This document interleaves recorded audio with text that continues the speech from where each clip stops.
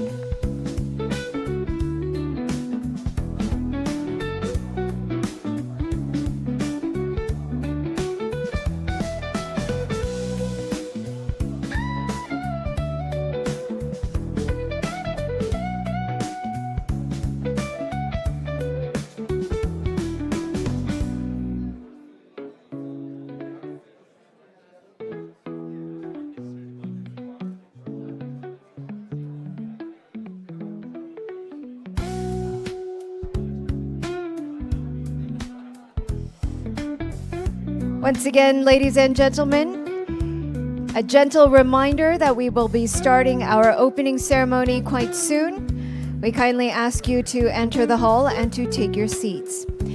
For our guests who are still outside in the foyer, we kindly ask you to please bring in your coffee or tea and to take your seats inside the hall. Thank you very much.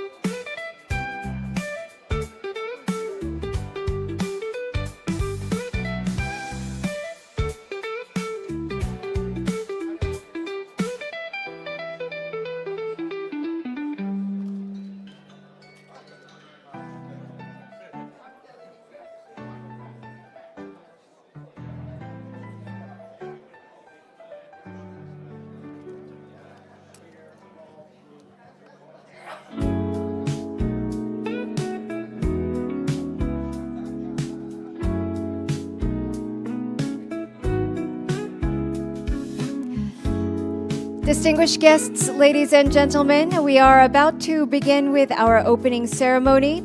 For those guests who are still outside in the foyer, we kindly ask you to please enter the hall and to take your seats. We will begin with the opening ceremony, ladies and gentlemen. We kindly ask you to please come inside and take your seats. Thank you very much.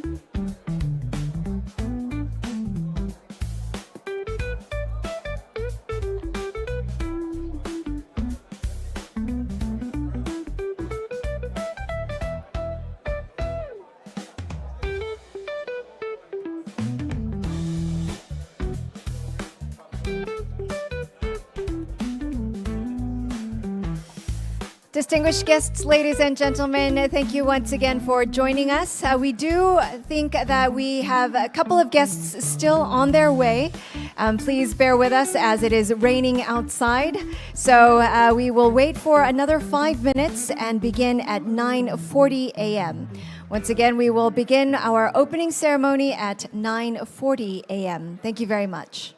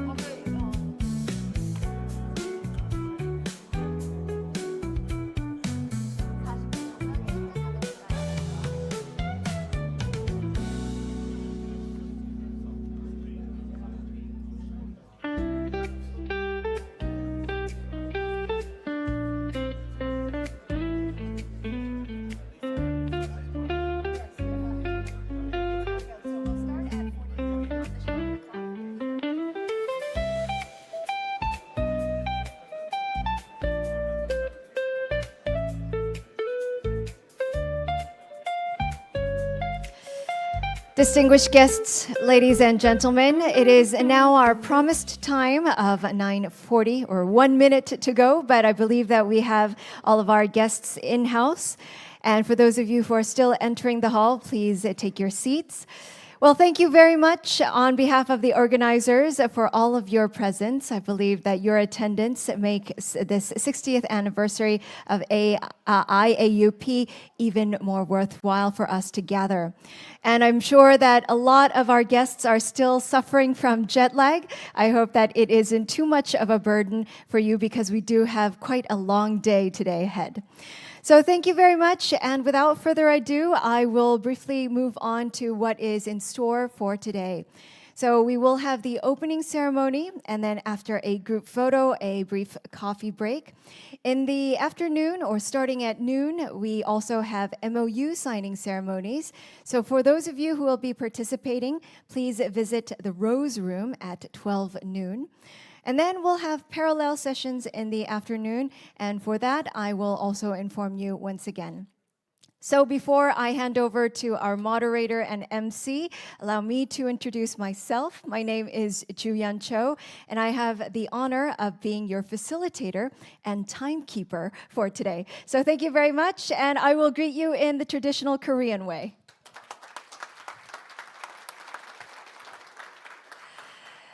Thank you very much. And without further ado, I will hand over to our moderator, Mr. Dr. Tatsuro Tanioka, the Secretary General of IAUP. Please give him a big round of applause.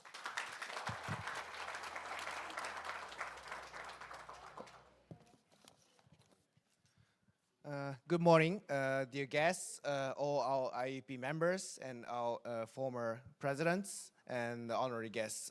안녕하세요.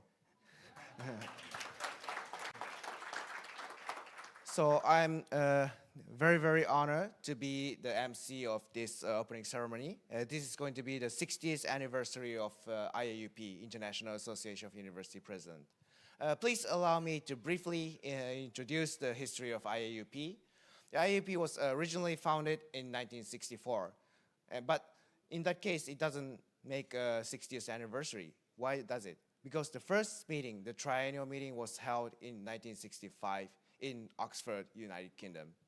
So actually, we celebrated the 50th anniversary in the original Oxford University and the Roxton College in United Kingdom under the presidency of the late Dr. Toyoshi Sato. And today, we are honored to have the 60th anniversary because the 60 is a very important number in East Asia, especially in China, Korea, Taiwan, Japan, and many other Asian countries. 60 years means the calendar goes around. So we usually say when a person becomes 60 years, he or she will become a newborn baby again. So IAUP is going to be newly born again with celebrating this 60th anniversary.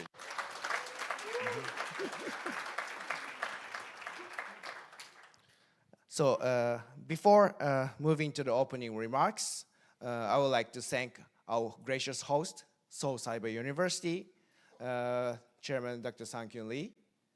Would you please stand up?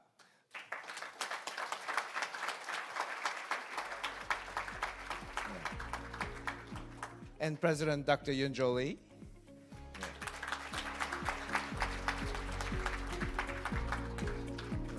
So we would like to appreciate our gracious host and hope we have a very fruitful meeting and anniversary ceremony during this two-day conference. To start the anniversary, I would like to have our IAUP President, Dr. Sean Chen, Chairman of the SIAS International University, China. Please go to the podium.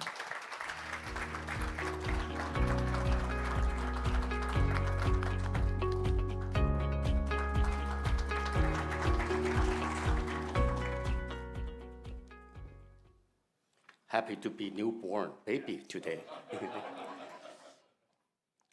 Distinguished guests, esteemed colleagues and dear friends, it is with great honor that I welcome you to South Korea for the 60th anniversary of International Association of University Presidents.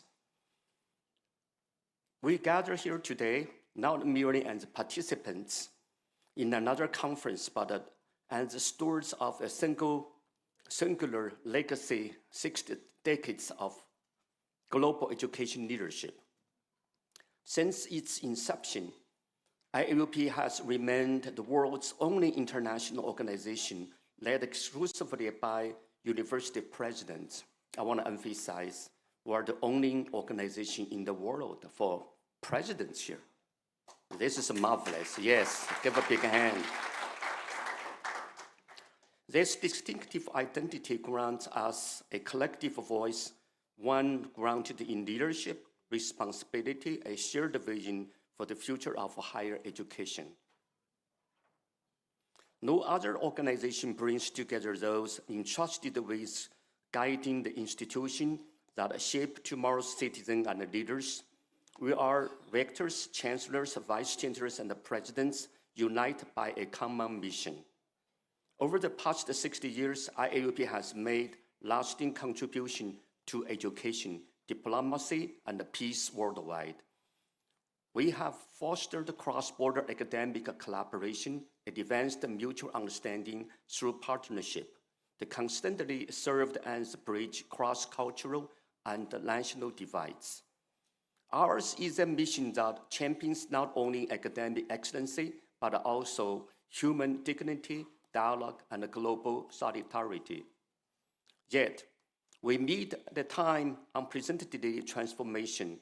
Artificial intelligence is reshaping every facet of society, economics, politics, culture, especially education. That's really something I want to emphasize, education. In this new era, university can no longer serve solely as a repository of knowledge. We must evolve into dynamic ecosystems that cultivate critical thinkers, ethical innovators, and compassionate leaders, individuals equipped to harness knowledge in building more just and human world. So, what must IAUP do in this new age? I propose we embrace three core commitments. First, we must lead the redesign of curriculum for the age of AI. This is really important for our future of education. Every discipline from law, medicine, to the art, engineering, and humanity must integrate with AI thoughtfully. Ensure our students can fuse knowledge with innovation, apply those competencies meaningfully in their professional lives. Second, we must empower both educators and students. Faculty deserve robust support to use AI not as a threat, but as a tool for enhancing teaching and research. Students must learn not only use AI, but to question, critique, and create with it. Through the generative use of technology, we can amplify research, deepen cooperation, and transfer learning across our institution. Third, we must establish a global alliance for ethical AI in education.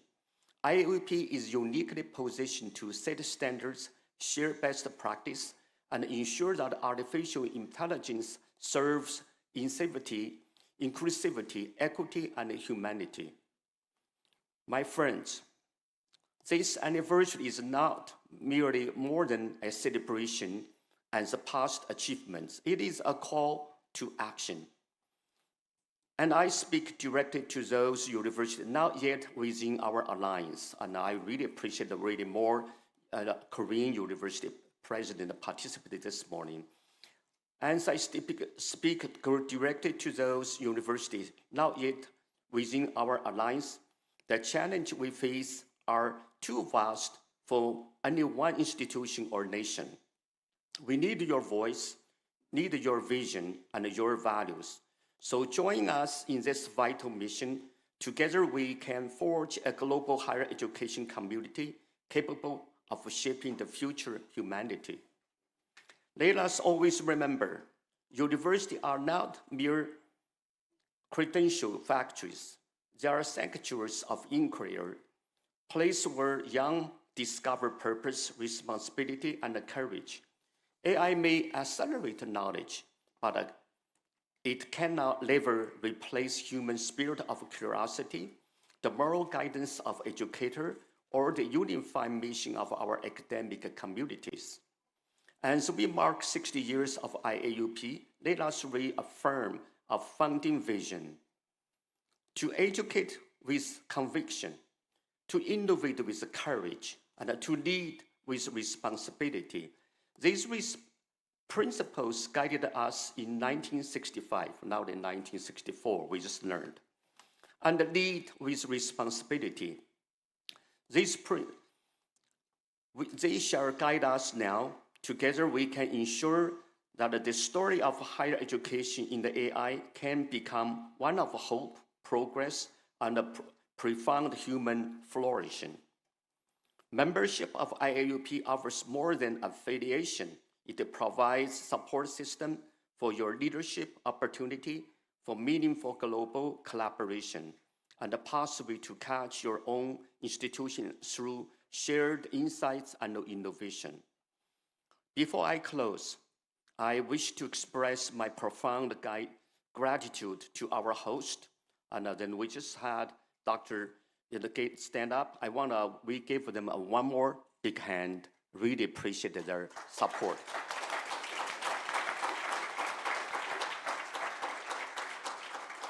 For their exceptional hospitality, meticulous planning, and I thank you for making this gathering both possible and memorable. As we look ahead, I invite each of you to carry the spirit of Seoul with you. The journey continues in 2026. IAUP will convene across 5 global cities: Kuala Lumpur in January, Vilnius in April, Almaty in June, Adelaide in October, and Dhaka in November. I encourage you to join us as we continue to shape the future together. Thank you so much.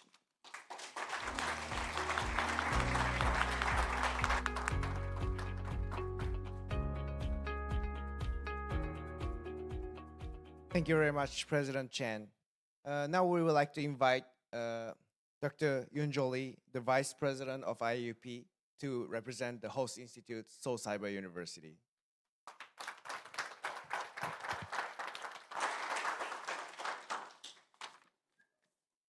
Morning. Distinguished leaders of IAUP, university president, higher education leaders from around the world. It's a great honor, privilege to welcome all of you to Seoul and to the IAUP 60th anniversary and semi-annual meeting, proudly hosted by Seoul Cyber University.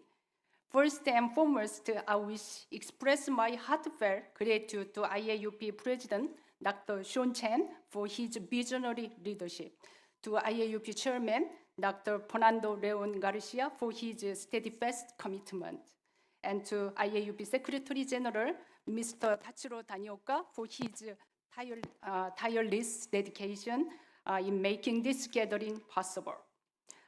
I would like to extend my sincere thanks to President Oh Bong-yang and Korea Council for University Education, and to all university presidents in Korea for graciously joining us today. I would like to also recognize, warmly welcome our honorable former IAUP presidents and senior members.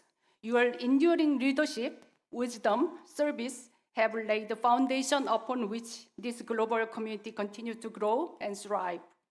This year's meeting is truly extraordinary. We are honored to welcome 180 university presidents and higher education leaders representing 87 institutions from 28 countries.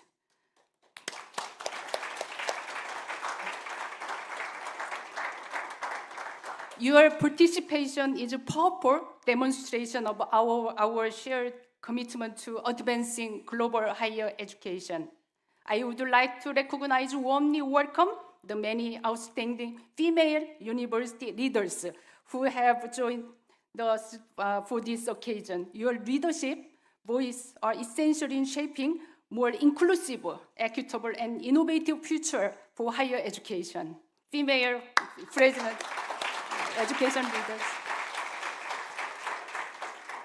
I also wish to extend my sincere thanks to our keynote speakers, distinguished presenters, and panelists, and all delegates from around the world. Your idea, insight will enrich our discussion and inspire meaningful collaboration. For 6 decades, IAUP served as a unique platform to university leaders to exchange ideas, build partnership, and work together, shape a better future through education. Under this year's theme, Higher Education Reimagined, Innovation, Inclusion, and Global Collaboration in the AI Era, we are not only celebrating a proud legacy, but also sharing an ambitious vision for the year ahead. On behalf of Seoul Cyber University, I warmly welcome each and every one of you to Seoul.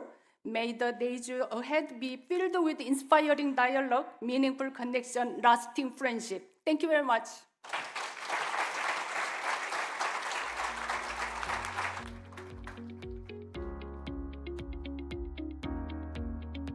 Thank you very much, Dr. Yoon-jo Lee. Now we would like to move to the congratulatory remarks. First, we are having the Minister of Education of Korea, Mr. Kyo-jin Choi. However, unfortunately, he was supposed to be here, but he has governmental issues to deal with, and we received his video message. So please show the video message from the Minister of Education in Korea. 안녕하십니까. 대한민국 교육부 장관 최교진입니다. 세계 대학 총장협회의 창립 60주년을 진심으로 축하합니다. 이 자리를 준비해 주신 세계 대학 총장협의회의 시온첸 회장님과 주최기관인 서울사이버대학교의 이상균 이사장님, 이은주 총장님께 깊은 감사의 인사를 드립니다. 또한 바쁜 중에도 참석해 주신 국내외 귀빈들께도 감사의 말씀을 전합니다. 세계대학총장협회는 지난 60년 동안 고등교육의 발전과 국제협력의 장을 마련해서 세계 각국의 리더들을 연결하는 역할을 해왔습니다. 한국 또한 창립 멤버로서 협회의 역할 수행에 함께 할 수 있었습니다. 오늘 만남은 그동안 전 세계 고등교육 리더들이 함께 걸어온 협력의 여정을 돌아보는 아주 소중한 자리라 생각합니다. 인공지능과 디지털 혁신의 시대를 맞아서 대한민국은 지역의 인공지능 거점 대학 육성을 통해서 인공지능 기반 교육, 연구 생태계를 조성하고 있고, 또 인문사회 분야를 기반으로 한 융합교육을 활성화해서 사회 문제 해결과 혁신을 적극적으로 추진하고 있습니다. 존경하는 내외 귀빈 여러분, 오늘 이 행사에 모인 전 세계 150여 명의 총장님들을 비롯한 고등교육 리더들의 지혜와 비전은 기후변화, 인구구조 변화, 사회 불평등 등에 대한 해법을 제시하고 문제 해결에 함께할 인재 양성에 기여할 것입니다. 대한민국 교육부도 세계 고등교육의 협력과 발전을 위해 지원을 아끼지 않겠습니다. 다시 한번 세계대학총장협회의 창립 60주년을 축하드리며 오늘 이 자리가 고등교육의 더 밝은 미래를 여는 출발점이 되기를 기원합니다. 고맙습니다.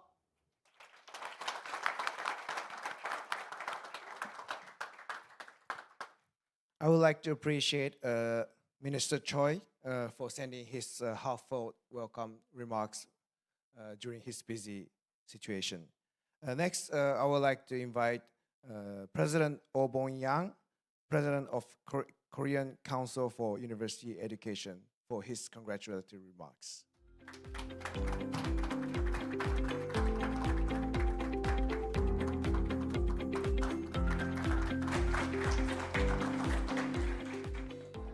Thank you, Secretary Tanioka. 안녕하십니까? Good morning, distinguished university president from Korea and around, and special guests. I am Obong Yang, president of Jeonbuk National University and the 29th chairman of the Korean Council for University Education, representing 197 universities across Korea. I would like to extend my sincere congratulations to the International Association of University Presidents on convening its 60th anniversary and semi-annual meeting here in Seoul today. It is indeed a profound honor to stand on this truly significant occasion. I would also like to express my deepest appreciation to the organizers who have made this momentous gathering possible. Founded in Oxford, UK in 1964, the IAUP proudly celebrates its 60th anniversary this year.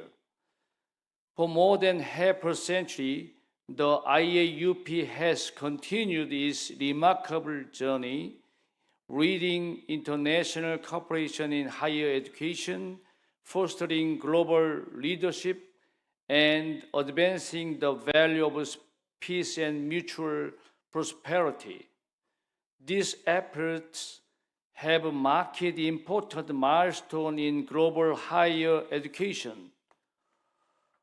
We now stand at the threshold of a new era. This meaningful light focusing on the crucial themes of innovation, inclusion, and global cooperation in the age of AI. Fundamental value that will undoubtedly shape the narrative of the next 6 decades. Artificial intelligence is actively redefining the modalities of education, expanding opportunities for learning. Yet, the rapid technical surge also carries the risk of deepening social disparity and exclusion. Therefore, we pursue innovation. Our universities share a vital collective responsibilities to ensure inclusion and to work together in shaping a sustainable future grounded in mutual partnership. Furthermore, I firmly believe that the collective wisdom and solidarities we share today will become a powerful force in addressing the complex challenges facing humanity. Distinguished guests, the IAUP's 60-year journey is a profound history of fostering global understanding and strengthening collaboration in higher education. The next 6 years must be and will be remembered as a time of innovation, inclusion, and cooperation. In closing, I once again offer my heartfelt welcome and deep appreciation to the university presidents from home and around, as well as to every distinguished participants here today. I sincerely wish you great success and deep fulfillment throughout this event. 감사합니다. Thank you.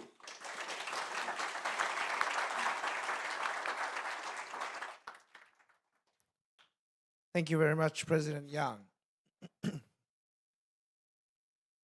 Now we'll move to our final congratulatory remarks from President of American Council of Education, Professor Dr. Ted Mitchell. He's connecting virtually.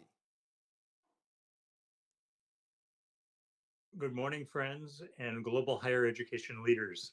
I'm sorry I'm not with you today. If it's any consolation, it's raining in Washington, D.C., as well as in Seoul.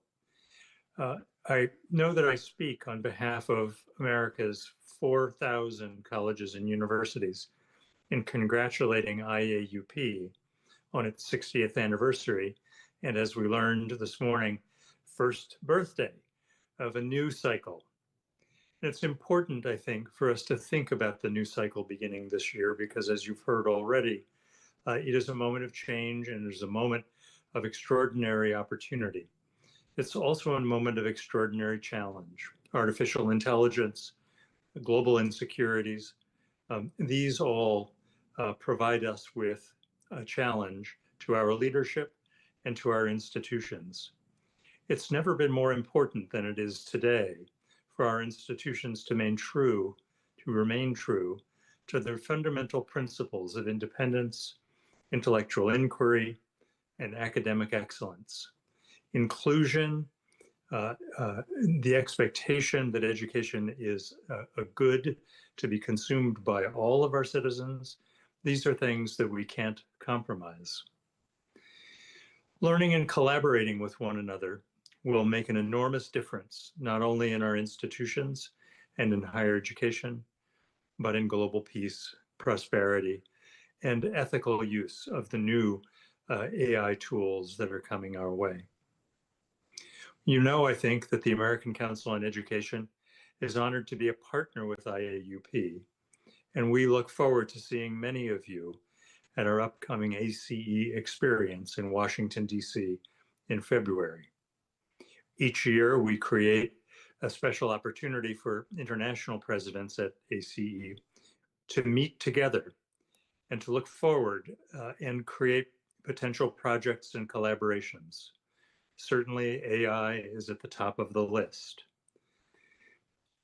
One of those projects has been a soon-to-released book, Guided by Principle, Driven by Change, which spotlights the leadership of 23 of our IAUP colleagues. It's edited by our colleague Devorah Lieberman, IAUP member and ACE senior advisor, and she will host a special seminar with the authors in the book, and we will hear from them directly as we move forward in February. This is an example of one of the ways in which our delegation, present with you today, and US's colleges and universities broadly, continue to learn from the experiences that you all bring. Many of the lessons that you have learned, you need to teach us. Many of the lessons that you are learning, we will learn together. That's the hope of IAUP. It's been its great achievement over the last 60 years, and I know will be its great achievement going forward. So once again, congratulations to IAUP on 60 years of really very important global work. I send my very best and wish you the best for the next several days.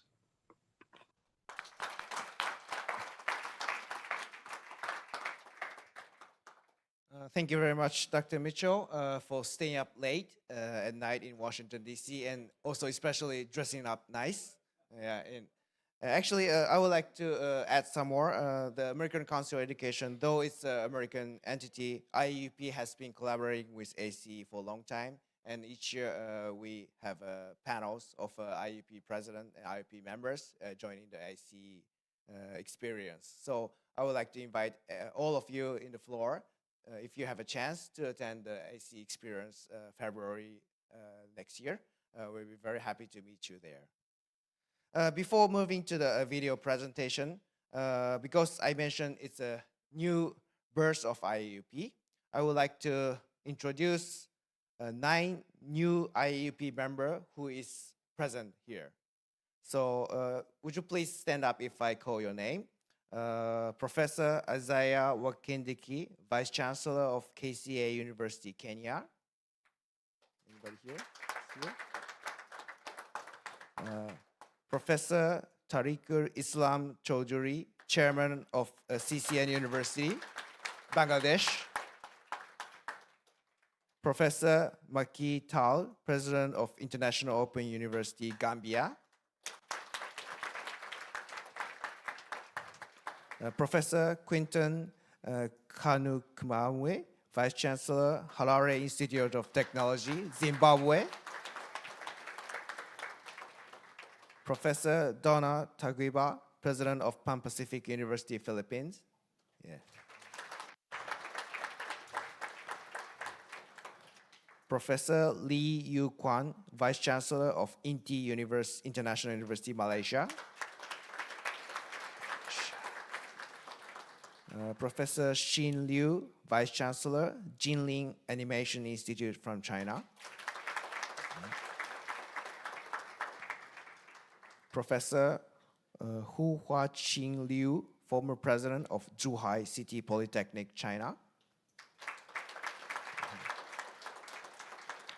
And Professor He Ping Yong, President, Zhejiang Yueshu University, China.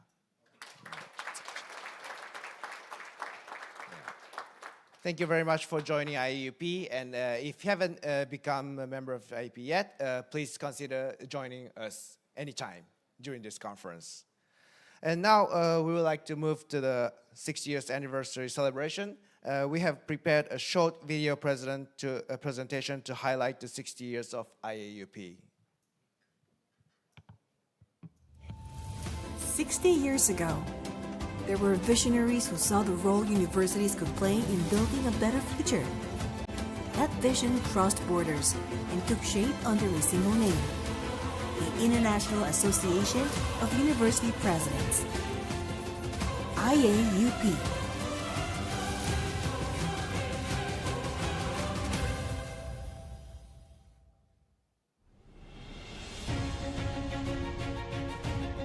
Since its founding, IAUP has launched bold initiatives that reflect its growing global mission.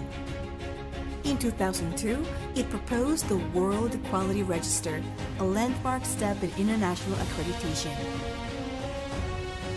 The 2003 Women in Leadership Conference in Monterrey championed women's leadership in higher education, while the 2004 Mosaic for Peace in Manila, co-hosted with the United Nations, brought global leaders together to promote peace. By 2005, IAUP expanded its reach with the Bangladesh chapter and established the Asia-Pacific region. In the late 2000s and early 2010s, IAUP strengthened global dialogue, working with UNESCO and the UN on sustainability, ethics, and intercultural understanding. Conferences across Asia, Africa, and Europe highlighted its role in connecting university presidents worldwide. In the 2010s and 2020s, IAUP addressed the digital transformation and the future of learning. It convened leaders to explore artificial intelligence, sustainability, and global citizenship, while continuing its tradition of solidarity through global forums, student engagement, and service to communities worldwide.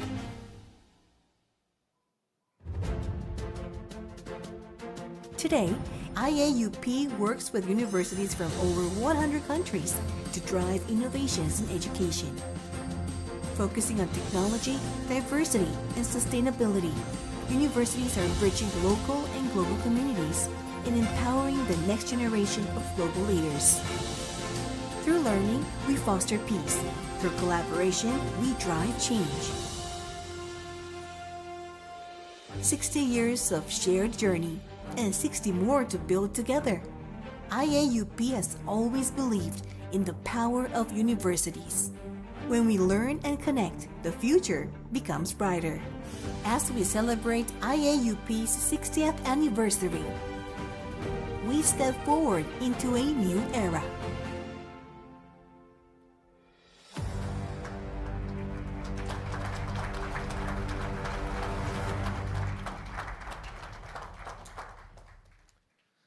Thank you very much to Seoul Cyber University to create this video.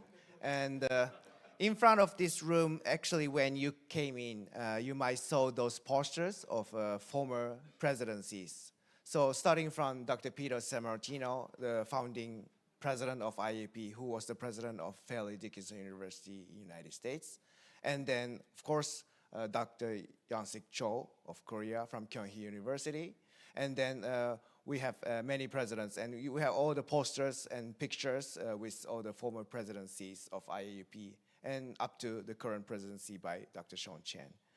And now we would like to present the appreciation plaques to former presidents who are present here.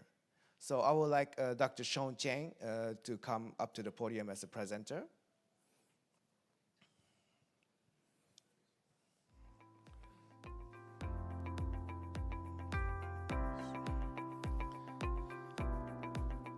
So the first plaque will be handed to Dr. Ponchai Mongomvanit.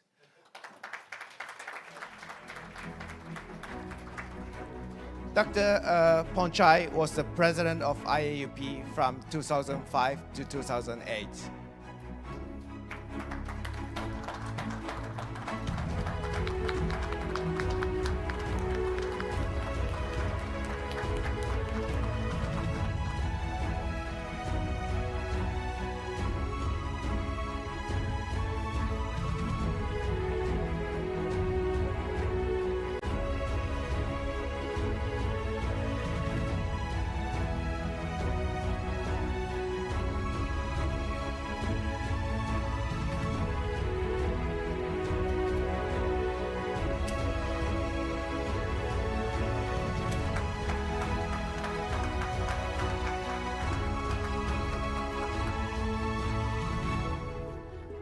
Next will be presented Dr. Hiroaki Hatayama on behalf of the late President Toyoshi Sato of Auburn University, Japan.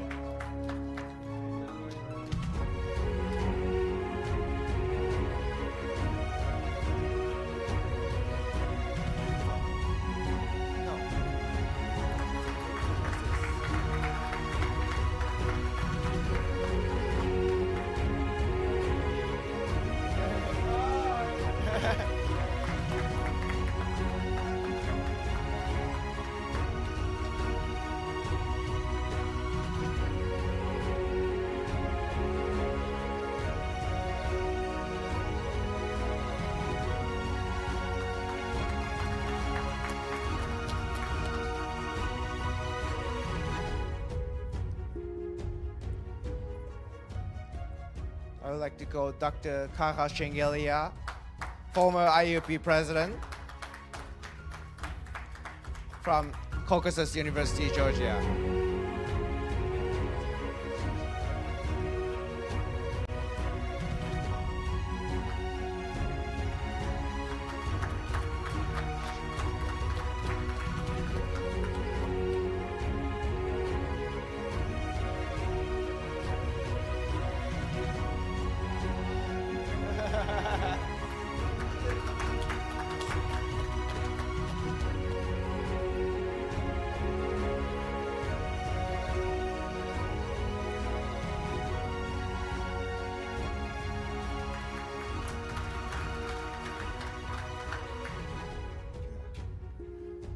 So we would like to ask our former president, Dr. Fernando Leon Garcia from CETIS Universidad, Mexico.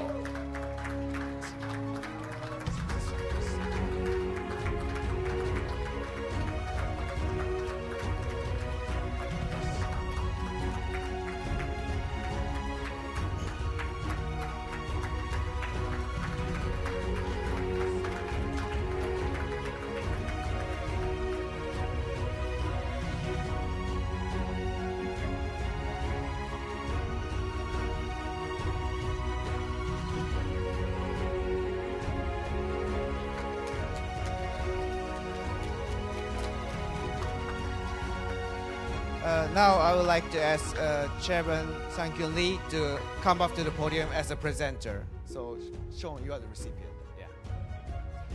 So this award goes to the current president, Dr. Sean Chen.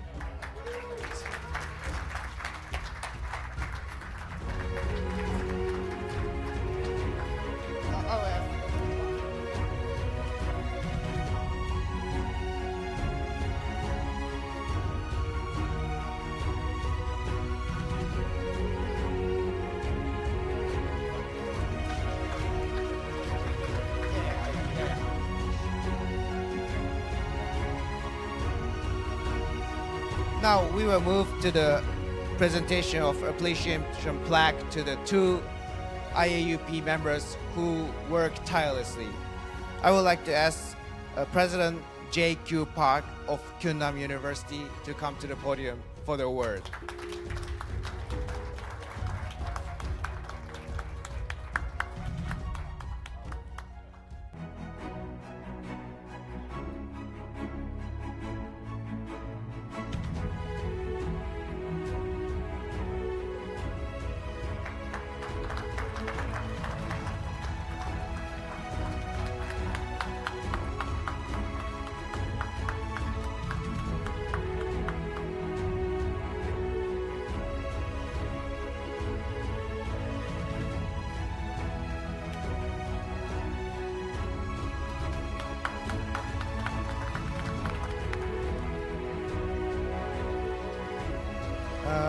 The final plaque is going to Dr. Alvaro Romo, who served as the Secretary General of IAUP 4 times. This will never be broken as a record of IAUP. Unfortunately, Dr. Alvaro Romo is not able to come, and we would like to ask Dr. Ichiro Tanioka to accept the award on behalf of Dr. Alvaro Romo.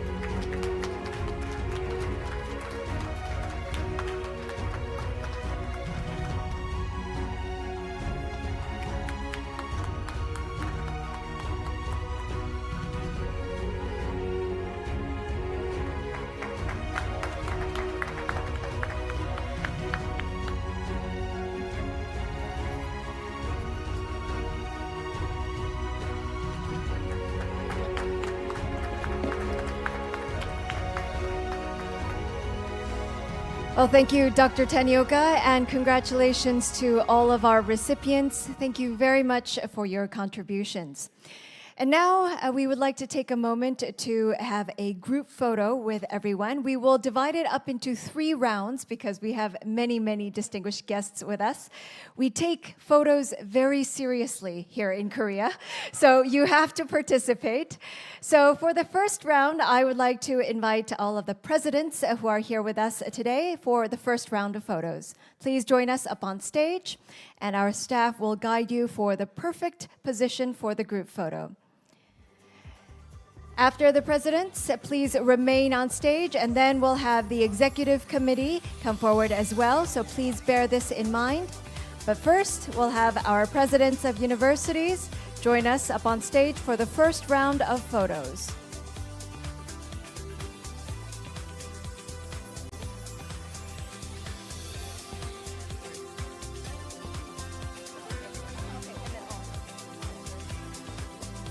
Oh, we have a prop for our group photo as well. So our staff is handing you a traditional Korean fan that was used back in the day and even until this day as well. So please join us. Thank you.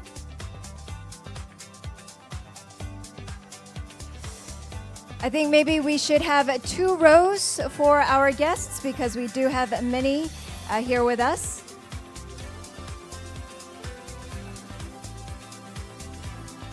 Please. As a rule of thumb, if you cannot see the camera lens, the camera cannot see you. So please make sure that you are standing in a location where you can see the camera.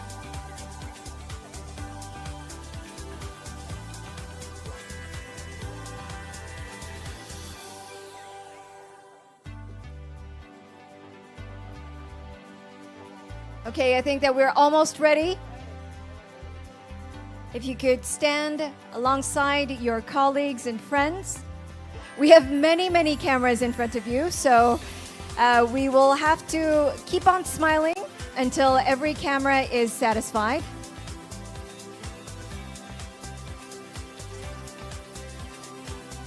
All right, if you're ready, please keep smiling for the camera.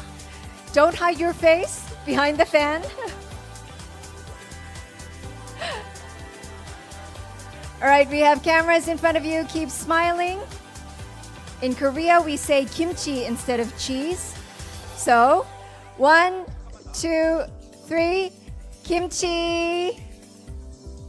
Keep smiling. The flashes are going off. Continue on, please. Thank you very much. Please give them a big round of applause. Thank you very much. Next round, we have everyone. Please join us in the, please stay on the stage. We have everyone with a bigger group photo. Everyone, please join us. Yes, thank you very much. Please join us again, all right? We have a bigger group picture all together. Please remain on stage for our presidents. And for the rest of our delegation, please join us so that we can take a group photo and then break for coffee. Okay, we have a bigger crowd. I think that we might have to squat down for the first row, or we have a little bit more space at the back.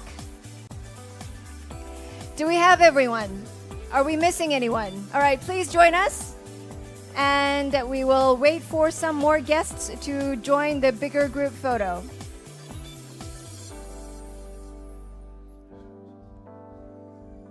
We do want everyone's faces, beautiful faces, to be included in the group photo, so please do join.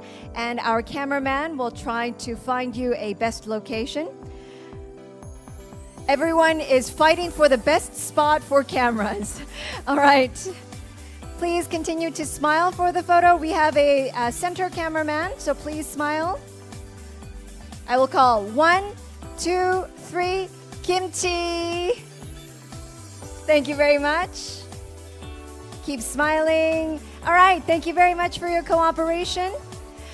We will now break for coffee, and we will resume in just a few minutes. We will resume at 10 to 11, 10:50 a.m. Thank you very much.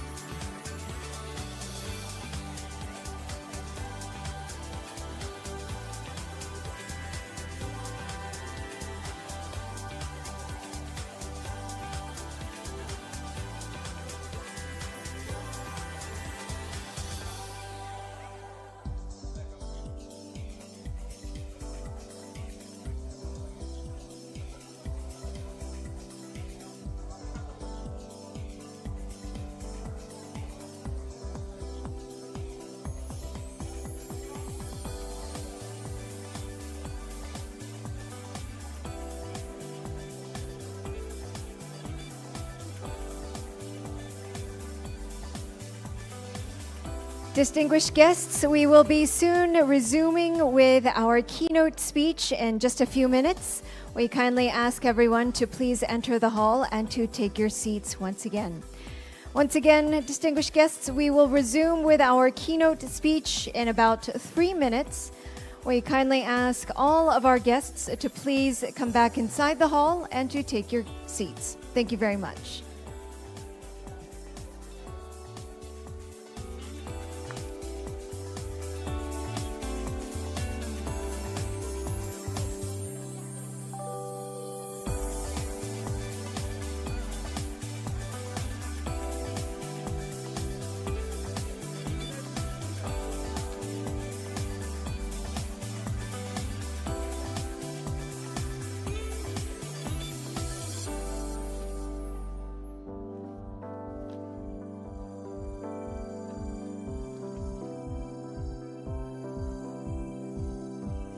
Once again, ladies and gentlemen, we will resume in 2 minutes. We kindly ask all of our guests to please re-enter the hall and to take your seats.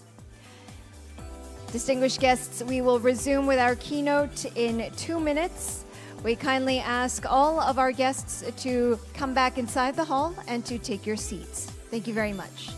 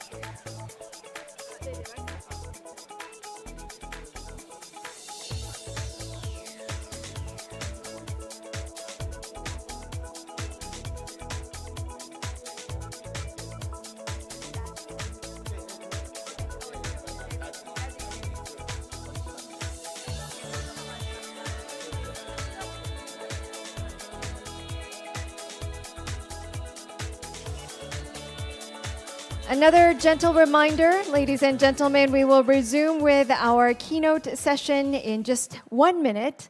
So we kindly ask everyone to come back inside the hall and to take your seats. Thank you very much.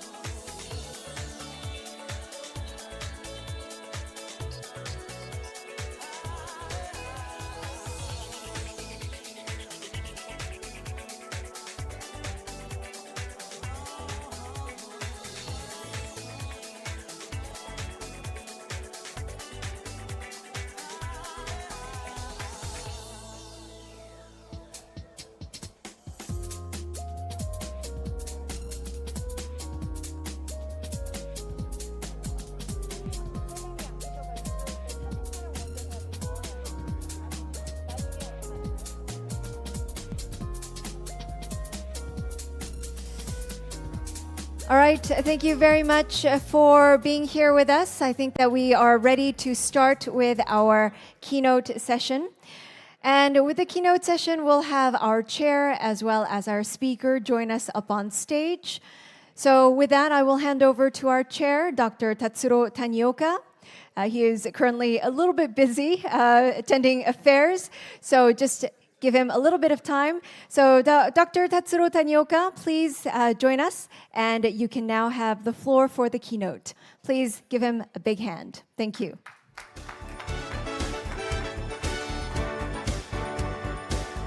I'm surprised I have to chair again, but I'll be very happy to just sit as a moderator. So I would like to call our keynote speaker, our Señor Arturo Cherboski.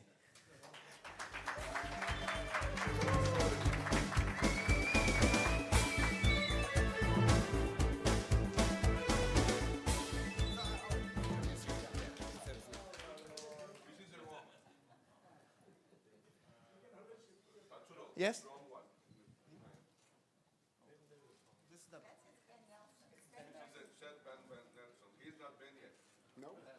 Do you have a presentation or not? No, I don't have a presentation. Oh, so he doesn't have a presentation, so can you just turn the screen off or like return it to the original page? Yeah. So first I would like to introduce one of the best friend of IAUP, Mr. Arturo Cherboski. He's the executive director. In the page it says Secretary General, but he said he's not a Secretary General.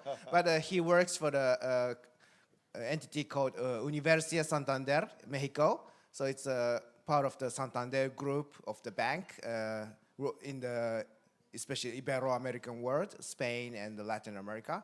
And he helps a lot of Latin American universities in many, many ways, such as we have a leadership development program in IAUP, and we are hosting the next one in October in the Caucasus University, Georgia, Tbilisi, by our former president, Dr. Shengelia. And our friend Dr. Cherboski usually hosts some universities from Latin America, especially the new appointed presidents who just became the university president for the leadership development program. And we also collaborate with him, especially at the ACE, who just spoke, Dr. Ted Mitchell, who just spoke. So he's the president of ACE, and usually IUP and ACE collaborate with Banco Santander, and we have an international presidents forum during the ACE experience. So once again, I would like to invite all of the IUP members to attend the ACE if you have a chance, because it not only talks about US university issues, but they also talk a lot about international education, and also female education, like our friend Deborah is the executive advisor to the president. And we have many, many resources during the ACE, and I would love to invite all of you. And before starting his presentation, I would like to tell you, we have this big book at the registration desk. This is a reprint version of the IAUP 50th anniversary book.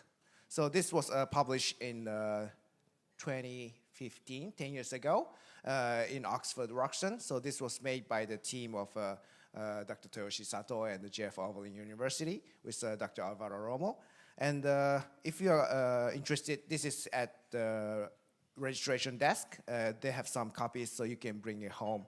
And also, we have prepared some application forms for the IAUP members, those who are interested. So I'm done, and Dr. Cherboski, the floor is yours. Thank you very much. I really appreciate it. It's a great honor to be here with all of you, and I really, really appreciate the invitation to be here today. And Tatsuro's absolutely right. I'm not a university president, so why is a banker speaking at a conference of university presidents? Well, because I have the honor, and it's really a very sincere honor, of being called by those who know me as friend of universities worldwide, as a friend of universities worldwide. And it is precisely in that capacity that I am here with you today, speaking as a friend. And I have to say, Speaking as a friend, this is a meeting of friends, and it is great to see some familiar faces, people who are very close, dear, and true, with whom I've been working for many, many, many years precisely to strengthen higher education, not only in Latin America, but in the world, because that is a commitment of the job that I do, to strengthen higher education all over the world, and has brought me to speak as a friend with all of you today. Now, every once in a while, when friends gather, when close acquaintances gather in a circle of trust, like there is this meeting, where leaders are here and where it is a gathering of leadership of universities in the world, friends speak to each other with the truth.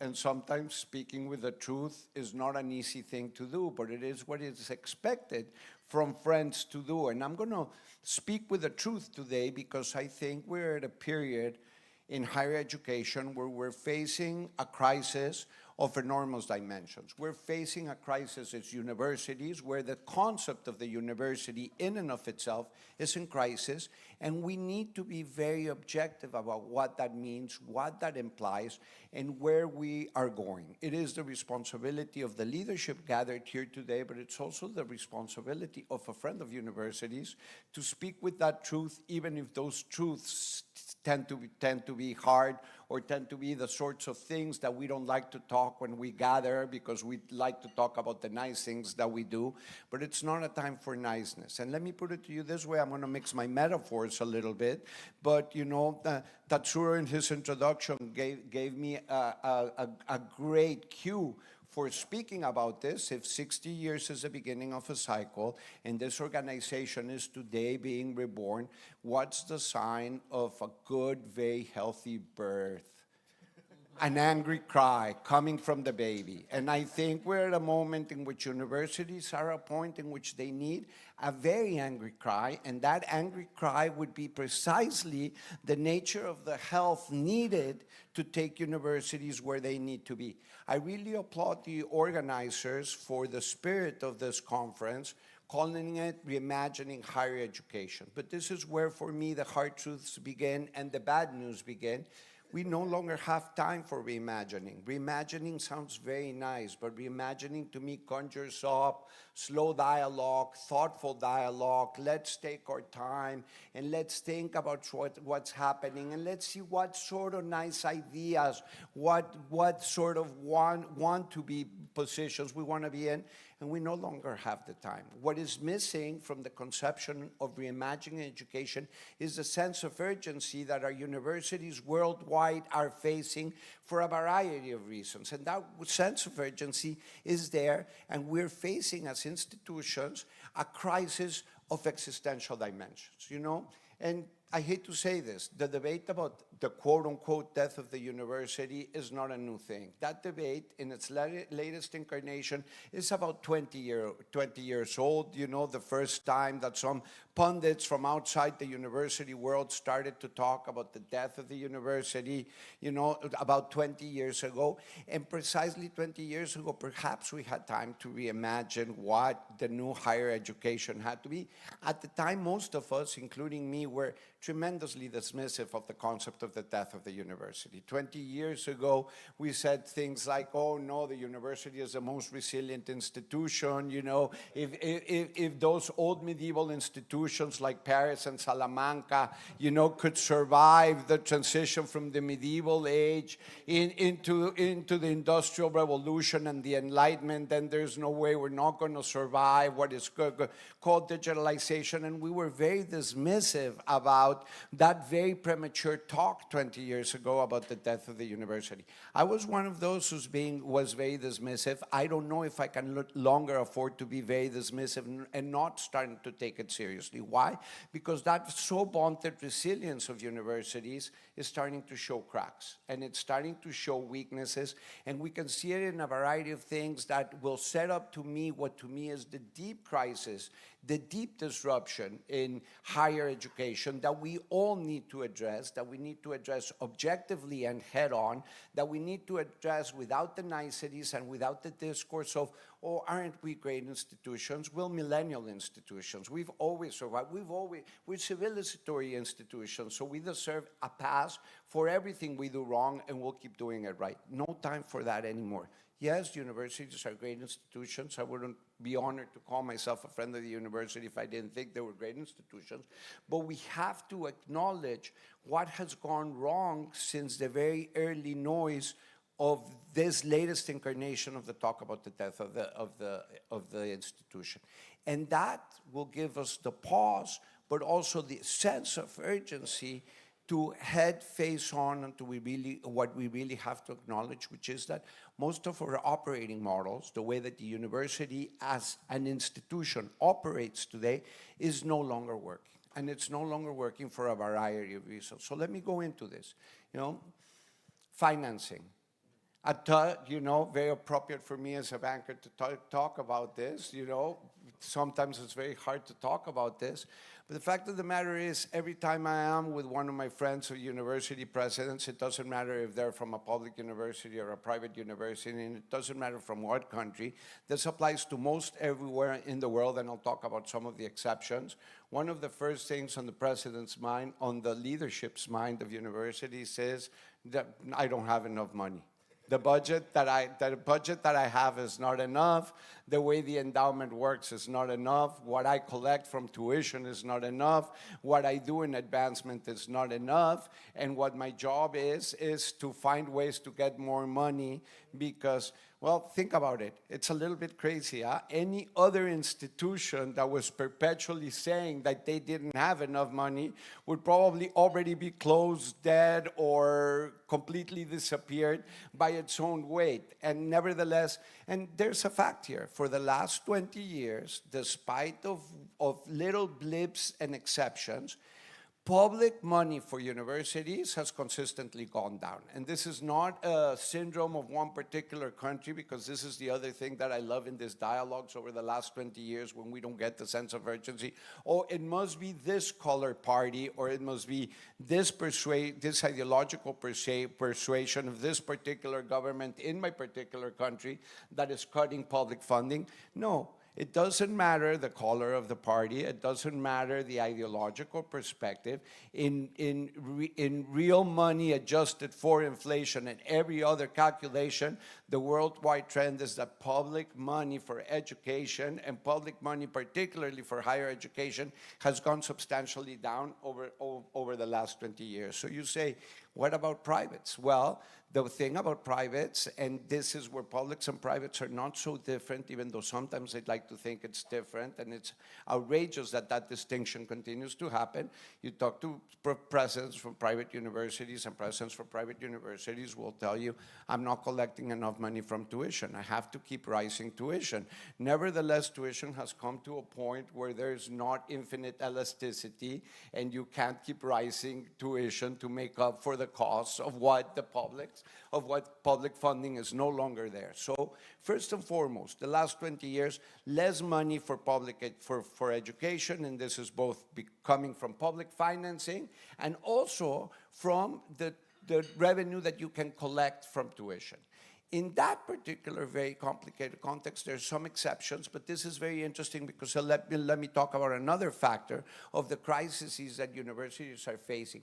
When we find exceptions where they're politically driven by a particular government or another to, in that particular sense, in that particular time, give a little bit more money for universities. You'll find a national program that for 1 or 2 years will give you a blip on the statistics, but they're politically driven. They're not driven by a long-term commitment on the meaning and the value of higher education. And when that political commitment is gone, with the immediate, electoral rentability or whatever it is that particular political decision was meant to inspire, that funding goes away, and again you see a downturn curve. Another frightening thing that we need to keep in mind, and I'll come back to the politics of all of this, another frightening thing that we have to start seeing. There's still a premium on a university education. People who have a university education do better in life overall, so there's a value right there. There's a bonus in labor markets. You make more money if you have a university degree than if you don't have a university degree. But not only in that, in all sorts of other indicators, happiness indicators and well-being indicators, if you have a university degree, you still get a premium, you get a bonus. But guess what? that bonus and that premium is disappearing. The tendency is also to go down. People who now have a university degree make substantially less now compared to people that don't have a university degree that they did 20 years ago. So the premium for having a university degree is going down, but also in health and wellness. Not only money. I say not only money because they always accuse me if I'm speaking only of the institution of the university as something that trains you for the labor market, when we all know that institutions are these great sacred institutions that work with the whole being to make better citizens and better people. But even in wealth and happiness, the bonus still there, but it's reducing. It's going down. So what keeps on happening? Well, this goes back to the financial crisis that most universities are going through, whether they realize it or not. It is that for the first time in many, many generations, the return on the investment of going into university is being questioned everywhere in the world. Everywhere in the world, there is the question of, is it worth it? Is it not worth it? What am I gonna get if I go and get a university degree against maybe nothing happens if I don't get a university degree, and there are other paths of life. All of this has to start worrying us, and it should have been worrying us for the last 20 years, and nevertheless, our discourse has continued to be, oh, we're such great institutions and universities. Think about the onslaught coming from outside of the university against universities. I hate to break it to you, but go read the professional press. The attacks on the institutions happening in the United States by a populist government are not limited only to the United States. All of a sudden, there is political rentability, political profitability in attacking universities for being elitist institutions who have been exclusive, who have not actually, lived on the public land, but have not actually responded to societal demands or have managed to work or give a grain of salt. And our responses tended to be, we tell the story wrong. We have to take the offensive on the narrative. Let's bring back the narrative. And once we take possession of the narrative, we'll show everybody how good universities are. But not once has the dialogue gone in, what have we done wrong? Why is it that we're being criticized? Why is it that it's so popular for political actors, from populist governments, be them of right or left, everywhere in the world to attack universities? Because the discourse is completely wrong? Because this is our... No, it is because we've had a lack of self-criticism in what we have actually accomplished and are accomplishing in everyday life. And in this perspective, where financing keeps coming down, where populist attacks on universities are growing, we've seen some internal signs that things are amiss. I'm still not talking about artificial intelligence, and I'll get there, but even before, even before December of 2023, we lived through a pandemic. And if the pandemic taught us anything, was that we've been having debates for 15 years about the relevance of our curriculum, about our teaching models, of our operating models, but had done nothing about it. So much so that when the pandemic hit, it caught us completely unguarded and completely unprepared and sent us to do remote emergency teachings. And through the pandemic, we said, oh, we've learned our lesson. They're never going to catch us again unprepared. We're going to start taking these things completely seriously. Surveys done by IAUP with Santander, where university presidents answered, yes, we've learned our lesson. We have to transform the way that we operate because the pandemic was just a warning sign. We've been talking about these issues, about our operating model not working anymore, but we've done nothing about it. The pandemic ended, and I'm sorry to tell you, it was business as usual for most universities. So glad this is done. So glad I don't have to deal with this remote emergency teaching anymore. I can go back to having my university operate in the way that I'm comfortable. Yeah, when I come to these rooms, I'll talk nicely about transformation. No sense of urgency whatsoever, despite both the decrease in funding, despite the way that no money is enough, despite that the return on the investment is no longer there, and despite that operationally we know we are unprepared, we still continue to think that we have time to have a leisurely debate to see how we reimagine education. Sorry to tell you, you know, late November, early December 2023, ChatGPT. You know, and ChatGPT comes along, and the effects that this has upon universities is so completely dramatic that if we didn't get the warning signs before, we now need to have the warning signs be in front of us and taken with a sense of urgency, like the newborn baby crying in anger from being born, that we need to take into account. Why? Because seriously, this might be an exaggeration, but I'll quote a good friend who's been working on these issues, Dr. Paul LeBlanc, who says, you know, we could say that perhaps in, you know, early December 2023, with the onslaught of ChatGPT, we woke up one morning and all our curriculums, you know, had been completely outdated. Oral curriculums were ready to be thrown out the window. On that particular day, from one night to the next morning, everything that we did. I would take it a step further. I would say that morning we woke up and we had to realize that the way that our universities operate no longer cuts it and no longer does the trick, that we have a very profound operating problem. And let's think about it. And let me put it to you this way, and I'll say this respectfully. Let me give you the context to understand all this. Depending on who you ask, but I'll go by numbers from a certain part of UNESCO, because even within UNESCO itself, there's no agreement in this. And there's no agreement to this because methodologically, the question I'm going to pose is a complete nightmare. But according to some people at UNESCO, there's about 35,000 universities worldwide, about 35,000 institutions of higher education operating worldwide, right? Obviously, now that I tell you what I'm talking about, you understand the methodological nightmare of this, what counts as a university, what doesn't count as a university, what counts as an institution of higher education, how do governments count? Are we counting the ones that governments authorize, or are we also counting flight-by-night operations that don't have, you know, their government's authority to operate, but they still operate and call themselves higher education? But let's say, you know, let's say these numbers are roughly right. I've seen some estimates that go as high as 50,000 universities worldwide, and some, you know, that say about 25,000 universities worldwide. So let me put it in the middle, 35,000 universities, because that's not the issue, right? Out of these 35,000 universities, how many actually do you think really, if we want to be really, really generous, and I don't doubt some presidents from the universities who are represented here will be on that count, but how many do you really think fit the ideal of the university we talk about when we have a platonic ideal in our mind of what a university is? You know, this place where research and teaching combine, and knowledge gets generated, but that knowledge also gets shared, and it happens in this convivial, you know, agreement between professors, where freedom of speech and all those things prime. You know, that model will probably apply, if we're being really, really generous, to about 1,000 universities. All told, out of the 35,000,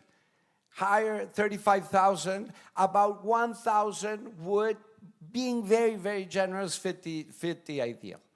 And of those, about only 500 do so with a tremendous quality to qualify in one of the rankings that we pay so much attention to.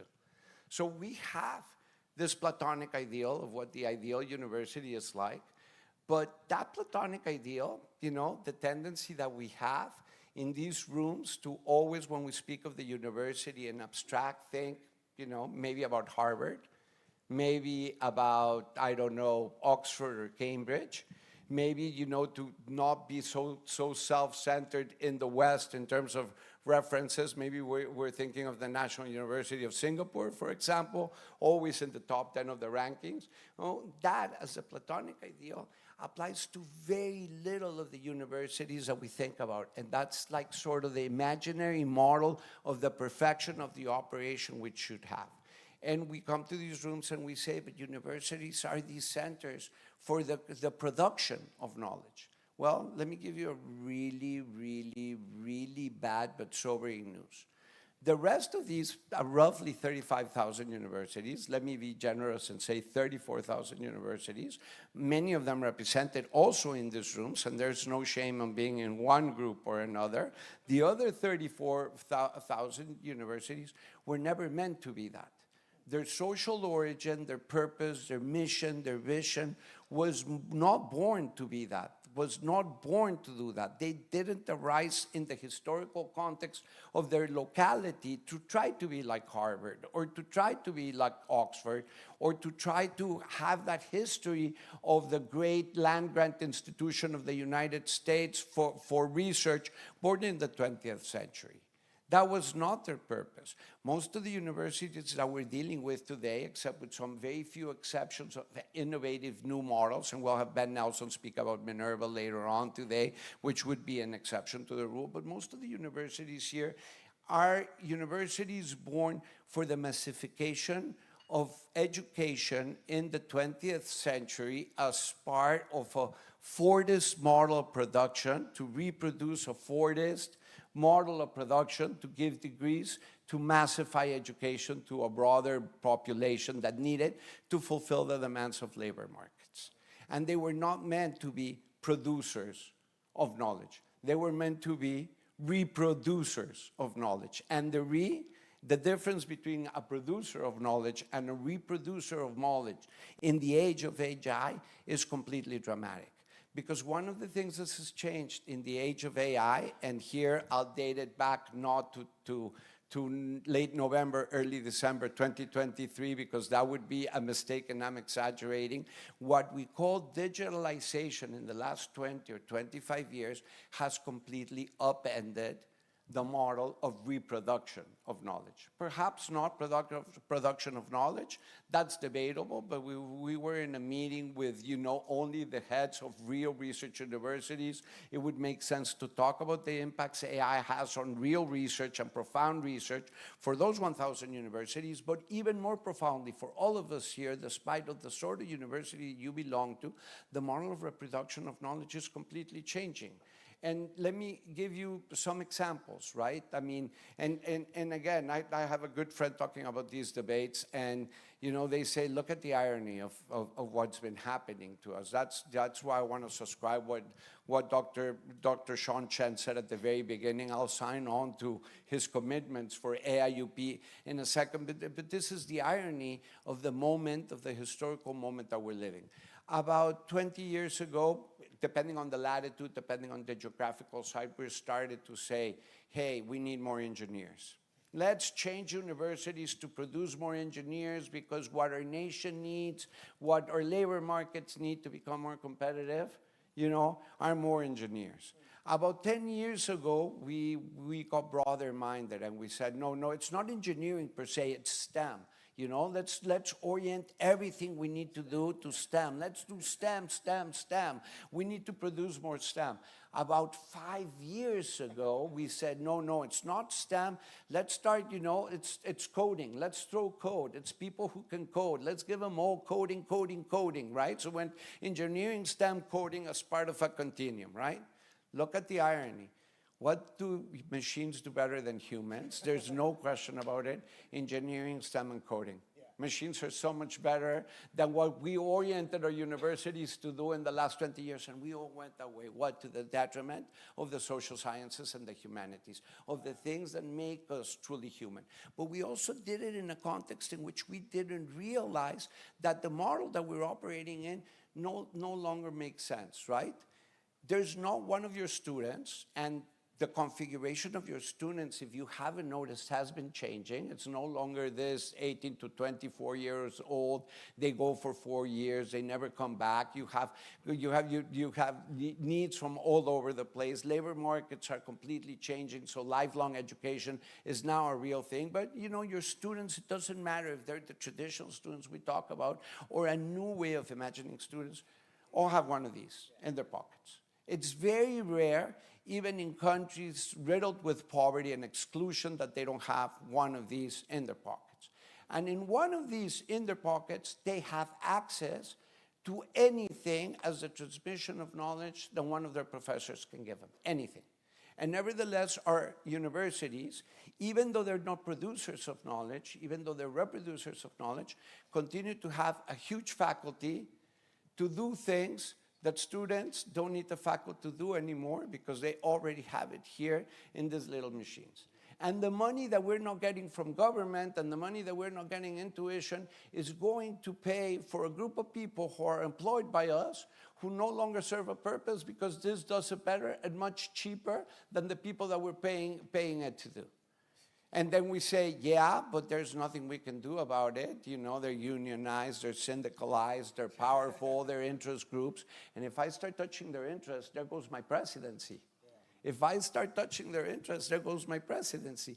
Again, we go back to this thing, you know, there's an institution that can't make ends meet. It tends to disappear. Universities don't.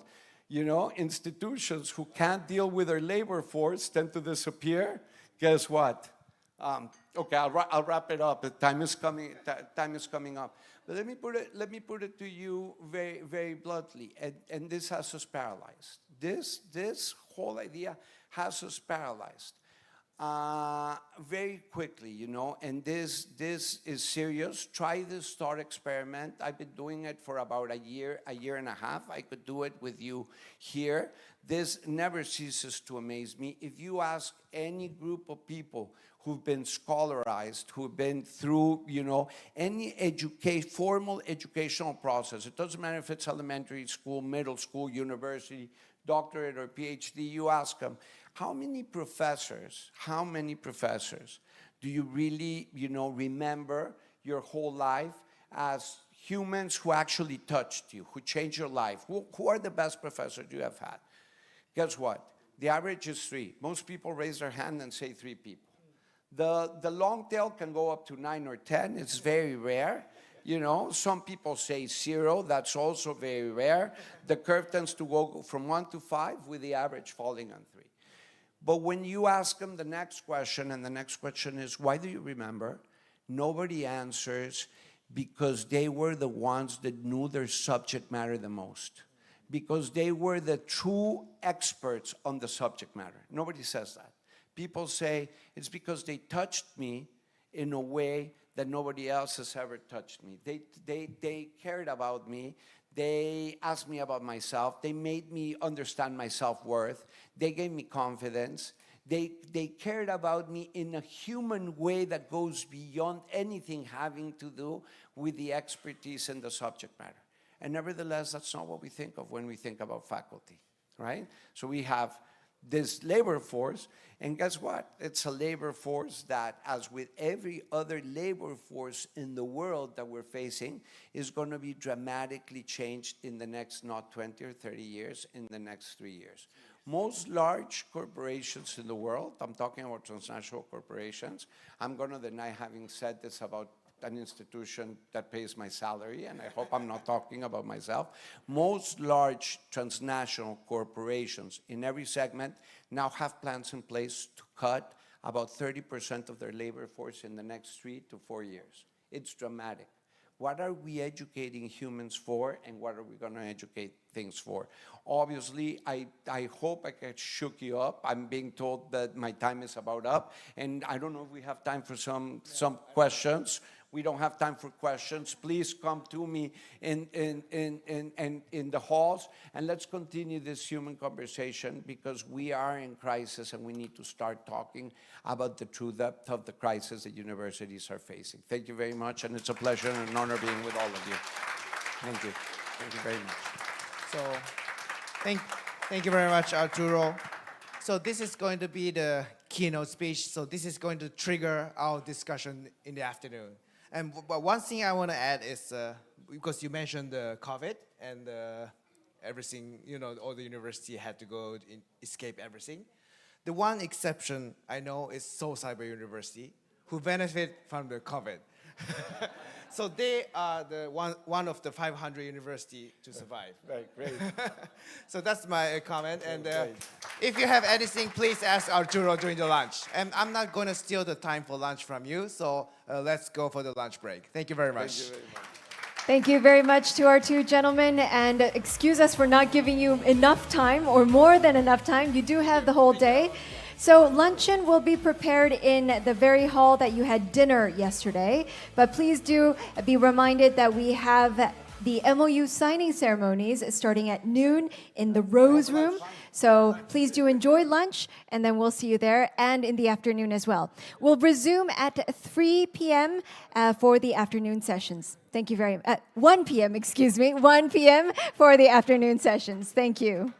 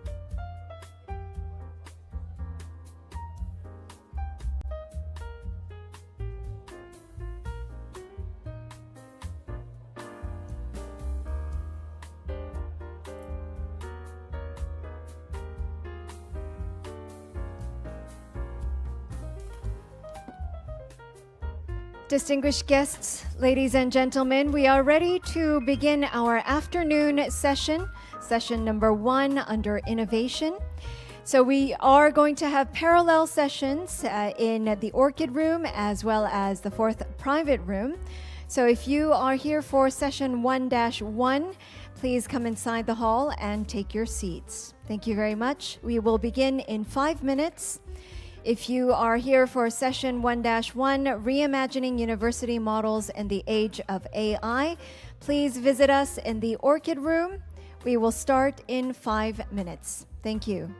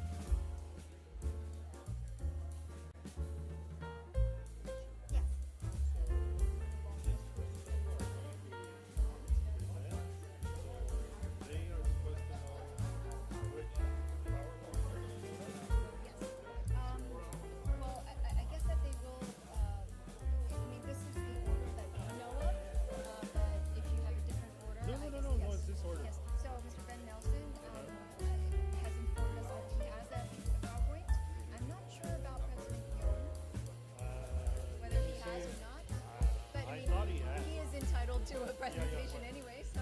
But if they have not voted it, it's not No, gonna I work. think that they have voted, if they have received it, yes. All right, ladies and gentlemen, we have 1 minute to go before we start our first 1-1 session. If you could come inside and take your seats, that would be greatly appreciated. Thank you.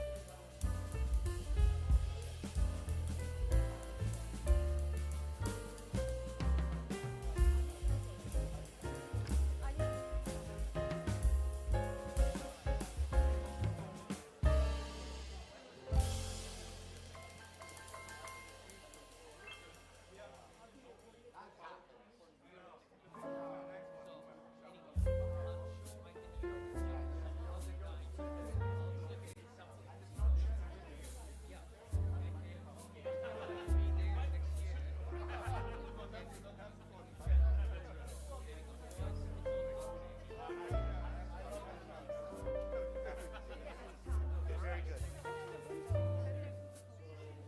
Yes. I will introduce him first.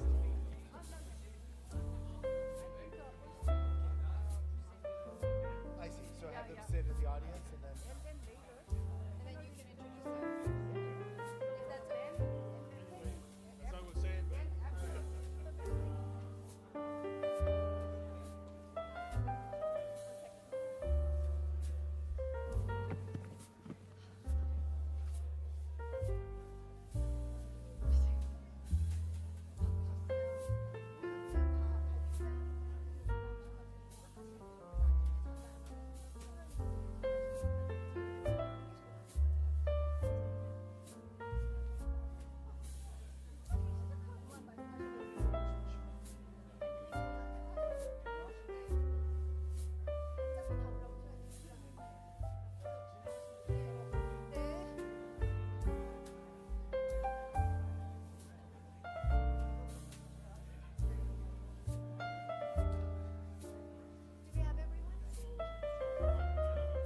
what President Lee suggested was that we start with them, and then when they're done, we'll. Panelists. Okay, thank you.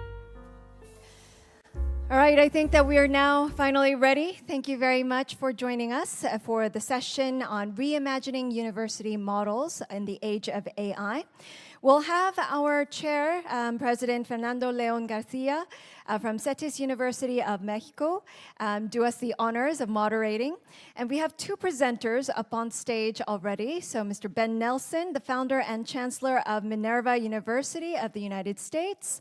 And also the second presenter will be President He Ming-yong, the Zhejiang Yushe University of China. So with that, please welcome them with a big round of applause.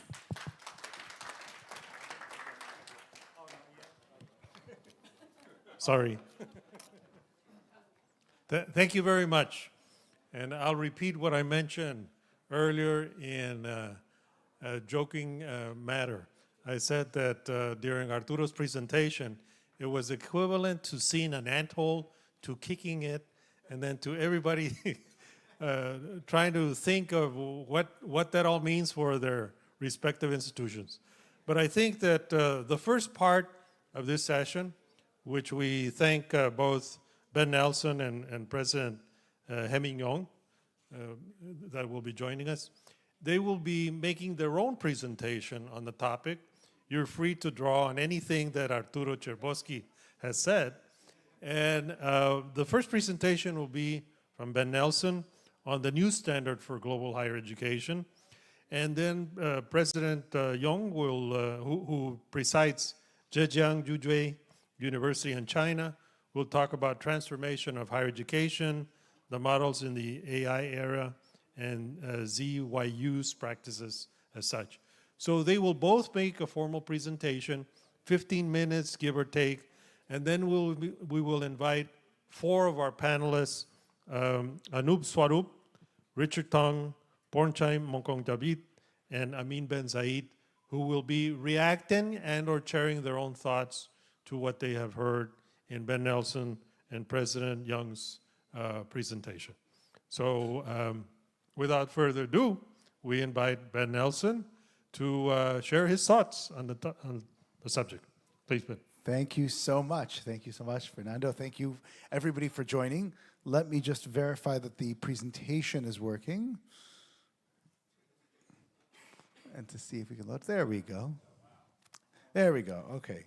So let me start by talking about what it is that we exist for, why it is that we are in existence, and why I formed Minerva 15 years ago. And the premise of Minerva's journey 15 years ago was actually one that I noticed as an undergraduate more than 30 years ago, which was the need for universities to commit not just for certification purposes, not just to say, here's a student, they need a degree in order to get a job. Once they have a degree, they can have a job, and then it's somebody else's problem. But instead, to be the last line of defense, if you will, for society. That it is not enough to certify someone, it is not enough to give somebody a degree. Universities really have this obligation to nurture extraordinary humans. And extraordinary humans, not just for their own benefit, but far more importantly, for societal benefit overall. And indeed, that is what we have been setting out to do over the last 15 years. Over the last 4 years, we've been named the #1 most innovative university in the world.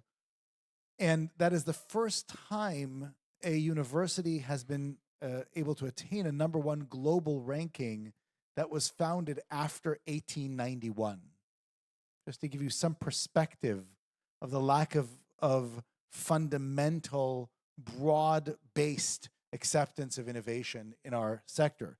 It's not because there have not been innovative universities since 1891. It's not because there have not been effective universities, but they haven't been adopted. And indeed, despite the fact that Minerva University is very, very small, only has about 1,000 graduating students, there are now more than 40,000 learners across partner institutions that are in Minerva programs. And we've trained more than 1,000 faculty members from dozens of countries around the world, working directly with 30 educational institutions. The entire network of Minerva is focused on that singular task, to nurture critical wisdom for the sake of the world. Now, it's important to note that this has been our motto from day one. And today, you start hearing a lot of institutions talking about what do universities need to do in the age of AI. And all of a sudden, they realize that training students to be degraded versions of machines is not a good idea. Because that's effectively all universities really do. We get students in a classroom to cram for a final exam, pass the final exam in a way that machines can do better, and then almost immediately forget everything that was on that exam. That's not an education. Real education is not only lasting, it is something that students can actually apply. Over the past number of years, I oftentimes give talks that I try to make a little bit more interactive. And I ask two questions of audience members. And I've now asked this for significantly over 50,000 audience members in more than 30 countries. And question number one is the question I just alluded to, which is, if right now under your chairs there was a final exam from your undergraduate days, who could get above an F? And almost no one raises their hand, usually a couple of college professors in the back that can remember their own final exam from this previous semester. No, oh, I could pass that exam. But that is not really the point. But usually that's met with a chuckle. Because people say, oh, how funny. Of course I don't remember anything that I was supposed to have learned. But then I follow that up with a second question. And the second question is, imagine not that you have one test, but you have every single test that you've taken as an undergraduate, every assignment, every paper. And today, you can get an A in all of them. You knew it all. Whose life in the audience would be any different?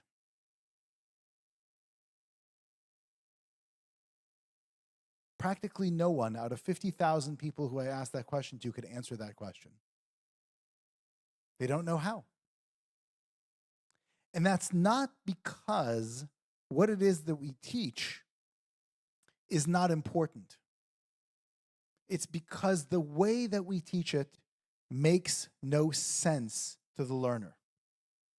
Because oftentimes, what we teach is binary. Can you define something? Let's say iterative design, which is the concept that we're explaining here. In a sophisticated way, if you want to learn what iterative design is, you say, well, how well do you know it? So it's not just do you know it, yes or no, but how well do you know it? And most universities stop at that point. You're an A- student versus a B+ student. Nobody knows what that means, by the way, but at least we give some kind of linear scale to the student. Very few institutions actually measure, can you apply what it is that you've learned?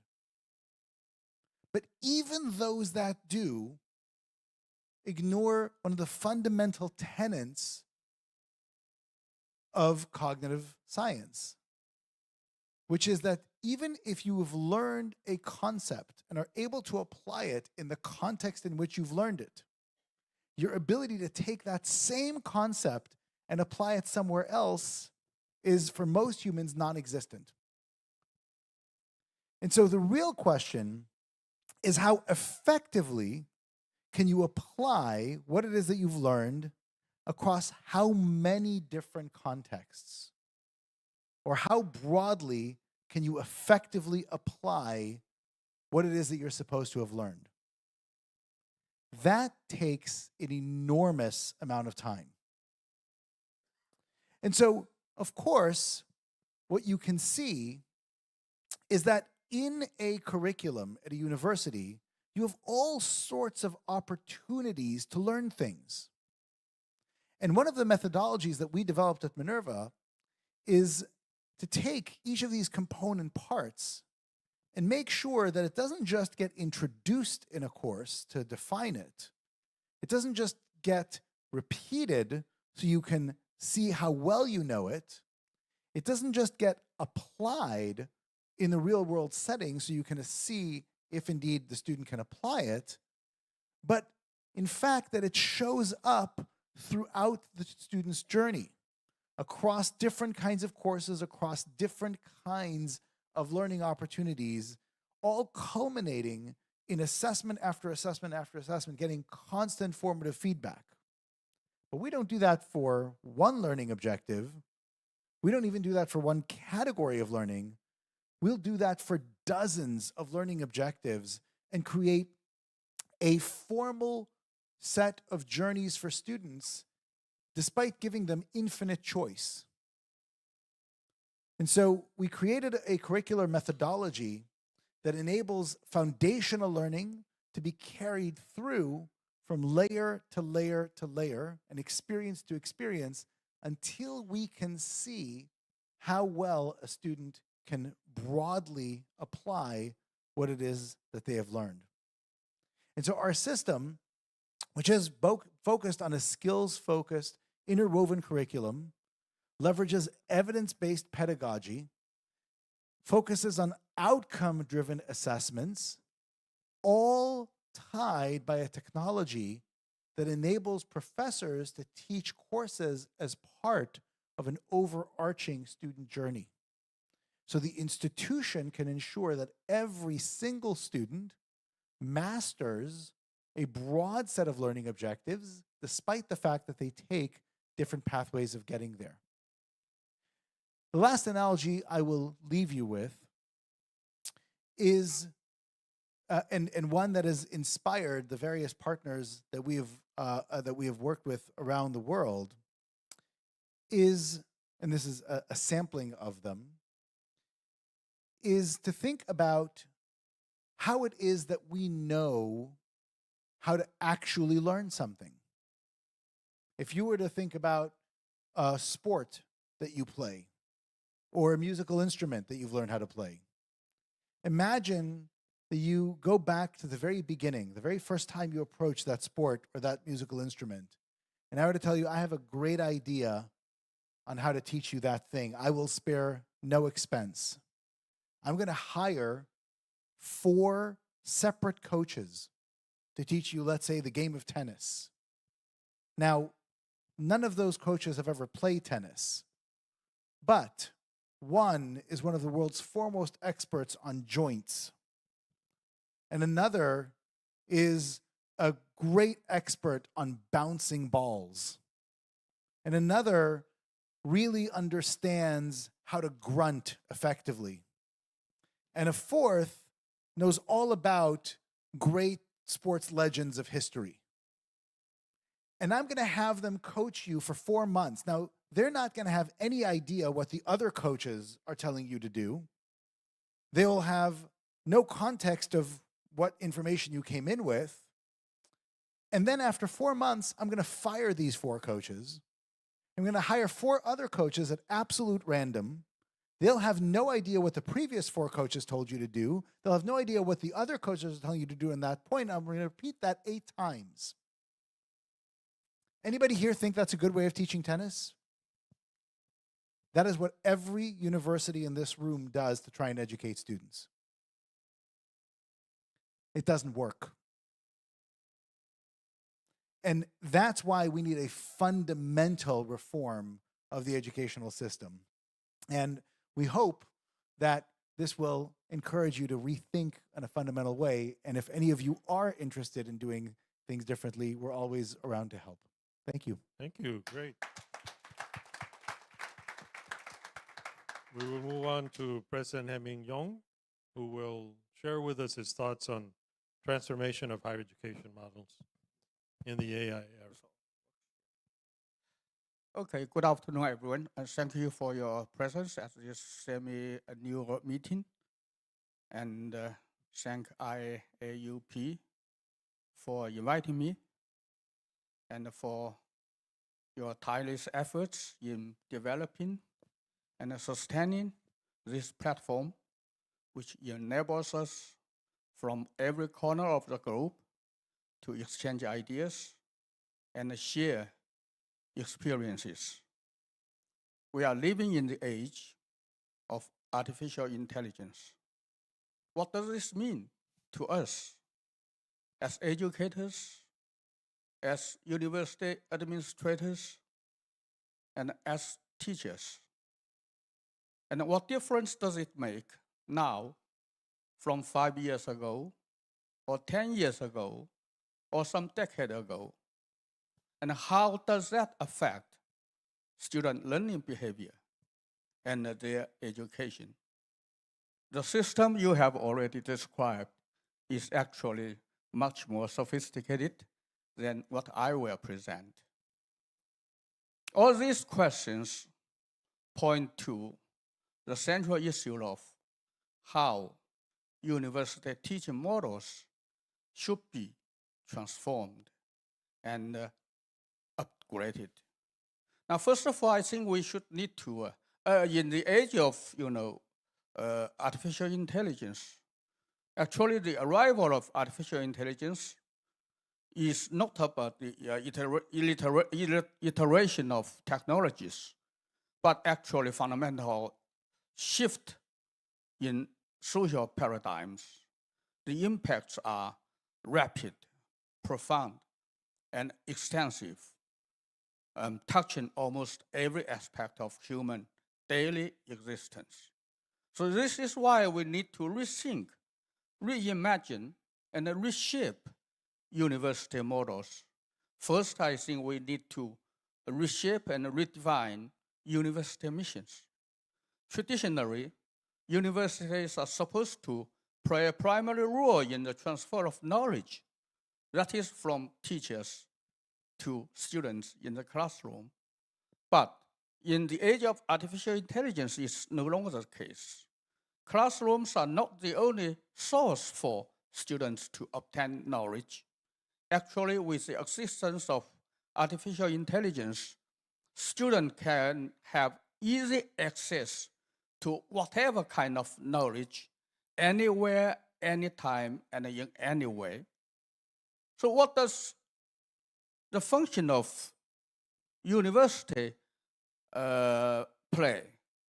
This is actually a very basic issue.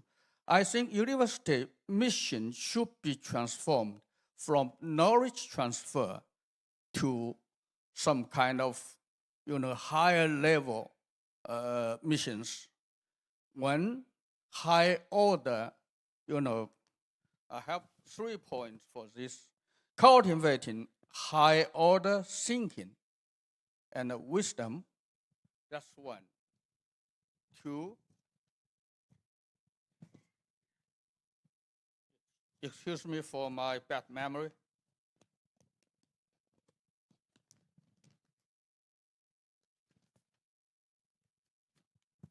We don't need any more explanation of the first point, but second, shaping sound personality and values.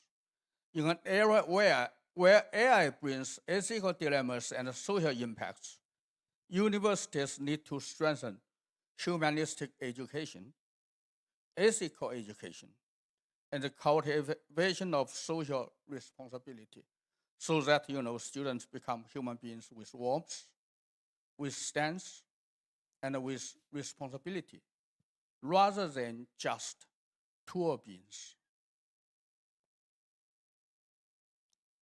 And the universities need to focus on human AI collaboration capabilities.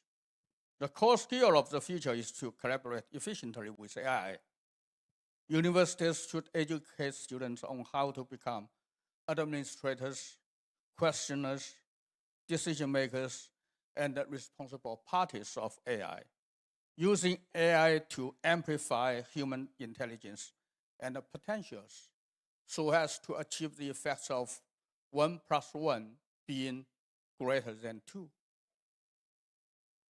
The second point I want to make is the traditional teaching methods and models will need to go gradual but fundamental transformations, characterized by personalization, projectification, and lifelong learning. I need to elaborate more about projectification. Well, classrooms are used to be, the main channel for students and teacher interaction, but classrooms will not be so important as before in the age of artificial intelligence, as problem-solving groups, project teams will replace classroom teaching ways of, educating our students. And my third point is, I mentioned lifelong learning and a big learning, which is which are not a difficult point. The third point is, artificial intelligence will fundamentally change the university organizational structure. Openness, integration, and networking, as you have mentioned, will feature university organizational structures. This integration and the restructuring of disciplinary barriers will be constant scenes on the campus. The traditional departmental structure will become blurred and be supplemented by more flexible research institutes for issues. Project centers, such as centers for ethics, institutes for sustainable development, digital humanities labs, and so on.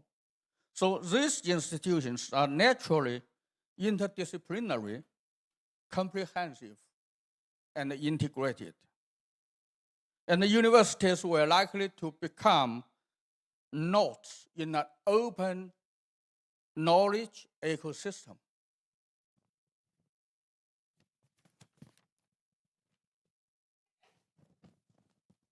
The role of teachers will also change according to circumstances. We can actually view this from the perspective of the knowledge transmission chain, the value forming chain, and the structure of the teaching staff. From the perspective of the structure of the teaching staff, teachers will not be only ivory tower beings in universities. Teachers will be formed from people from different walks of life, not just from traditional educators, but probably specialists with expertise, high-ranking government administrators, and successful entrepreneurs. They may probably play a more significant role in future university education.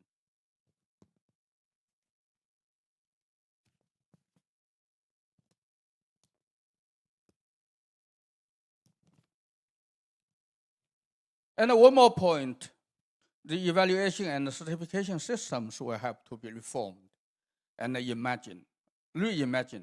Colleges and classes will need to transcend grades for competency certification.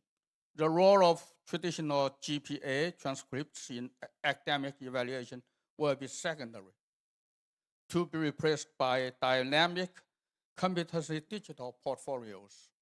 So students' academic achievements will be reflected not just in GPA academic transcripts, but maybe, by various records of their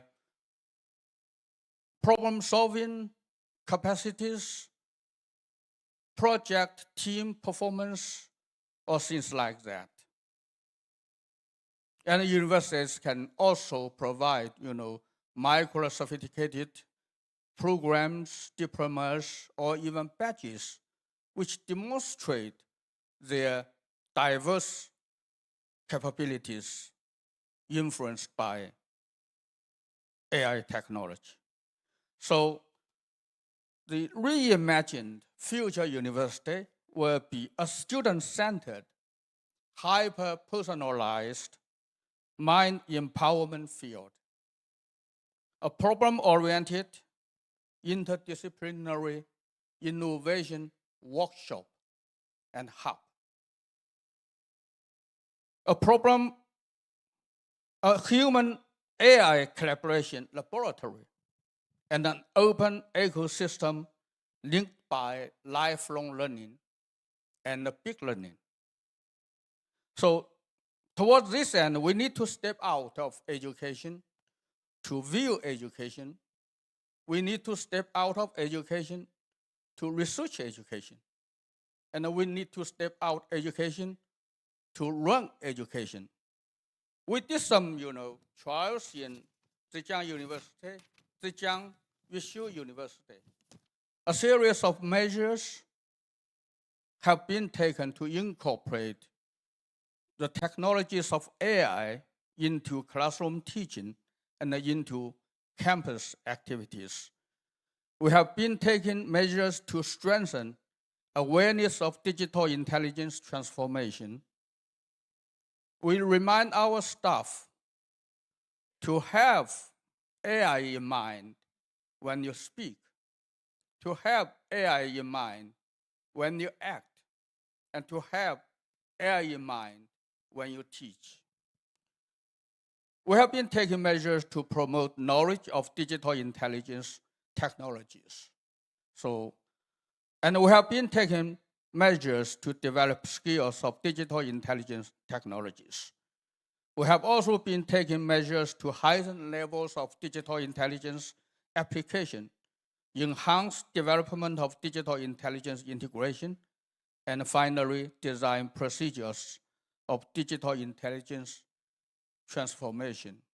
With all these measures in place, some achievements and some changes can be discerned quite obviously. So if any one of you is interested in our practice, please visit our campus. Thank you. Great. Thank you very much. And now we'd like to invite Anup Swarup. Please come forward. Richard Tang, Pornchai Mokon Vanit, and Amin Ben Zaid.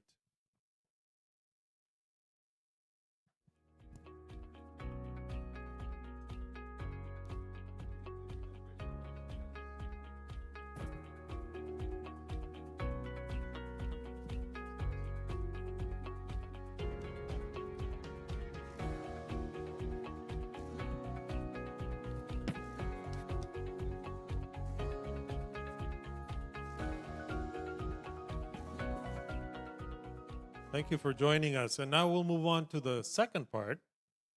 I think it's the easy part. We'll try to be as efficient as possible in their interventions so that we can get the audience participating as well. So we'd like to ask each of our colleagues who just joined us to either share with us their reactions to what they heard or to share their thoughts on the topic as such. They will not make any presentation, no PowerPoint out there, but each of them will share their thoughts. And we'll start with Anup Swarup, Secretary General of IAUP. If that doesn't work, then you can use this one. Just speak.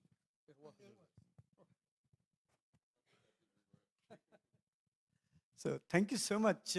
I think it's a great decision by the chair. We are going to avoid any PowerPoints anymore. So let me, at the outset, let me express that I entirely agree with your presentations. And Dr. Richard Tong, he mentioned it very rightly, that after all, there is a disruption. That is the general impression. For me, that disruption is nothing but a tsunami. But most of the universities are unaware of that big change which has happened in the entire landscape of higher education. To my mind, this disruption is more like a promotion. And that takes me back to about 2000 years. I was brought up in India, so there we had two important universities, Nalanda and Takshila, where the entire stress of teaching was on wisdom, on values, and on ethics. So again, we have come back full square, where AI is a possibility, but it can go very much wrong. So to our learners, to the students, we have to inculcate that real wisdom. And that wisdom comes from good values, good ethics, and most importantly, as you mentioned, from critical thinking. And that critical thinking I've divided into two parts. One is analysis, that is analytical approach, and the critical thinking. So it is critical thinking. That is a word coined by me. So students have to be critical in their approach. That's so important. And if students are critical, they can ensure that there is no algorithm bias. Because when it comes to evaluation, when it comes to student assessment, which is, very much facilitated by AI, we have to ensure that this happens without any bias as such, which is quite possible, because AI can go wrong, which we have all seen. So while I was making my own PowerPoint, I'm not bringing it here now, I tried to ask a question, and this was to AI. How do you think that we can be better with your help? So, and the second question was, what transformation by using AI? So what the answer came, that you have to be very, very watchful of the ethics, of the values. And this is something which is getting eroded, degraded by the day. And I'm sure you're all aware about our modern times, when we have to take care that our students, our learners, as you said, Dr. Tong mentioned about a student-centric world, which is being promoted by AI, which is good in a way. But when it is student-centric, there is democratization of knowledge. And when democratization of knowledge takes place, then I should say that this is a very equitable approach for a new world order. And in the new world order, two things get important. One is the closed hegemony of the universities, which was earlier being promoted, is now being replaced by open-ended university education, where not only the degrees, but also skill-based education becomes very important. And that is where you come in.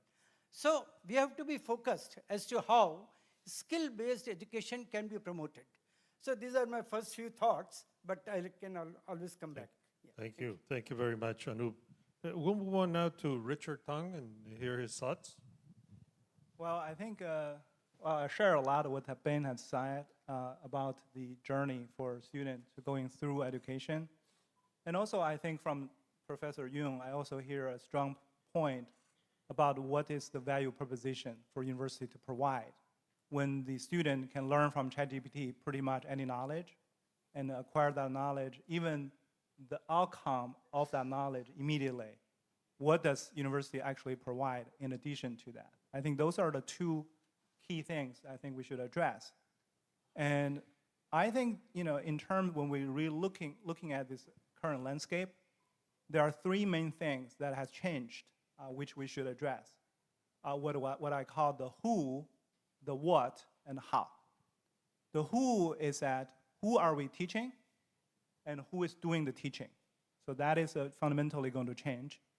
And second part is what to teach, and what to test, and what to evaluate. Those are actually also critically important. The third one is how. How do we deliver that promise?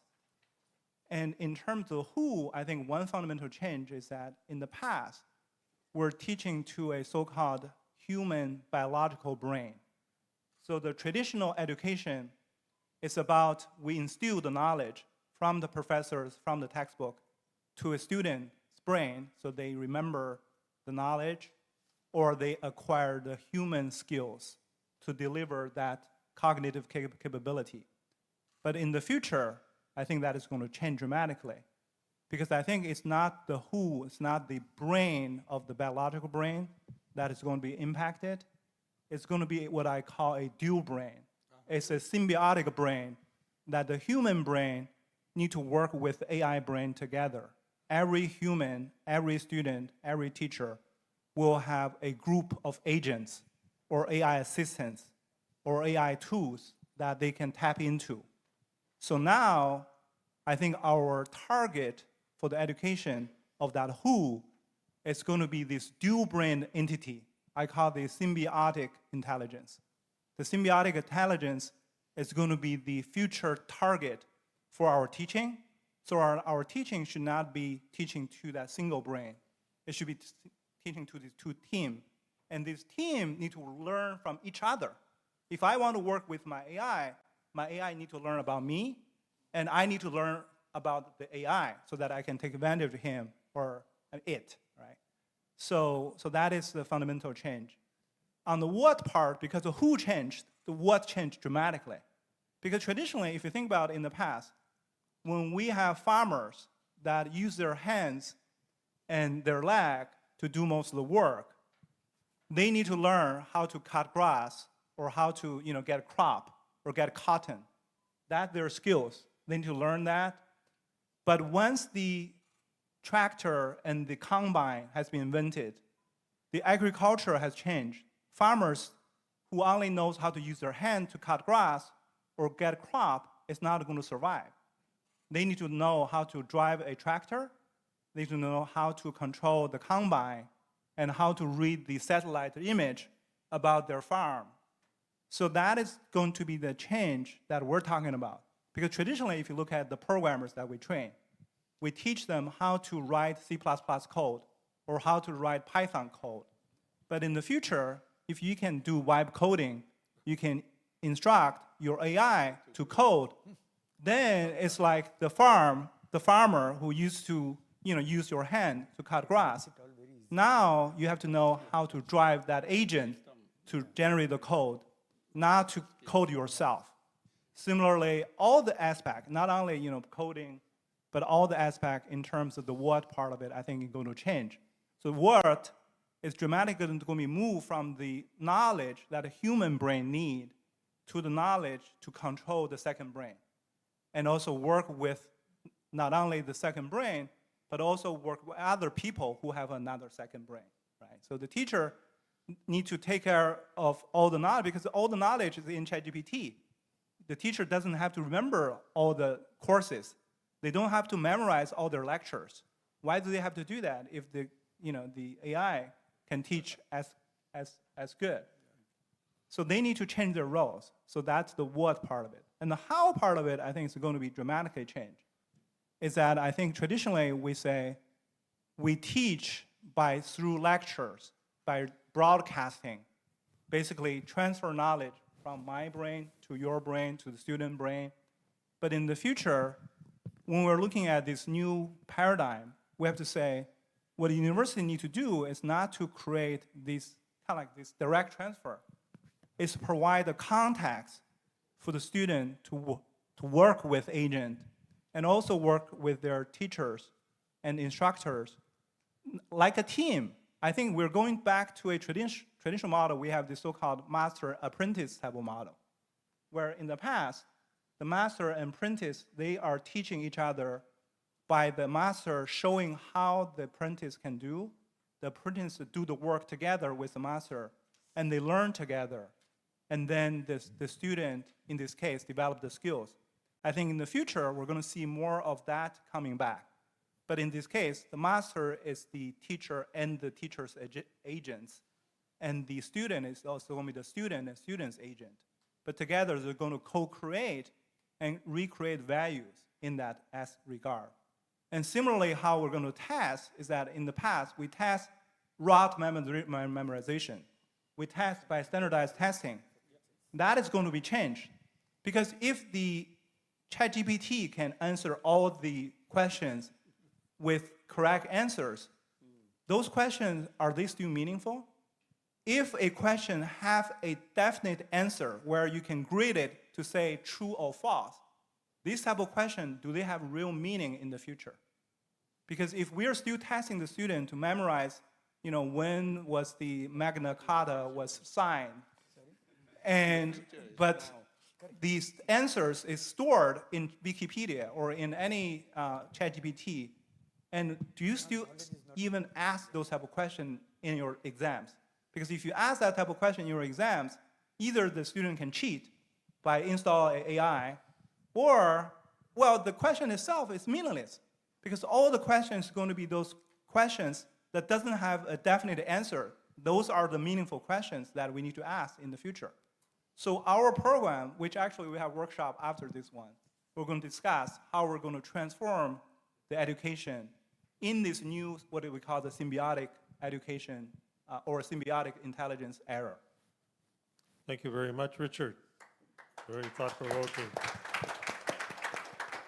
Now we'll move on to Pornchai. Okay, so does it work? So thank you very much for this very difficult question. I like to go back to the presenter this morning that higher education is in deep crisis and deep disrupt. And second is that ROI will become, right now it's become negative. My major is also finance. Anything that ROI is negative, if we like to do it, we have to change the whole business process, not only change a part of it. So I think that this also apply to our higher education. So I think that higher education need to not only to change, not only to transform, but to reinvent. But the question is how to reinvent. I think that this is also very difficult. And thank you for both of you who put a lot of effort and try to have some hope in higher education. Right now, I'm not running in the national organization, but I'm running a university. I'm working towards the answer. In my view, as the one who running the university for a long time, I think that in the future, the business model of the university might not be the only one right model. It can be 2 or 3 or 4 models. So I think that we will have more diversity of the university. And as you have mentioned that to come to the university, probably is not only to learn the knowledge. The knowledge is lower in values when AI can help us, but the wisdom, the critical thinking, the right to choose, I think this is also important. Because right now, with the power of information technology, you can choose what you like to learn. You don't have to choose to learn all the package of mechanical engineering. You can mix mechanical engineering with the arts or the arts and design or humanity. I think this is some power that you can use higher education into your life. And secondly, I also think that the university in the future, it will not be the only learning place, or as you have mentioned, the factory with to produce a lot of credential. But I think that it can be the platform, the live platform that you can choose.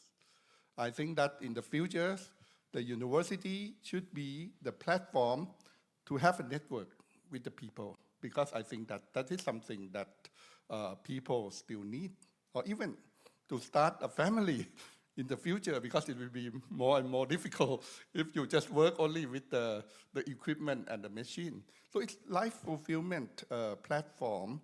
And also, as our President John Chen has mentioned, it can be the global interconnected platform as well.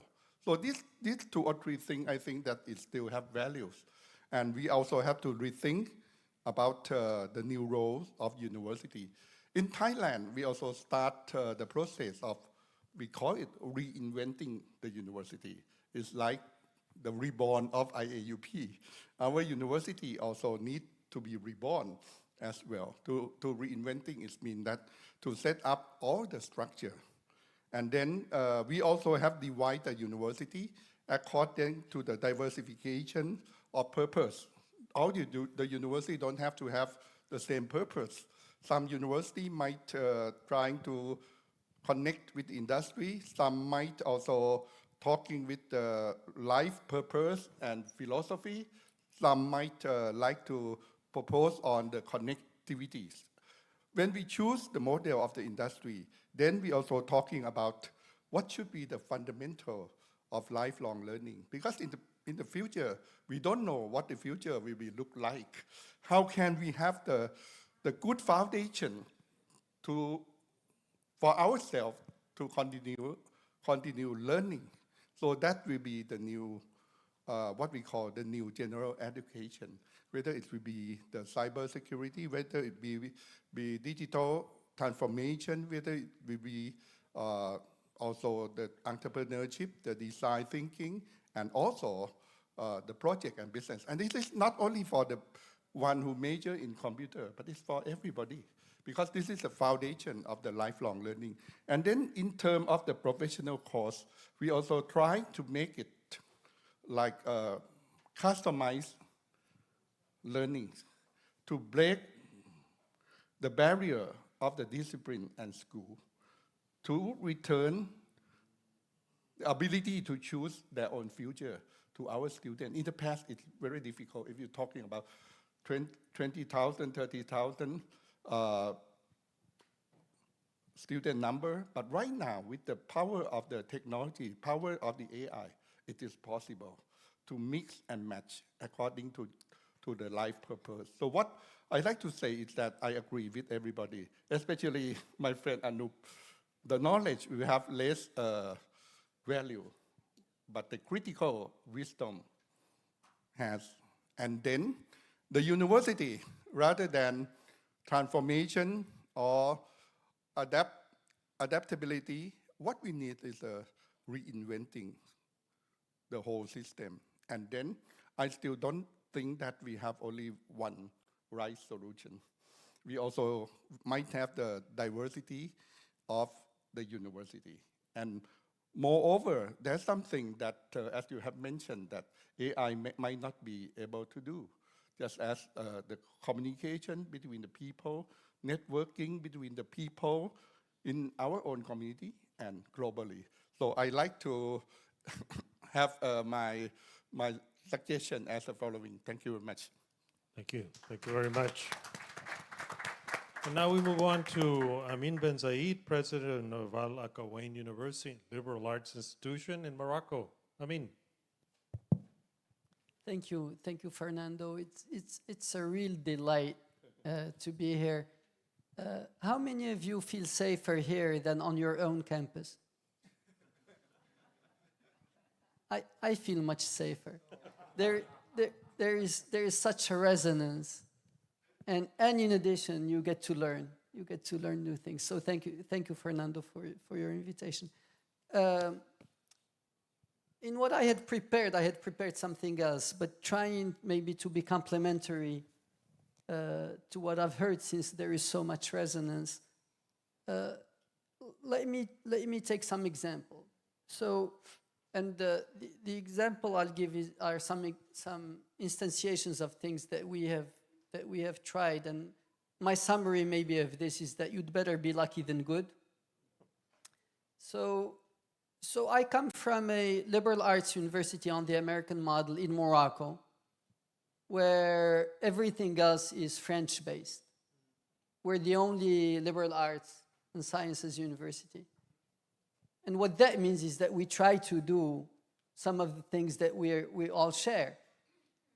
And the reason we were lucky is that about 6 years ago, so when I saw the title of Reimagining University Models in the Age of AI, about 6 years ago, we asked ourselves, what does it mean to be future ready? And yes, and to me, the title of this session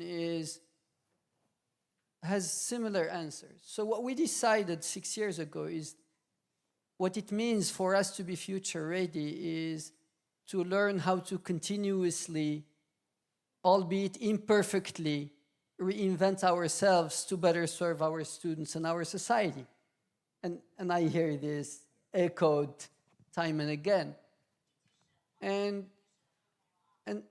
so you have to take context into account. And our context is one where Morocco has had a GDP growth of about 3.5% on average for 20 years or 25 years. but where it has not been able to create enough jobs. So you get recent university graduates with unemployment rates of over 25%, more than any other segment of society. And we graduate about 400,000 students per year, and we create less than 100,000 new jobs per year. So the question, if we are going to serve society, is can we just watch? And we're a university. We are graduating these students who go into this kind of economy. And so we decided to try something to see what difference we could make on this unemployment thing. Knowing that we could only be a living lab, no more than a living lab, because after we more than doubled our number of students, we're now at about 4,500 students. So we decided to work on this. We reinvented a number of things. And we decided as an indicator to take the percentage of students who land job offers before graduation. So we started at 4% of our students who used to land job offers before graduation. 5 years later, we are at 88%. So, thank you. So, and again, I think we probably were lucky in a number of things, but I think it was the process that was interesting. And I believe, to Ben's point, the way I hear Ben is that he wants to keep a North Star and a compass to a university. And he has defined it. And I think that really, for us, is what has made the difference. But when we decided we were going to try to do something about this, our faculty, so coming back to Arturo's issue, and I'll come back to it about AI in just a little bit, our faculty said, well, you guys want to try and do something about employability because this was the issue. The issue was that Morocco had a problem with employability, and we were asking ourselves, in this fast-changing world, how will a liberal arts graduate succeed? So we even asked ourselves, should we remain liberal arts or not, considering the employability issue?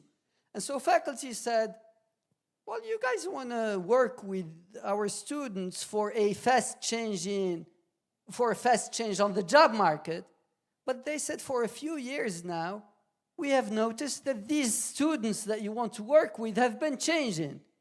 Things that we used to do no longer seem to work with them. So our task force working on the plan went back and did some research and found indeed that there was a different breed, different breed of students. That's the first time I heard about Gen Z. And one of the things they discovered was the challenge of well-being and mental health with them. So the issue we had to deal with is, can we afford to ignore this issue if we claim to be liberal arts and human-centered and so on and so forth? And we decided that no, we cannot afford to, even though we had some faculty say, yeah, okay, but we're not a psychiatric clinic. Whoever has a mental health issue, they can go to the hospital, and when they're feeling better, then they can.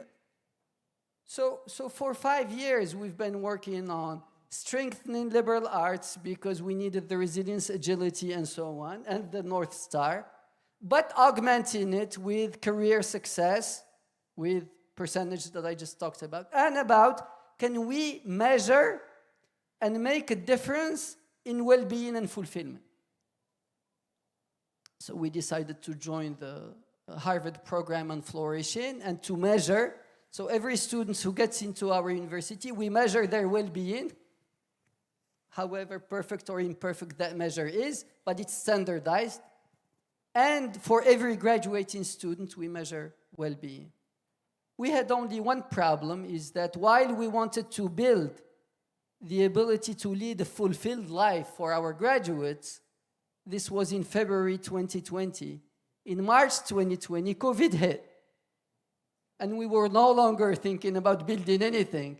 We were just trying to catch up with a waiting list of 5 to 6 weeks of students who wanted to see psychological counselors. Okay, so the reason I'm saying this is because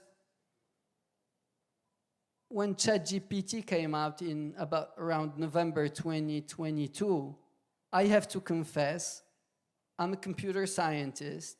My research was on AI, but I'm very notorious for not seeing things coming. So I didn't see internet coming when we were using Gopher and IRC and so on. And I didn't see Gen AI coming. And when ChatGPT came out, I was more interested in knowing what algorithms gave this thing more than anything else. The trouble is that 3 or 4 months later, I heard Sciences Po in France. Sciences Po is what I consider a very good liberal arts, the only liberal arts university or system in France. I saw them forbidding the use of ChatGPT. And I was like, okay, well, something is happening. Why is that? What is happening? And so that's when we started. So what we did, to make a long story short, and maybe as a compliment. So I have maybe 2 compliments that I submit to you. One compliment is that we chose in spring 2023, we chose to work with our faculty in order to grow them, quote unquote, to become the architects of the new learning ecosystem with AI. So for over 2 years now, we've been doing 1 to 2 workshops per semester for our faculty on how to do teaching and learning with AI. And this semester, we started what we call AI in every course. So now every syllabus has what each professor has chosen to use AI in order to reach the learning objectives in their discipline better or faster or more individually and so on and so forth. And we also launched a separate parallel program that we call AI across the curriculum, which deals with AI skills. So the first one deals with learning outcomes. Yes, using AI, but the objective is not the AI skills. The second is the AI skills. And our bet is that somehow we will be able to do better because the intelligence of our faculty in their own disciplines will lead to better results if they embrace AI and decide how to use it, that we will get more innovation doing that. So this is one bet, one strategic choice that we have made. We will see. And this is the first time we're going to do it systematically, because for 2 years, so in spring 2023, we came out with a policy, and the policy said, contrary to Sciences Po, we will embrace AI, but we will leave it to each faculty to decide how to do it or whether to do it and so on and so forth. Of course, we had some disciplinary councils for cheating with AI, but I guess we all have that experience. So this is one first bet, strategic bet. The second one is because we worked on well-being and flourishing of Gen Z for 5 years, we have discovered that the biggest theory behind the challenges of well-being and mental health for Gen Z is the smartphone. That's the biggest theory behind it. Of course, there may be other things. But you and I know why smartphones may have led to that. It's the monetizing in order for the business model to work. And the monetizing comes through the algorithms. And the algorithms all have AI behind them. So our question was, if we are really serious about well-being and mental health of our students, and if in social media and internet in general, AI has had the side effects on well-being, what will happen when AI gets involved in more intimate activities that is cognitive? Because we are going to introduce it anyway, because we cannot afford not to introduce it. And so what we have decided to do is work in a focused way on how to get students to be aware of the risk and how do we protect them. And this brings me to one of the other things that Professor Young, but that we have heard, I think, across the panel. A minute to wrap up. Let me finish on this. Is that we have asked, and we are making as part of our terms of reference, that every introduction of AI that we do, that it be done by design of knowing where in the process there is human interaction, where in the process the professor interacts with the student and with the AI, and where in the process students interact between themselves. Because you may have seen there are no studies yet, but you may have seen some early articles in the literature that point to the fact that there is less and less, or there is more and more use of AI by students, more and more interaction with the AI at the expense of human interactions. And the assumption is that is what is leading today to more challenges to the well-being or mental health of students. Thank you, Fernando. Thank you. We'll reverse it now, and we'll see if Ben or President Young have any comments to what they heard from their colleagues. Sure. I think first and foremost, it's really important that, as we hear from everybody here, that universities are engaging with these changes and they're grappling with them, which is great because many universities don't. And so having universities being proactive and grappling with these things is crucial. The second thing I would say is, when we first developed, now, of course, everybody's talking about teaching skills and things like that. When we first developed our skills taxonomy, it took us a year and a half, and we got it all wrong. It took us 5 years and about $10 million to learn how to develop an actual skills taxonomy that works. I don't recommend that you go through that process. And so I think that the reason I mention that is that a shift like this, a shift to go from a knowledge transmission organization, which transmits that knowledge questionably well, to a true learning institution that's focused on wisdom or critical and creative thinking or effective interactions or whatever the institution's goals are, it's not a cosmetic shift. It's a fundamental shift. And trying to undertake that as a solo project is hard. And it's fraught with peril because you just need to take a couple of wrong turns and then you don't feel particularly safe on campus, right? Because the faculty are going to come at you with pitchforks. And so there is an opportunity to learn and collaborate to make sure that you're doing it right.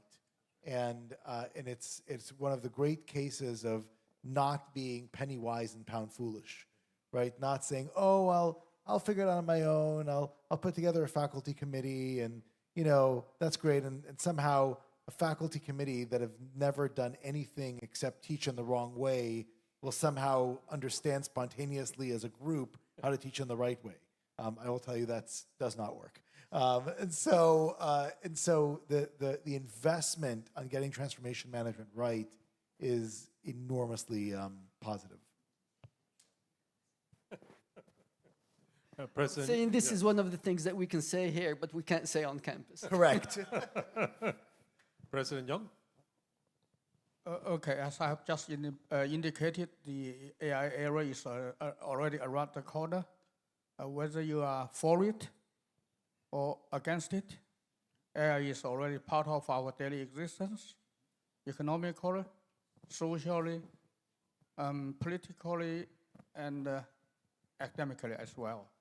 So for university educators and administrators, particularly university teachers, I think the basic point is to identify the do's and the don'ts in the age of AI.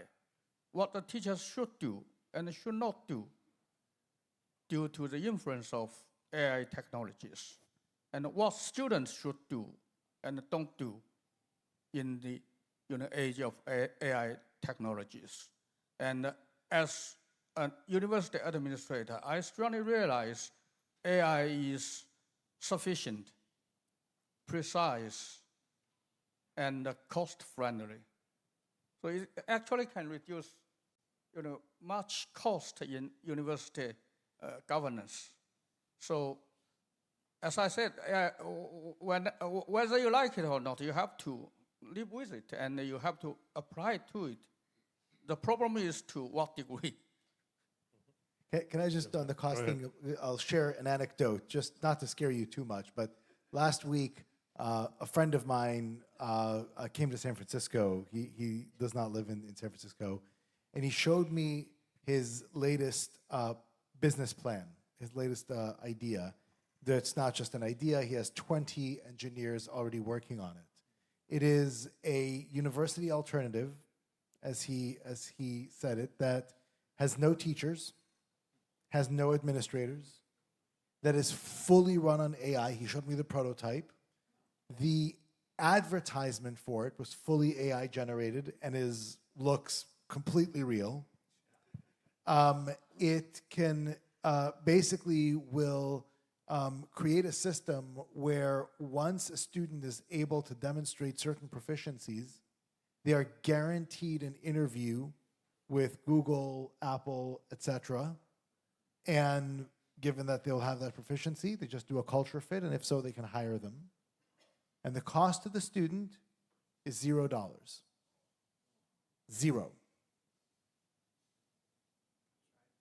So, correct. And so just to be clear, that product at no cost is more effective than the vast majority of universities are today. And so if universities do not leapfrog that, and he's successful because his goal is 1 million learners within 5 years. Those 1 million learners are not just going to be born.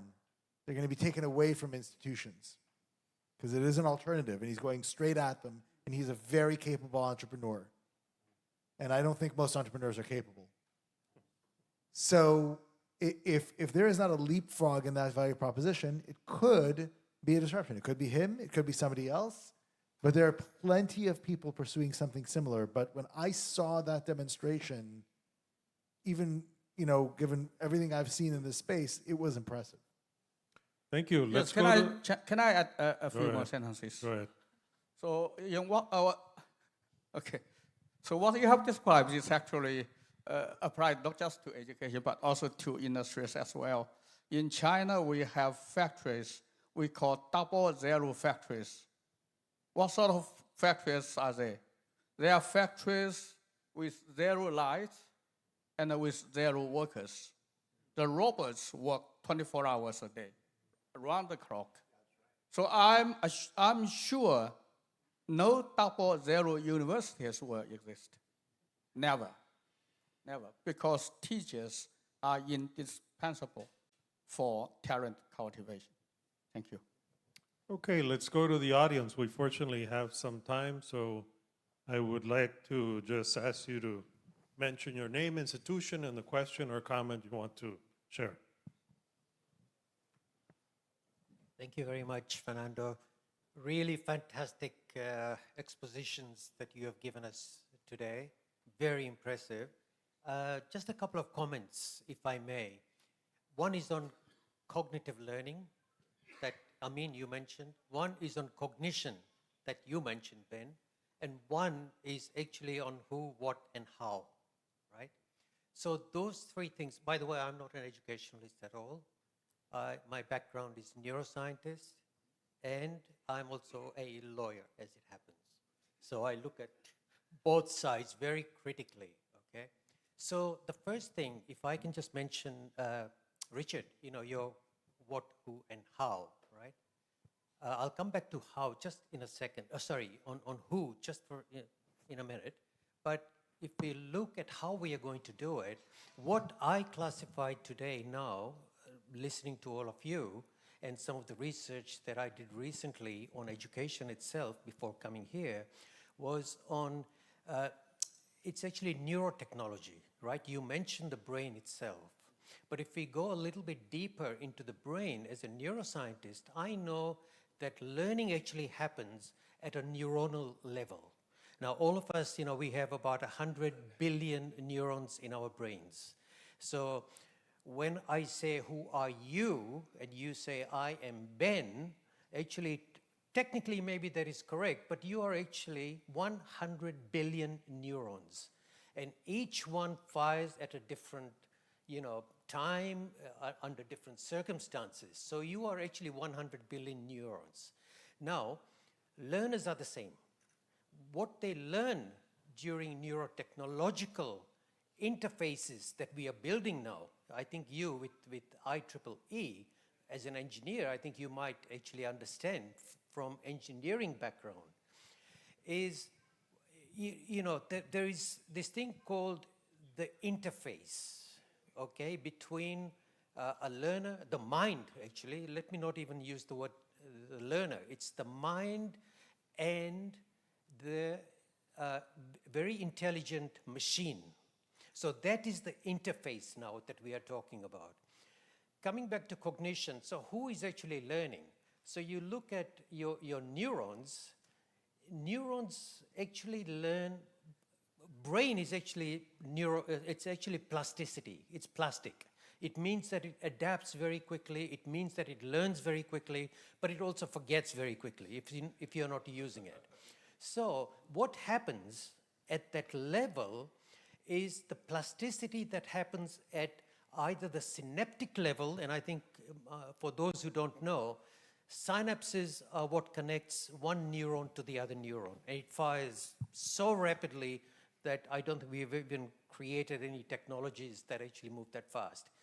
And one happens at the neuronal level itself, okay? So there are two components to this. What's happening right now, and in fact this has been proven recently, I think last month by the University of Texas in Austin, is gentle stimulation of the spinal cord. They showed that just doing that simple stimulation created a significant event in their brain when they actually studied something afterwards. So retention was there, obviously, okay? Knowledge was there because that's what they learned, but they retained that particular memory, but more importantly, and this is where I really come in, this is what I'm interested in, is they understood what they actually learned. So one of you was saying that, you know, after the exam is finished, in my case also, I forgot what the questions were. And I don't care. I never cared about that. I just passed the exam. That's what I was there for. But the retention of this understanding was there, even after gentle stimulation of the spinal cord. And so cognitive learning. Now we are talking about, very quickly, last point. My last point is that I foresee, okay, next 15 to 20 years, as a neuroscientist, I foresee that university will not be a place. It'll be a neural connections between learners all over the world. No translation will be required. You just hook in and you are learning at the neuronal level.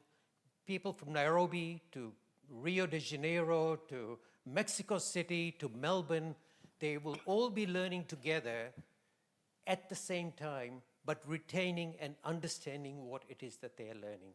So this is just something that I think we should be aware of, that next 15 to 20 years, this is what I foresee. Thank you. Anybody else? Yes. Okay, here first. Very good afternoon. Thank you very much. My name is Dr. Ying Sani, and I'm really honored to be listening to you. I think, first of all, that it's a great honor coming from Thailand. And if you're mentioning about AI, I think for STEM is already there, but you're missing the point of arts. Arts is really lacking behind. I think arts is very important because right now, as you said, students are having depression, anxiety. The communication skills is also facing a lack of problem because I was speaking in the morning. You have also mentioned that you don't remember your teachers, but you remember the person who's really communicating with you very well, who really stood out for you, who really communicated very well. So I would like to also say that teachers are the role models, but how the role models and faculty development should be there. So I think IAUP should be a platform where the teachers can also, they can also bring students to have a workshop together. It's not only for the presidents. I'm sorry, I know it's IAUP and not for IAUS, that's students, but I think youth is very important. So as a voice, I think students, we should also learn about that. And secondly, how about AI covering up for SDG, Sustainable Development Goal? Can you achieve that by 2030? Or maybe you're disrupting it. Or maybe that's another question, because AI is coming in, I know that, but what else values are you going to be putting in that? Because some countries, they're not giving autonomy to the students, the freedom of voice. But how about freedom of voice when they are using AI? What's that? Is that another way of thinking for that? So I would really like to know that. And I think faculty development with the communication skill, critical skill, and especially soft skill, where you really look for storytelling, or where you really want students to have interaction, or maybe you can make them ambassadors in the future. Thank you very much. Well, I'll just respond quickly to the faculty development. Faculty development suffers from the same problem that broad education does. It doesn't work. And it doesn't work because we have the same problem that we approach teaching faculty the same way we approach teaching students. Testing, assessments, short form, not repetition, not real application. And so what faculty actually need is a system that enables them to be successful and training on how to use that system. And again, it has been shown that if you design effective learning systems, of which sadly there are very few, but they do exist, if you train faculty to use the system, now the faculty can be successful. If you try to train the faculty in a vacuum and just say, do X, Y, and Z, they will not implement it. Okay, thank you. My name is Sam Chan. I came from City University of Seattle. I remember you. Okay, so my question is what? Our students, most of them non-traditional students, above 24. Now, because of AI, in my area, Microsoft, Google, always better news is coming, layoff. The other side, we have a lot of jobs also creating. So as you are president level, so what kind of decision you gave to your team for the future because of AI? If we have a good story, I want to learn from you. Anyone? So because of a lot of threat based upon AI, okay, job market dark, student, even they worrying about their job, even just, bachelor degree, they cannot find the jobs. Because of that, as the UR levels, what kind of things you decide to the UR cabinet for the education?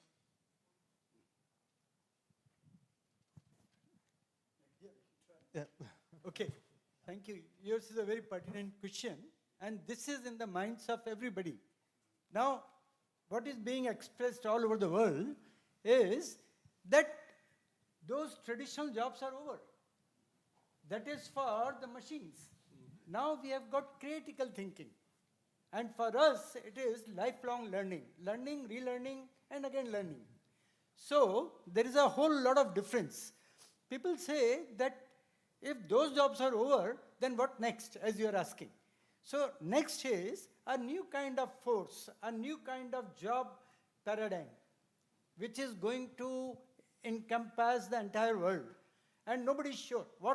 That would be based on wisdom, values, ethics, critical thinking. That is what is in store. But nobody is very much sure what is going to happen next. In short, that is my response to you. Pornchai? Yes, I also think the same. I think that the most benefit of the AI is that it will make higher education change. I think higher education is a system that never changed for many hundred years. And right now, yes, and right now, then we have the good reason to change. And for me, I think that we don't have the good, effective, quick solution to deal with AI. I think that AI also will keep us more opportunity to change and to proliferate higher education, to make it diversify according to the needs of your life. Because I think that we don't know the future. Even with the AI, it's even more difficult to predict. But I think that what AI gives us is the opportunities and freedom to choose. Thank you. Thank you. Amin? Thank you very much for the question, and I think we're all at a point where we only can propose what we think are likely answers. Because we are the only liberal arts university in the country, it gives an opportunity for a few things. For example, our graduates over 25 years, every year they come out as, in the surveys of human resource directors, they come out as best in the country in communication, they come out as best in the country in critical thinking, and they come out best in the country as impact on their teams. So what we hear pushes us to believe that these are the core things, that we don't want to miss, and maybe we can adjust a little bit. Again, I think the important thing is the North Star, the purpose of what we're doing. Now, as a result, we are deciding that we want to keep the North Star. With or without AI, we want to keep the North Star. How we want to use AI is we want to use it to do what we believe now is core. We want to do it better or faster or cheaper or more scalable, right? So, and this is how we're trying to cascade down our AI strategy, to cascade it down this way, and to make sure that our students and faculty more than students, understand that a student without AI skills will be at risk.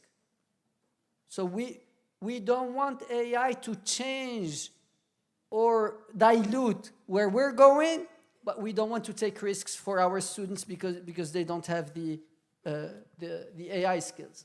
Now, for the faculty, the challenge is they will spend more time. They're conservative. I mean, we know faculty are conservative. They will spend more time on the risks than on anything else. And so the idea is to make sure that we do not lose concentration while doing that. Before we close, Richard, do you want to share with the group what you will be covering in the next session? Yeah. So I think to go to Ben's earlier mentioning, there are these new entities or new business models that allows the education to be transformed significantly, especially in this age where the who and what are changing. So my part is actually talk about how, as universities, can implement this program called AI Plus X, can turn your organization into an organization that can provide the value that Ben was talking about, where they can reinvent the whole education promise. What are they delivering in terms of employability, in terms of how the value can be jointly created with the institution, and also how to deliver that using the current faculty and the current structure you have. Thank you. On that note, will you all join me in acknowledging and recognizing our speakers today? Thank you. And we're on time. And please give another big round of applause for our chair moderator as well. Thank you for leading the discussion. I believe that we have a very short break so that we can set the stage for our next session 1-1, which is AI plus X workshop. So just give us a little bit of time to set the stage. And yes.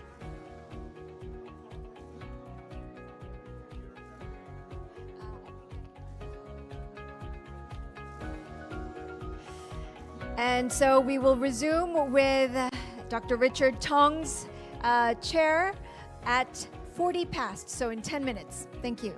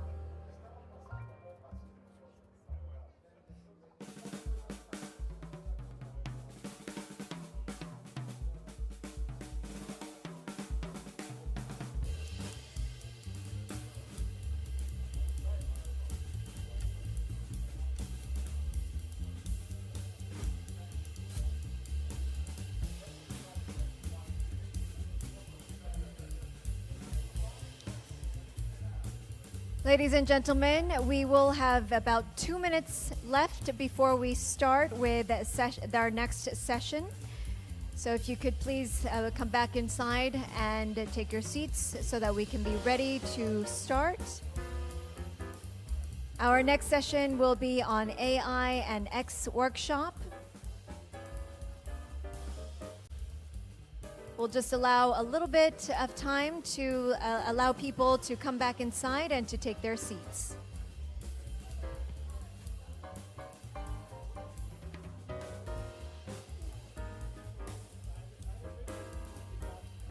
Okay, yeah, because I can see him anywhere.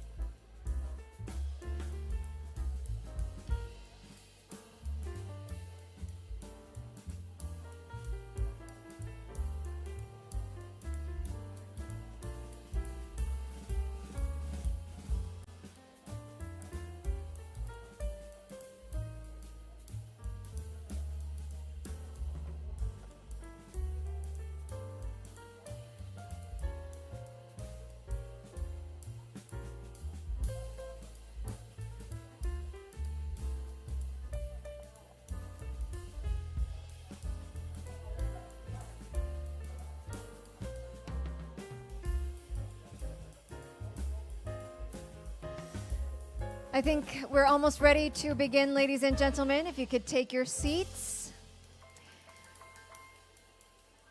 With that, I will invite up to the stage our chair and presenter for our session 1-1-2, which is AIX workshop. So please welcome Mr. Richard Tong, the chair from the IEEE AI USA, and presenter Professor Xiangjian Hu, the director of Educational Research Center of Hong Kong Polytechnic University. So please welcome them with a big round of applause.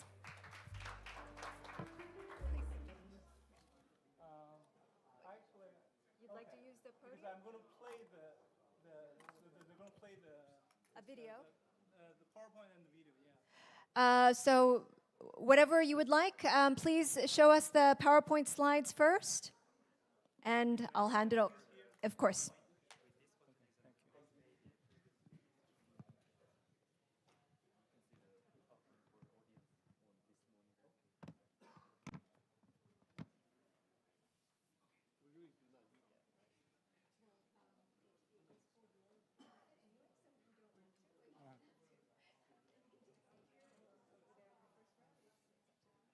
Okay, so it's typically you have a computer. Yeah. Oh, okay. So typically that you have a computer and then you do this, but I can kind of like again, we want to show a lot of stuff on the screen, so I'm going to kind of like try to synchronize with that.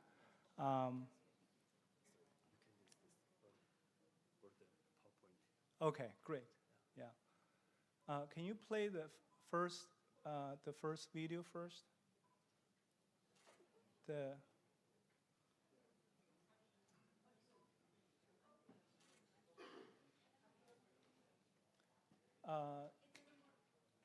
You cannot play the video? Okay. Well, let me see whether I can just do a quick play from my phone here. Okay, hold on.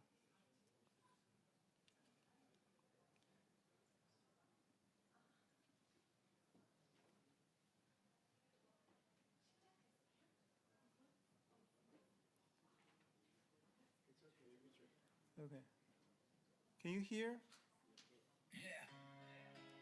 Title the God of the new mind. Joe. Let's go. Leaders of halls and halls of learning. You sit at power's cusp. The dawn of shifting tides. AI rises not as a whisper, but storm, reforming every role, every purpose in our halls. You know the headlines, obsolescence looms, sorting in classrooms, system creak and fail, students tiptoe past the walls that once held them. But what lies ahead is greater than collapse, it's reinvention. Presidents, hear this clarion call. How must we teach in an era of infinite knowing? How do we teach when machines can tutor and test? Who becomes student when all ages crave new identity? How do we measure mastery? Not by recall, but by symbiosis. Old prestige is no shield in the shifting landscape. Elite brand and bleeds when learning is unmoored from relevance. But you who lead, you still hold the lever. You can unleash new models, unimagined and bold. Don't fear that AI will outshine. Fear that we will underdefine. We stand at Seoul, the stage of IAUP 60th, with eyes of the world upon us. Every president here can choose to cling to yesterday's continuity or to leap into symbiotic reinvention. By the old soul stage, we rise together. What we teach, we will co-design with intelligence. How we teach, we will orchestrate, personalize, humanize. Who we teach will expand, include, uplift. How we test, will value judgment, creativity, character. Symbiotic intelligence, not substitute but supercharge. Let this be our path to remake education, so that you lead not just tradition but the transformation itself. Here, now. At the dawn of AI plus X. President, the future is not delivered to us. It is ours to invent. Okay. So that's the call for the president to invent the AI world. Okay. So again, it has on the video, it has the transcript, so it's a lot easier to read. But that's the kind of like the theme of today's challenge. So currently that we're talking about the crisis for university is the cost of providing education versus the education value that we created. is at this juncture is very hard to justify. And also there's the relevance in terms of what are we teaching today? Are we teaching what the employable workforce need, and also how they are going to adapt to this new world? Is the education that provided by our institutions adequate enough? So that's the challenge today. So if you look at this is a model that recently was published by the Harvard Business Review, talking about the new paradigm of business consulting. So basically they're saying in their world of business consulting, the model of delivery has changed from this so-called on the left, which is so-called pyramid model, to on the right, which is called obelisk model. So if you see here in the past, when you have a typical engagement or any organization, you have this pyramid shape where you have a senior partner or leader, you have some small cadres of like senior project managers or directors and so forth. And then you have an army of associate or junior people who are delivering the work. But the Harvard Business Review just published recently saying this model has changed to on the right, which is called obelisk model. So obelisk is this tower thing where it's very thin. So on every level, you have like only one person, you have only one partner, you have one medium, like an engagement manager, and then you have one associate, but doing the same thing as previously the 20-some pyramid-shaped organization is delivering. And that is happening not only at the business consulting, but in every type of organization.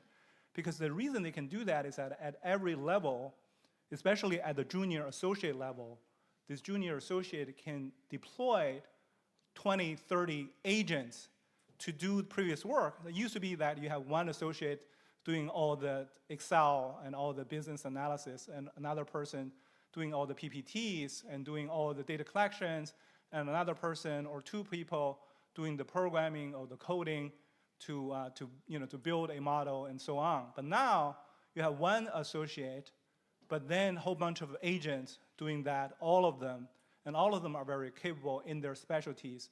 And then you can deliver this business engagement with 3 people, used to be done by 25 people. And that is shaping this future organization. That's why all the junior programmers now, all those openings are gone. Not only they're being laid off by all the large organizations left and right, but the problem is that they're not even hiring at junior level anymore. It's exactly because this shape of the pyramid used to be coming and going to the right, which is this obelisk model. And that gives us the kind of like the imperative in terms of like we were just talking about earlier at the previous panel. This shape has changed because the future workforce is going to be this, what do we call the symbiotic intelligence. And then you will have a human and you have an AI have to work together, or one human, whole bunch of AI working together and delivering the things that used to be done by a whole bunch of human in the past.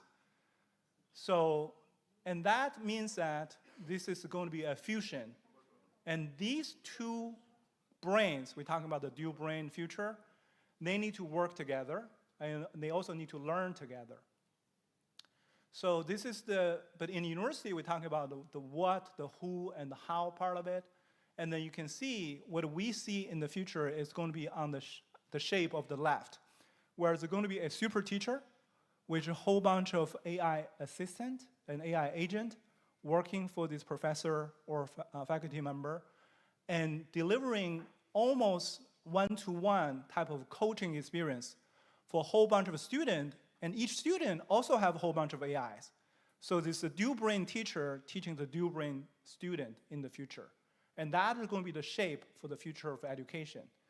If you don't do that, then you cannot deliver the type of experience and capabilities that we're demanding in the future. So in order to do that, we need to see what needs to be taught, right? So we talked about earlier, for this type of team to work, this future student, the human student, need the 3 key things in every course and every subject for them to function. So this is what we call the three-dimensional learning objectives.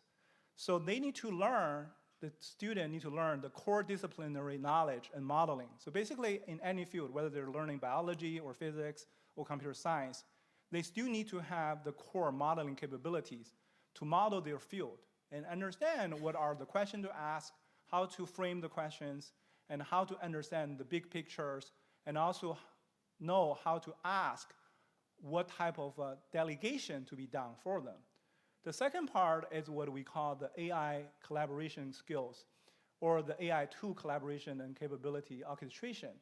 Basically, this means that we're talking about is that every human will have so many agents working for him or her, and he or she need to really know what are the capability of all these agents at different stage, when to invoke them, and when to trust them, when to delegate to them, when to question them, when to ask questions to them.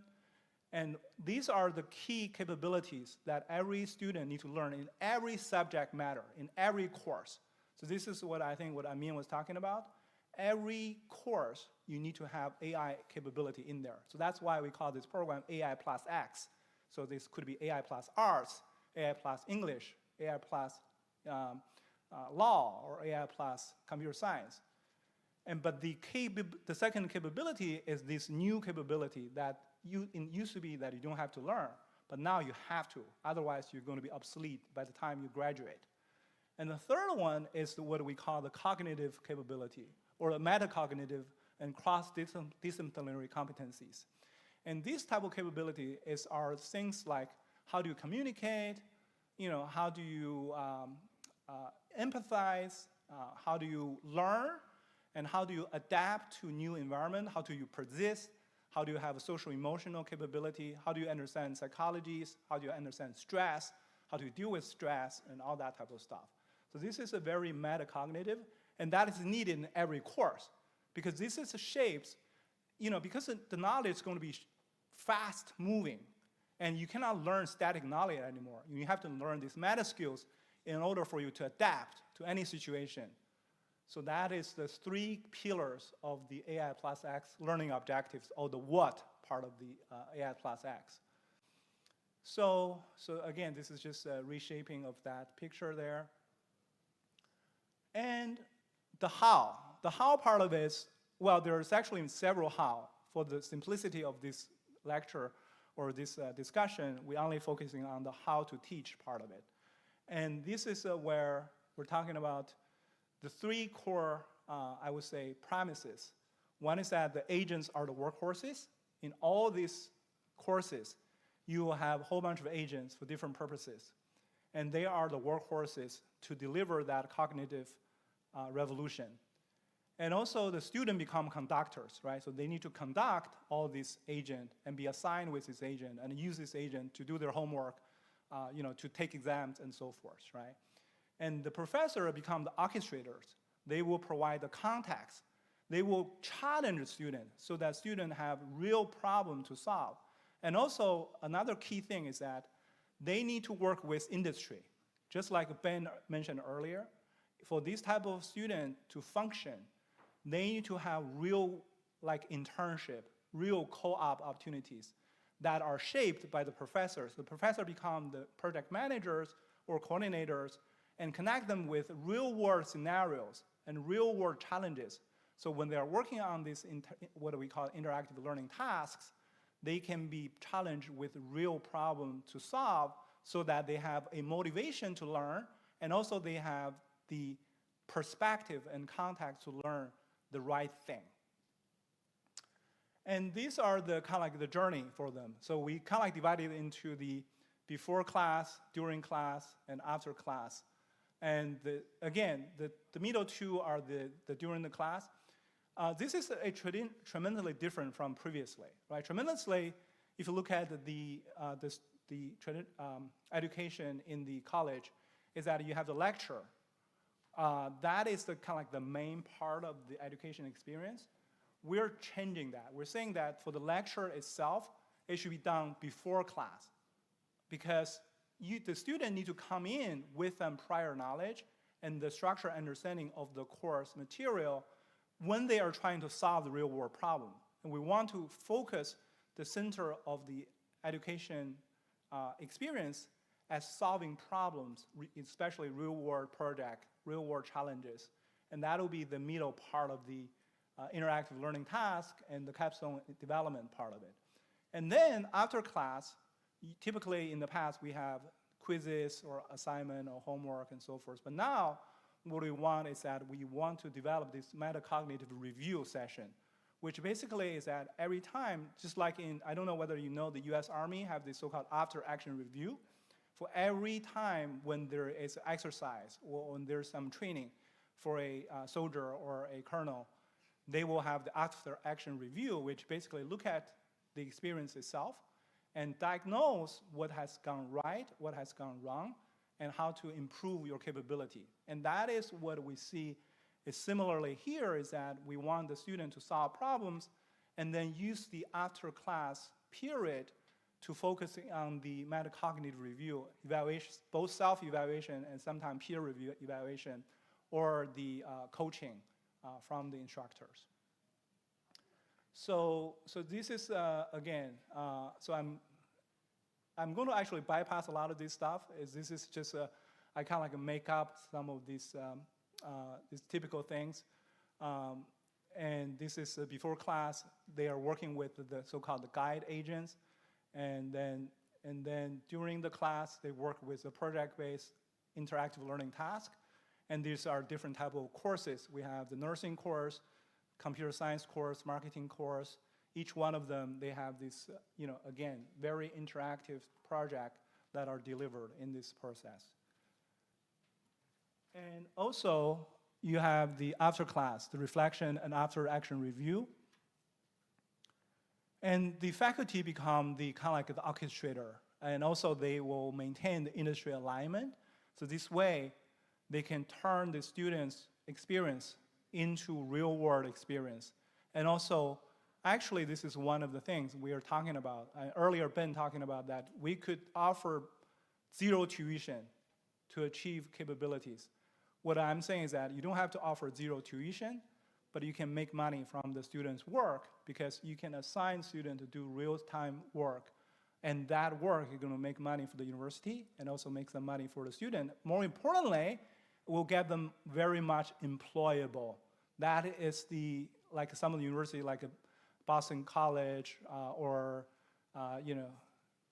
so that is co-op, and same thing with Waterloo University, that their success, right? And similarly with San Jose State University, a lot of these universities are focusing on this type of thing, and they are successful, just like Armin's University is successful in making the student very employable.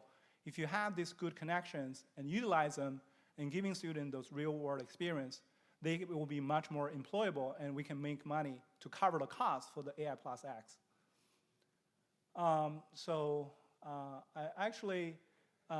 Later, Dr. Hu is going to do a more in-depth demo of the so-called student guide agent. But I'm also going to talk just a comparison with a course. This is a course in the computer science class.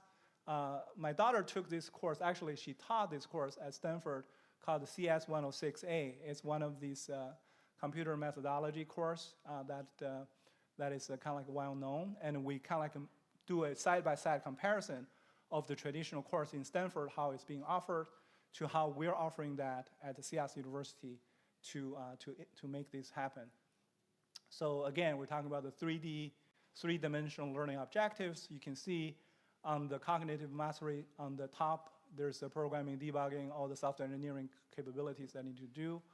And similarly with the AI collaboration, working with AI tools, this Copilot, Cloud Code, Cursor, Codex, and those type of capabilities they're going to use to do their work. And on the metacognitive growth side, they're going to learn about learning, reflection, self-regulation, ethical and awareness, and all that type of stuff. And you can see this comparison between the traditional lecture and our Socratic agent, which Dr. Hu is going to show you. So in the before class part of it, the student basically are taking this, using this almost seems like an interactive textbook, which you can ask questions against it. So when Dr. Hu is going to show you that, so basically the student can really look at that as if listening to the best professor from Harvard or Stanford, and getting much better experience, much better learning experience, as well as learning efficacy, because it's customized to each student, and you can chat with the agent on the fly and so on. And so this new knowledge transfer model can be done both before the class, or it can be done after the class also as a review session. So if you go to a lecture that you didn't fully understand, the same agent can be used as a review agent for the student to learn. So these are both capable. And the core part of it, what we call the during the class. So this is what we call the project as a master apprentice workshops. So basically what they are going to do is that they're going to be assigned with real world software project that they're going to be work on it, and they will be using the AI tools to work on them, not with their bare hand or the biological brain. They're going to engage with this AI agent and AI tools in order to deliver the 10 times productivity that is being demanded right now by the industry, right? Because the industry does not expect the student to be only deliver in the previous like junior stage. They want some student to be master's engineers at the beginning, day one, and delivering the type of like entrepreneurial type of productivities. And you can only do that with the help of these AI tools, which the AI tools are more and more capable by the day. And there are two types of tools during this workshop period. One is what we call the agentic tools. The other one is called agentic assistant. The tools are specifically to deliver a certain function. You can think about it as a task-specific agent. That some of them just do programming, some of them just do requirement gathering, someone just do the QA, someone just only do like documentation and so on. So the student will use that as part of their, kind of like arsenal, just like they're using Excel or using their current IDE today. On the other hand, they also have the agentic assistant, which help them to connect the project with their knowledge. So this way, the agent can answer questions and then can actually also ask them questions. So this becomes their kind of like a day-to-day. They can use ChatGPT to do that, but they have a much better experience using our agent, because our agent have all the context already entered, so that a student, when they are being challenged and so on, they can get much better and accurate answers and save a lot of the hallucination problems that typically you see with ChatGPT. And I'm not going to go into the details of why this works and so on, but this is like a typical conversation between the agentic assistant with the student. So you can see this is the type of scenarios that you can encounter and how the AI agent can help the student immediately. And every case is deliver the type of coaching capabilities that right now only you can get it from your master or a coach. And the role of the lecturer or the faculty has changed dramatically. So traditionally, the faculty is a lecturer or reciting of information. But now, if you see their allocation of time, their primary goal is the master orchestrator and job coach, so that they can help the student to establish the context and also creating these connection opportunities for the student with their work and with their contacts, and also focusing on the professional judgment and strategic thinking, instead of spend all their time reciting previously known knowledge. And after class, this is where we're talking about the reflection and after action review. You can see there are these 4-step process: record experience, analyze the process, extract insight, and plan forward. So that means that in terms of the future of assessment or exams, we're actually looking at two things. In the past, we're only looking at outcomes or the artifact. But in this model, again, Dr. Hu's, we're going to demo the agent. You're not only getting the outcome or the result of the assignment or the project, but also you see the process very much in hand, because the process is actually in terms of learning, the process is more important than the outcome. You still want to assess the outcome because the outcome is evidence-based and can help you to make summative type of decisions. But from a formative point of view, the process, where you made a mistake, how did you correct the mistake? How did you get help? Who did you ask for help? What type of questions did you ask AI? How do you figure out? So these type of process questions is actually super important, and you can only do that with agent. There's no professor can have this type of patience or the time to do this kind of like shot-by-shot analysis and coaching with you. So this is the core. This is kind of like a review of this whole thing. So these are the learning objectives that the students are encountered with. These are the syllabus in terms of what they are doing. We actually shortened that to a 6-week test. And so this is the process, the before class, during class, and after class. The summary is the kind of like why this AI plus X transform learning. So these are the key, I would say, benefit using this example. So there are 6 of them that we say this is a personalized knowledge transfer. It's much more efficient. Second one is 10 to 20 times productivity gain, because when the students are using these AI tools, whether they are translating English text or whether they're coding, they're getting a boom of productivity gain immediately without doing anything more, just by using the capabilities. They are much more magnified in terms of capability. And the third is the real-world portfolio artifacts, so that can help them to relate to their real job employability thing. And also, it's a metacognitive development, because that is a pillar that all the students will need. And number 5 is that we're turning the traditional lecturer to lecture hall type of experience into a master to apprentice mentorship model.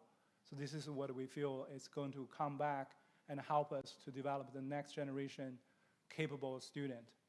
And then these are the future-ready skills, because the skills they're going to use in their class are exactly the same skills they're going to be employed when they're going to workforce. Because if you go to workforce today without knowing how to use AI for your field, you're immediately out of a job. So now we're going to, I want to summarize a little bit our CS University joint program with Sean's support. We started to work on it from this April and June. We have the first pilot with about 1,000 students. And then in June, July, we have developed the faculty training for a very intensive 3-week training program to turn 1,200 faculty members to make them AI plus X ready, so that they can teach these type of courses, develop their own syllabus, develop all the agent for their class, and also manage the agent and so on. And then this fall, we actually did a full launch, right? So with Sean's decision, and basically he asked every faculty member to use the AI plus X program for all across the 35,000 students on campus. Although we're still getting very mixed results, a lot of the teachers are still not buying into that yet, right? They're still very hesitant, and a lot of times they say, oh, what if the exams doesn't allow students to bring their computer or phone to take the exams, like for example, some of these summative exams. But we say, if you don't, then, I would say, fuck with the exams. Is that something that is really useful for your course? Even you pass the exam, but if you don't know how to deal with the real world, how good is that exam and how good is that certificate? So this is a very kind of like crowded slide, but this is some of the testimonials that you can see. This is more from the student side, what the student get out of this type of stuff. And this is from the faculty side. You can see these are the type of benefit for the faculties. And the faculties get instant expert knowledge from their AI assistant and their tools, and they got rapid course innovation. With the help with those AI, they can design their experience much faster, they can build cross-disciplinary mastery. A lot of faculties are only specialized in their own field, but we need cross-disciplinary type of capabilities. The AI with their AI, the faculty with their AI help actually can do that. And I can do a testimony for myself. I just got my PhD in August this year, after 6 years. So, and in the last 2 years, especially during my final dissertation, and also building my own agents and so forth, and I employ AI tremendously. Without AI, I couldn't get the type of expert knowledge and also the advice because I'm a part-time PhD student. I have to work remotely, and my professor is very busy. He only meet me every once a quarter. So for me, without the AI, I couldn't have finished my PhD degree. And I think that is the future for this type of. And so again, here are the comprehensive value for the AI Plus X program. So for the student, it's the future competitiveness. For the faculties, it's the faculty professional development. For the institution, you got a major reputation enhancement. And also, I didn't mention that it's going to make it very sustainable from a financial point of view. Because the way that we develop the program, we feel like you can make a lot of money by employing this model because of the output that the student can do during their class project, especially for a senior student or junior student. It's going to be industry ready. Like, for example, the coding, the marketing capabilities, the translation, or building all kind of arts and civil engineering type of stuff. The outcome from this project are immediately ready to be, because again, if you look at most of the software programmers, they don't know how to use these advanced AI tools to get those productivity yet. Okay, so here is the why part of it for all of you. Hopefully you can join the prestige. And we are building a franchise model where we are building pilot and regional hubs and alliance node for our partners. And hopefully, if you are interested, talk to me or talk to Dr. Hu. We can engage and see how we can help you to make your school a AI Plus X ready school within 6 months. And there's the institution. So where we provide institutional transformation. We provide faculty development. We also provide the AI Plus X toolkit that get you ready to roll. And that's the final vision. And actually, I have another song, but I probably don't want to play right now. It's a Korean song, but without the text, it's probably not going to show very well. All these sounds are actually generated by this tool called Suno. Anyway, they're pretty good, especially you can see the lyric and so forth. Yeah. Okay, thank you very much. Do you want to hear? Yeah, of course. Okay.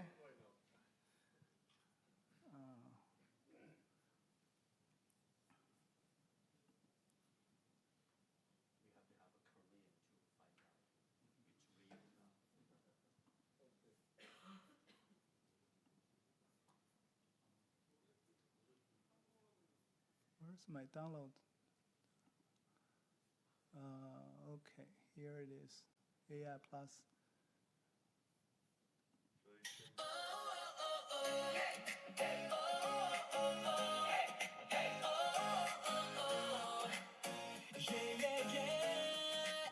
From every campus light is so a new world starts to shine.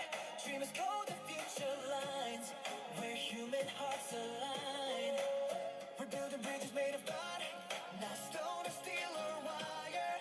AI and X together we rise. Together we inspire. 서울의 불빛 아래 세상이 열려. 꿈꾸는 이들 코드 속에 미래가 펼쳐져. 마음과 마음이 이어주는 달이 생각으로 세워. AI와 X 함께 오르며 함께 타올라. AI plus X. That's good enough. I want to echo a little bit what Richard talked about because it's really a program we've been using and for our university. We, of course, as we all presidents, we talk about AI a lot. How AI really benefit, how AI really can use for students and faculty. This is a big debate.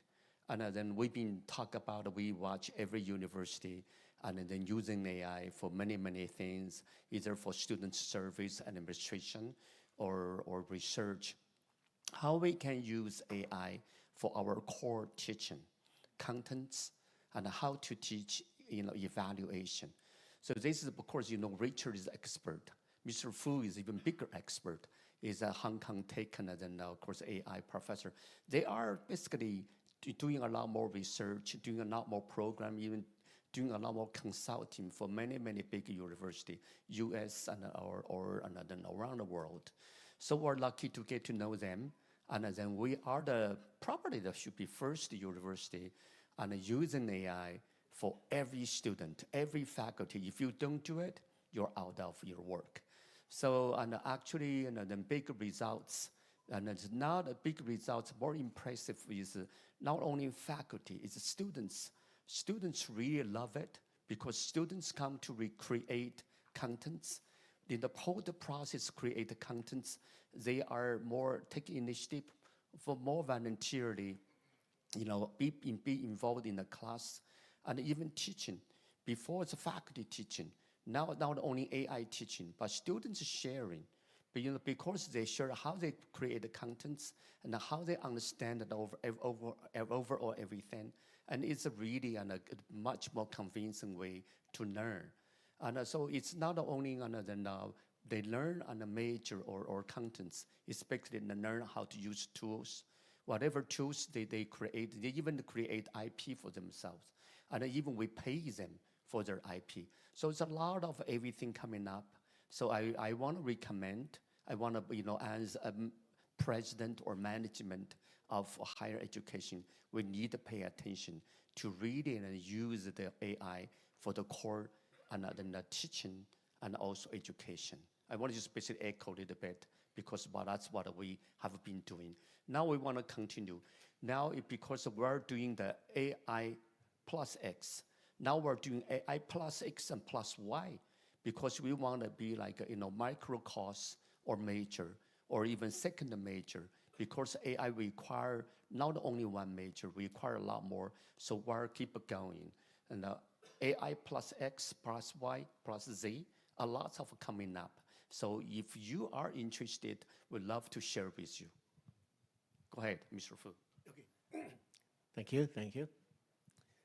Okay, go to the next PowerPoint.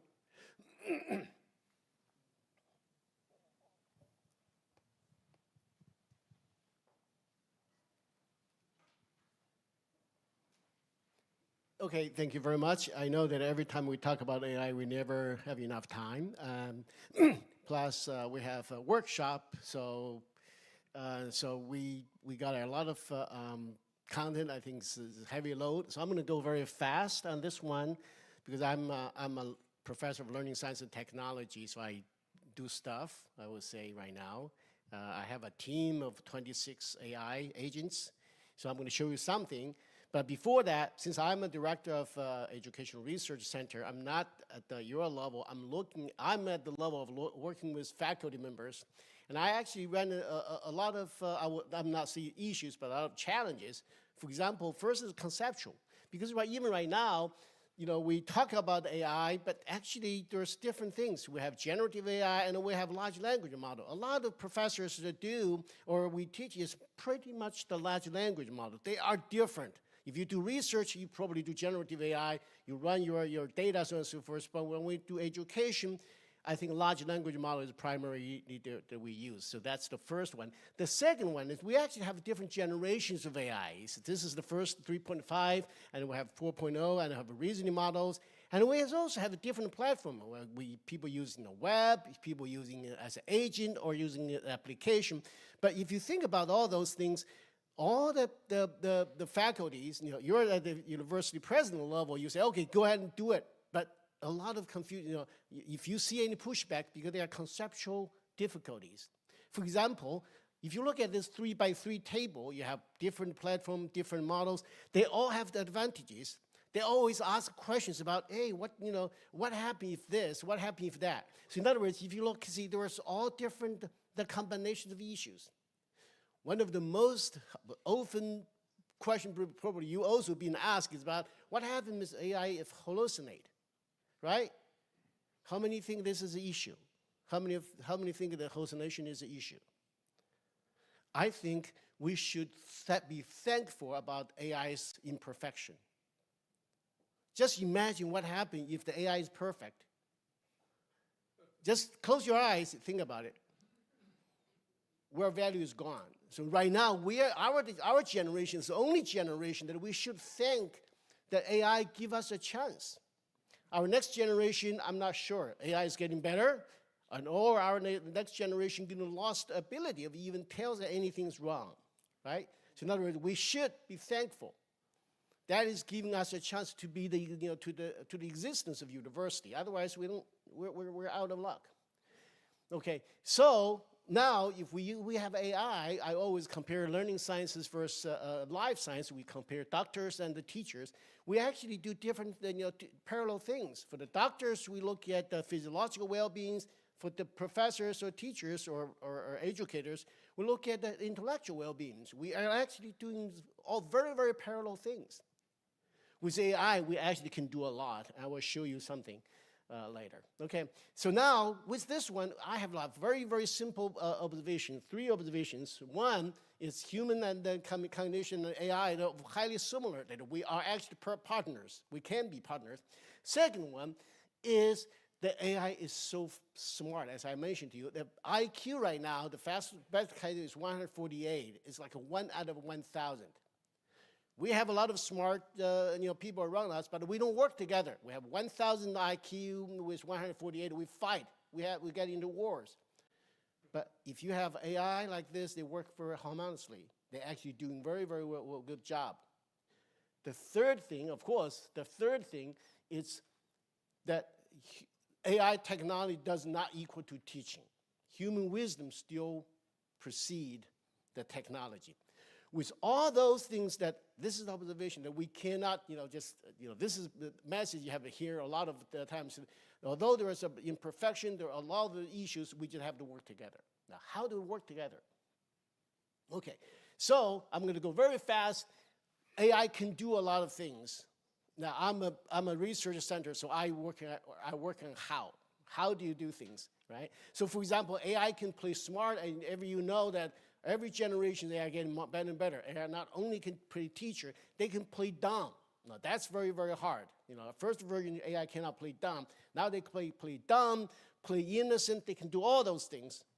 They teach. They actually, you can say, okay, I want to use the APA, like learning principles.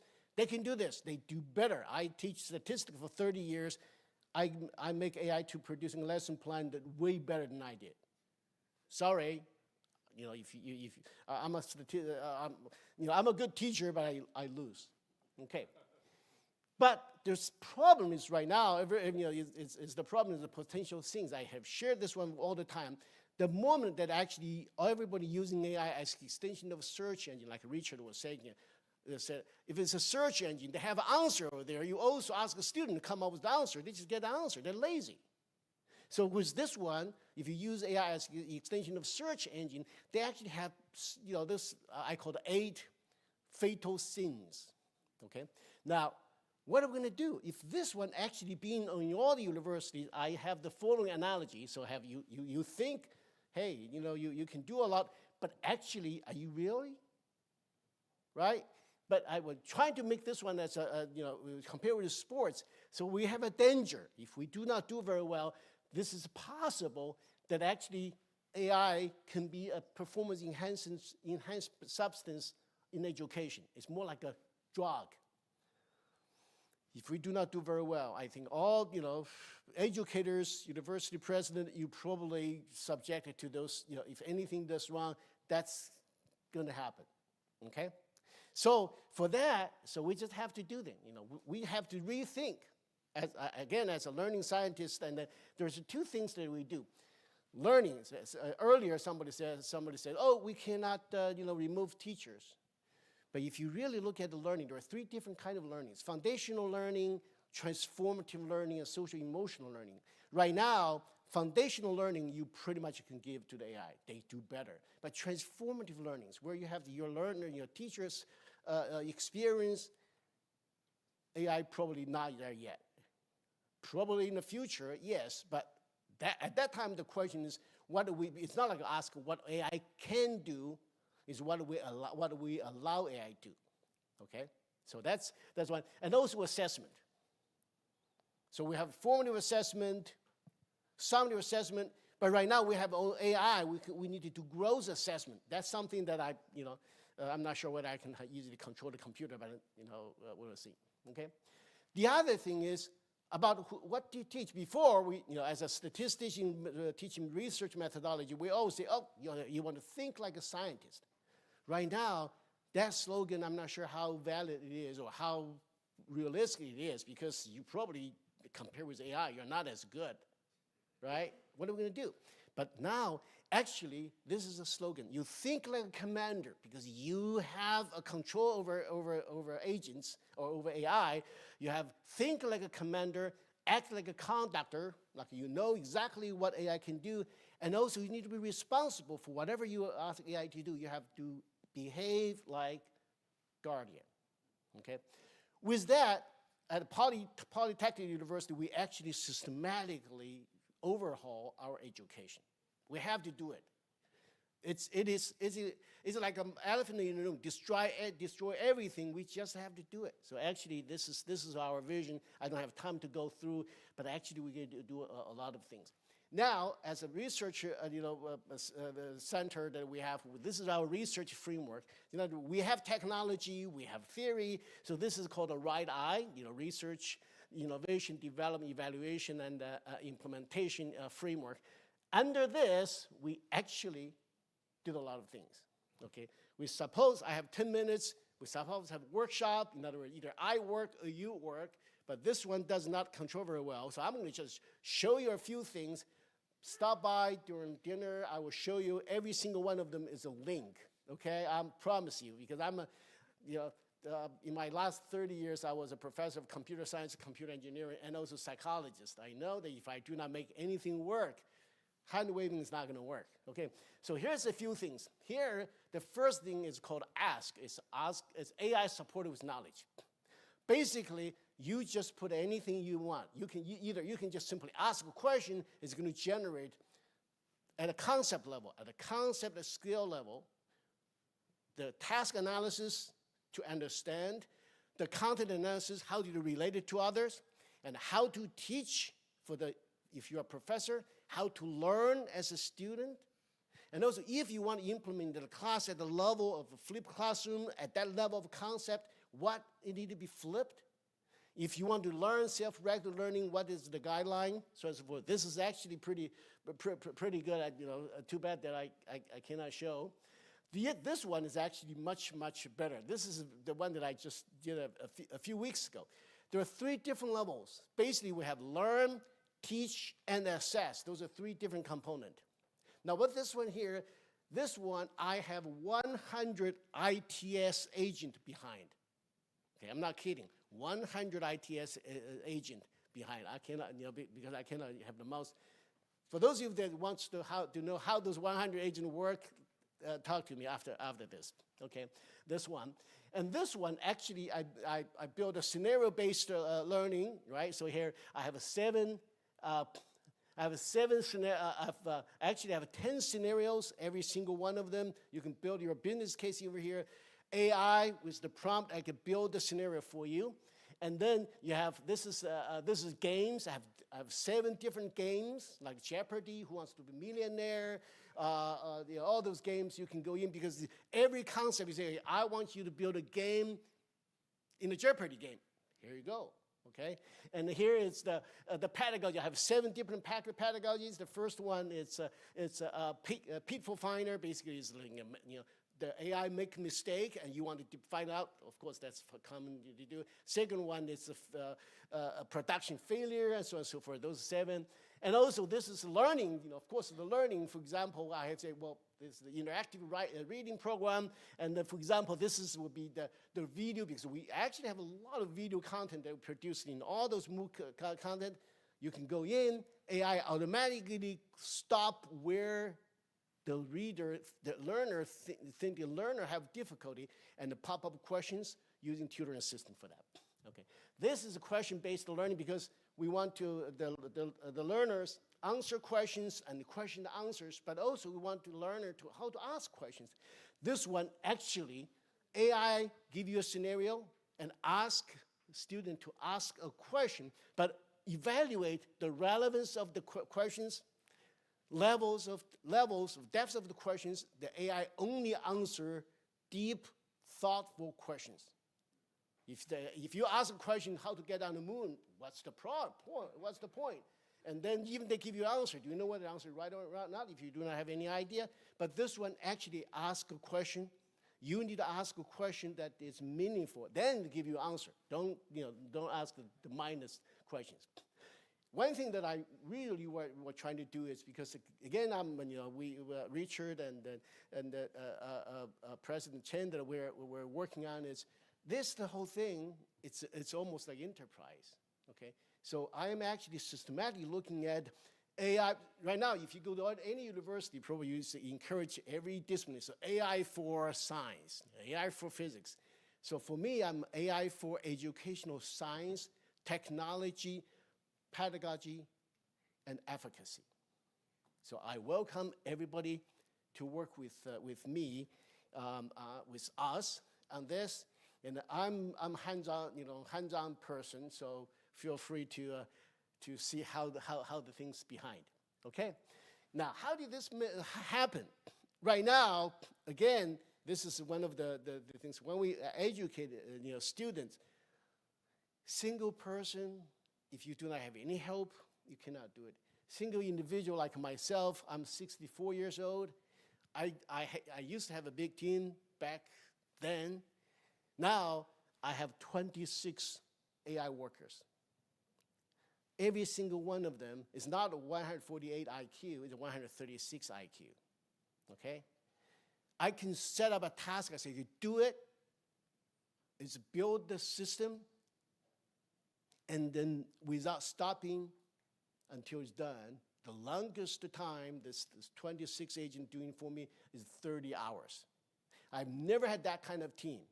Okay, now just imagine all your students, your graduate students in the future can employ 26 or 260 AI agents and does things.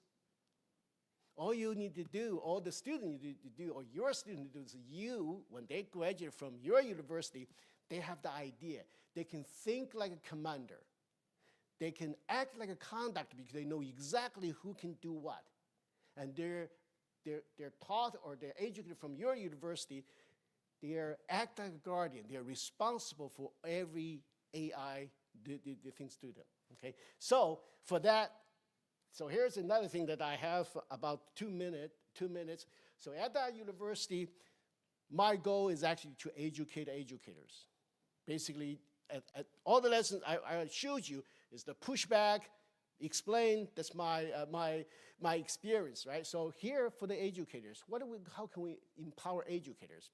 So I was able to do the following. So I would say, here I have 9 different, I call the competencies that educators that actually can function in the university. Okay? Now, since I do this one, I also build the courses. Remember, I build the content, right? I build a foundational knowledge. I was able to do the following. For every single one, I define them. I have different level, and every single one. So now, if you want to see this, I will show you this. Feel free to adapt it to your own institution. That talk to Richard, and then we do. And then all those things, for example, this is application that you actually do this one, and you can go in and also teach you at the from the perspective of competencies or from perspective curriculum, and you can do that. So with that, I think we can make it happen. Okay, so now that it's we have 1 minute. I do think that I'm going to finish on time. Okay.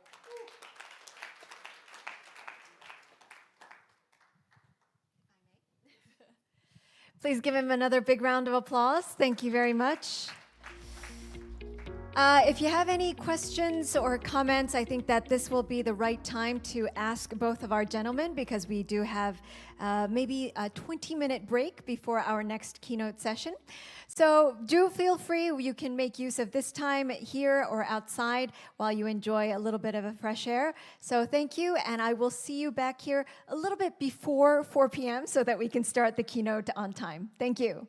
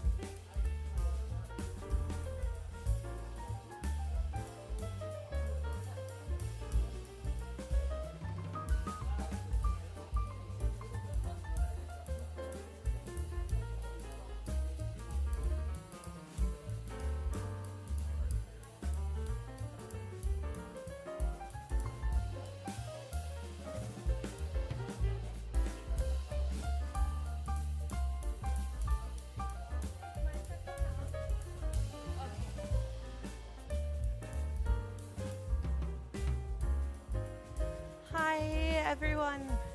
Sorry to interrupt coffee time. I just wanted to make an announcement. At 4, we have the keynote speech, but it says that the next sessions will start at 4 as well. So we will move the next sessions to 4:15. Everybody's okay? So it says keynote 4 to 4:15. After the keynote, the other sessions will start. Okay, so thank you so much. Okay, and then I will make another announcement after the keynote that there is a session of or if you would like to do that.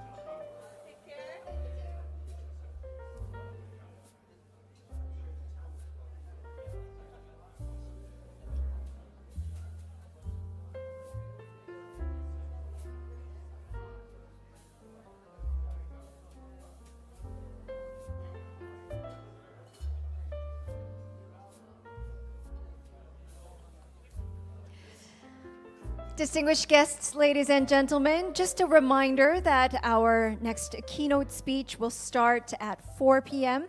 So if you're still outside enjoying coffee, we urge you or we ask you to bring the coffee inside and to take your seats. We have about 5 minutes to go, and we'll see you in just a few minutes. Thank you.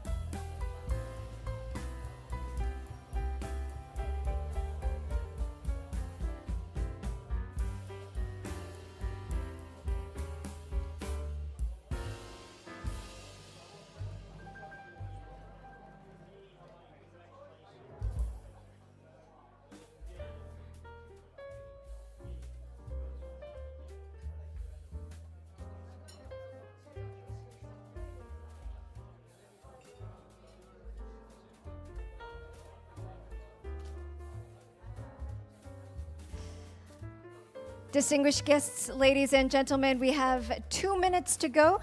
So we kindly ask you to please enter once again and to take your seat. We will start off all together with the keynote and then move on to our respective sessions, session -2-1 and 2-2. Once again, if you're still outside getting coffee, we ask you to join us with your coffee inside the hall. And we will start off with our next keynote. Thank you.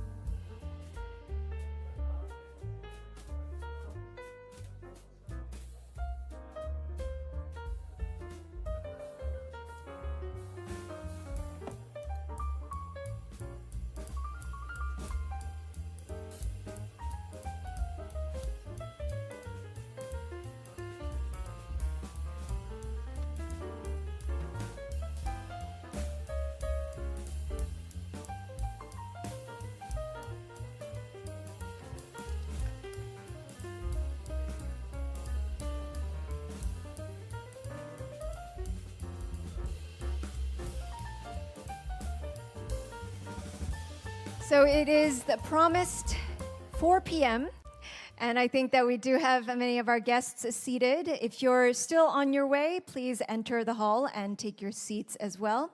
So thank you for joining us. I hope you enjoyed the short coffee break. We will resume with our keynote speech. And we have the honor of having His Excellency Minister Sayasat Nurbek, the Minister of Science and Higher Education of the Republic of Kazakhstan, who will deliver a keynote speech on policy leadership for innovation and inclusion in the AI era. With that, ladies and gentlemen, please welcome His Excellency with a big round of applause.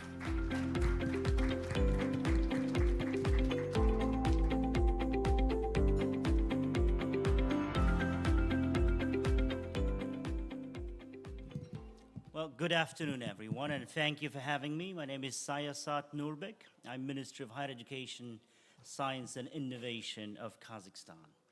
So what we're trying to do in Kazakhstan, it might be quite interesting. It's an interesting case of trying to harness the power of AI, trying to think bold, trying to experiment, and being conservative, and higher education specifically is a very conservative area. So what we're trying to do is we're trying to think out of the box, basically, right? So there's a good Kazakh proverb: if time is a fox, you have to become a great hound to catch it. So we're trying to become a great hounds. So one of the great promises the AI is now declaring that the great promise of AI is to bring education opportunities to as many people as possible. There are 8,252,000,000+ people living on this planet as we speak. And unfortunately, only 264 million of them have proper full-time access or currently full-time students of higher education institutions. So all of us, and I presume most of us have higher education diplomas, are members of these closed elite club. And once we get out of here, we'll be like, I'm a platinum membership club member. So Kazakhstan is trying to catch free winds, as we say, free big drives, trends, powers that are now affecting higher education. One, you know, the traditional academic mobility centers, Your Excellencies, are in turmoil. Countries in North America, UK, Europe, Australia, the big conventional academic mobility centers now experiencing certain problems. There are Make America Great Again type of stories. There are visa, migration issues. There are changing policies. Canada lost 55% of their international students in the last 2 years. We've heard about big mergers, Kentwich merger, Super University, University of Kent and Greenwich had to merge in order to survive because British government, would restrict their visas and quotas and all that kind of story. So countries like Kazakhstan, Korea, have some bold ambitions now. Hey, we want and can use this window of opportunity to position ourselves as new or alternative academic hubs. Korean government has a very ambitious goal, 300K by 2027. They want to attract 300,000 international students by 2027. Second big force is demographics. Our region, we're right in the middle of this great continent, this great region called Greater Eurasia. That's where the demographic growth is happening, not Southeast Asia anymore, and South Korea is a good example or bad example of that demographic decline. Japan has been aging for decades. China, this year, Gaokao, students taking Gaokao, Chinese national exam, that 20% less students compared to previous years, which is really huge downturn. So the Chinese government is quite perplexed, and it happened much faster than they expected. Thailand experiencing same problems. So now there are more babies born in this particular region than anywhere, well, after Africa, but with much lower child mortality rate and much higher overall lifetime expectancy. So Kazakhstan, 500,000 babies annually. Uzbekistan, almost 1 million babies annually.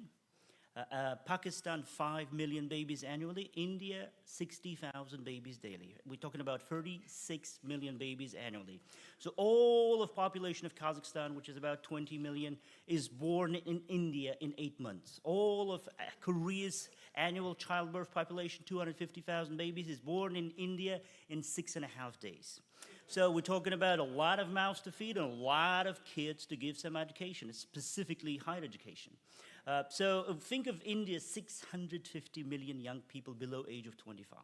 And overall, a population of this region is over 2 billion people, and over more than half of them, over 1 billion young people below age of 25.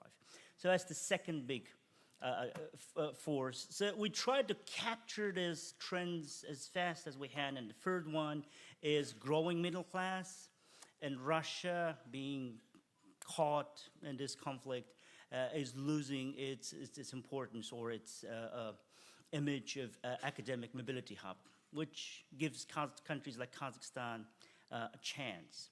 So we worked really, really hard, Your Excellencies, to bring some really good universities to Kazakhstan. And in 3.5 years, we were able to partner with 40 solid research-intensive universities. For your convenience, we've given you some handouts to show you this map, as we call it. And they call me a preacher back in Kazakhstan, because I carry these maps everywhere. Have you found Jesus? And so, save the Amazon forest, but this is something to give you a physical appearance, a physical vision of what's happening. And we had some really great schools, great colleges to come to Kazakhstan for the very first time in their lives. They have overseas campus. Take Cardiff University, 150 years, first ever branch campus in Kazakhstan. Colorado School of Mines, really great mining school, first ever branch campus in Kazakhstan. And we have this really great connection since we are in Korea. I'll give you a couple of examples of great Korean universities making this bold move, coming to this center of new education market and this huge, vast continent of Eurasia with over 1 billion of young people, quite talented, pretty decent, relevantly level of education. Seoul Tech, we had a very interesting story. I'm very limited on time. There's a great storytelling to this great partnership. So we launched School of Artificial Intelligence, Cybersecurity in Kızılorda, one of these great Korean heroes. And we have very strong historic link. Back in Stalin years, 150,000 Koreans were displaced, were relocated from what is now North Korea, border of North Korea, to Kazakhstan. And we still have one of these largest ethnic groups of Koreans living in Kazakhstan. So we have this direct link with Korea. Wusong. So this is the example of Seoul Tech. Can we go back? Yes. Is no big investments in infrastructure. So Seoul Tech is hosted by one of local public university. But we provide full government support. We issue special government decree. Land, if they want to build a campus, is given as a grant. We exempt those partners from all the taxes, duties, and levies. We issue government decree to give full autonomy and flexibility. And on top of everything, we give public scholarships to sustain their financial models, to make sure these branch campuses take root, and their financial models are sustainable. So in case of Seoul Tech, local public university serves as host institution, providing full infrastructure and administrative support. And we give about 100 scholarships, public scholarships every year. Wusong University is a private Korean university, which is another good model, a different model. It's a full-time campus. So we've given them the biggest plot right in a downtown area. It's the same plot if would be Lotte Hotel. Just, you have the city hall, you have Lotte Hotel, and there was 2 hectares of land, an unfinished hotel building, actually. So we remodeled it according to Wusong University needs. We have recruited about 108 students, our first batch. Wusong was so generous and helpful. They brought 80 students from their Korean campus for a whole semester as an academic exchange to support our first batch, create language environment. And in why this particular region, Turkestan, there are more babies born in that particular region than in all of Korea. So the beauty, you would appreciate how much effort we made to create the best possible top-class infrastructure for Wusong to make it a very successful institution. Here is how it looks like in the night, the building, the campus.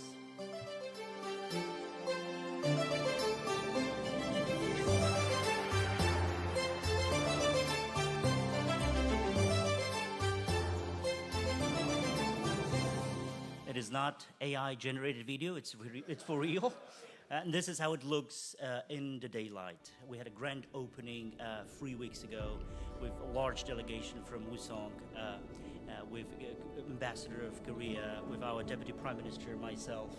It was really a beautiful opening, fully equipped, cybersecurity, data science, AI, machine learning, free bachelor programs.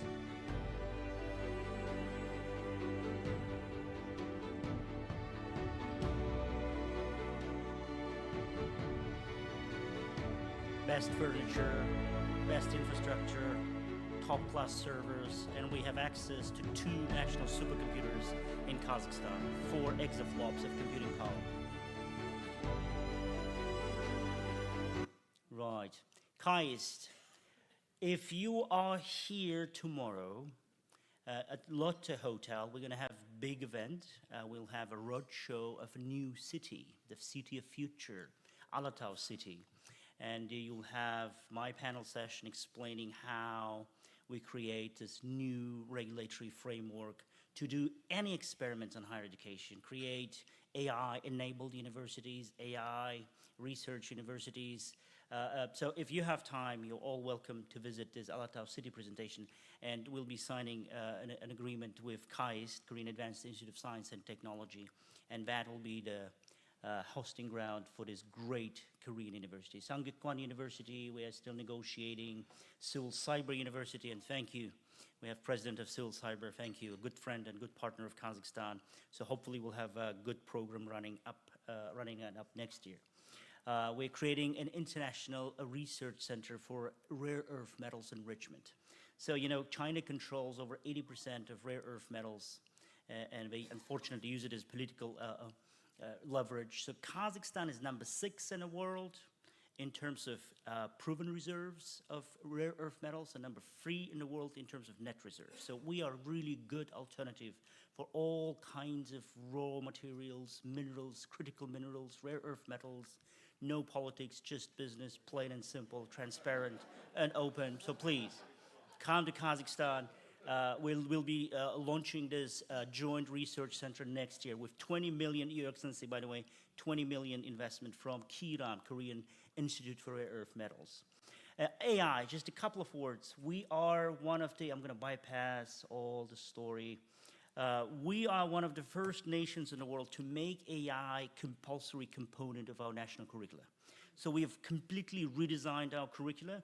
Starting from this year, all college-level students in Kazakhstan have to take AI courses, not just any AI courses. We have crafted specific best courses available on generative AI, large language models. We call it BG-AG courses, before generative AI, after generative AI, BG-AG. So AG courses, because you could do a lot of courses on machine learning, BG, but then there's a whole new wave of these advanced LLMs, large language models, generative AI, so AG courses in partnership with NVIDIA, Huawei, Google, Microsoft. And out of 650,000 undergraduate students we have in Kazakhstan at the moment, 544,000 already certificated, have certificates in advanced AI. And we don't stop there. It's a 4-stage program called iSana. AI, Sana means mind, AI mind. So we train all students for free. They get certificates. Stage 2, we select 100K best and motivated and most ambitious. And they go on a special training designed for us by Paul Kim, a very famous professor at Stanford University. It's called AI Entrepreneurship, very specific course. It gives you a framework to identify business niches where AI can add or create value. Because not in any fields AI can actually create, there are some prerequisites. And equipped with these basic AI skills, this framework to build startups, we want to create huge funnel out of our higher education system. So every student will have a chance to build their own AI startup. We give them computing power. We have 4 supercomputers at 4 of our national universities, and we call this program How to Train Your Dragon. Each step has its own name. First, from zero to hero. You knew nothing about AI, now you become AI hero. Then you need a dragon, you need to build your own algorithm, AI agent. You need some computing power. Here's how to train your dragon. And then on stage 3 and 4, we give you money. We give seed funding to all selected startup teams, so anyone can build their AI startup. And we want to capture these 3 big demands. 1, huge AI talent deficit by training hundreds of thousands of students. 2, venture capital hunger for AI startups. Now, you do anything AI, they give you money, just in case. Venture capital is just this hype story. AI toilets, just money, you know. Welcome back, sir. Welcome back, sir. So these are types of certificates, series, really good certificates we do. Here's some of these AI agents built by our students. Miracles happen. Once you give them some AI skills, you give them some computing power, some money, they started creating this great AI startups. I'll give you just 2 examples. This one was built by our students. It's AI proctoring tool. So we have national testing, like Gaokao. A lot of cheating, unfortunately. 16 points on your body, and this relentless eye would watch every single move. He tries to use the phone, back, signal, inspector, please go out. He goes to court, everything is recorded. Your Honor, rest my case. So it's really interesting to see we have some digital avatars, so all kinds of AI agents. And you have seen the latest demo day by Sam Altman. They're now creating a marketplace for AI agents. So my last message would be, we are standing on the brink of quite radical revolution. Everything we know, we interact, the digital apps we use will change. APIs, GUIs, graphical user interfaces will be gone. This new generation, they don't want to do clicking, drop-down menuing, selecting. Everything is outsourced to agents who will be doing this in their stead. So the whole way of interacting with computers and advanced digital platforms is about to change. The more and more interaction will be, you know, there's this course, human-computer interaction, there's human and agent interaction. So it'll be really interesting to see how education might change. And these are the supercomputers we've brought for our Train Your Dragon program. And Venture capital, we are now signing with KVIC, by the way, Korean Venture Investment Corporation, and Saudi Arabian National Technology Development Program, $100 million fund to seed fund these AI startups. And my last announcement, we're now partnered with a company called OpenAI, and they are now investing so much in education. So the very first pilot of new flagship OpenAI ChatGPT education will be done in Kazakhstan. We're launching, we'll be making large announcement in end October. So every student, college level, and faculty member in Kazakhstan will be equipped with his own AI assistant, the Jarvis. Remember that Iron Man movie? Good morning, Mr. Stark. And we'll see, so we made a deal with OpenAI. We'll launch a massive pilot in Kazakhstan, and we'll measure the universities who used, and faculty members and students who used ChatGPT education, that AI-assisted learning, AI-assisted teaching, and traditional universities, and we'll see, did it make any progress? Did we have any increase in performance, academic performance? Have we lost ability of abstract thinking? All kinds of things. There's this really complex measurement system coming with this project. There's so much I wanted to tell to you. You know, we're so excited to have these new opportunities. Maybe, just maybe, this long living dream of any academician to change the millennia-old model of education, face-to-face, frontal, with power of this new great tool. Maybe it's coming. You know, TV and radio and MOOCs, we're not able to change it properly. Maybe now we truly have a chance for the real personalized education experience, personalized teaching. So we're using our national curricula as a testing ground. We're bold to test new ideas. And rationale is very simple. You can wait and see what happens, or you can run and be in the process, fail fast, make a lot of mistakes, but learn and gain that valuable experience. With that, my excellencies, I leave that question.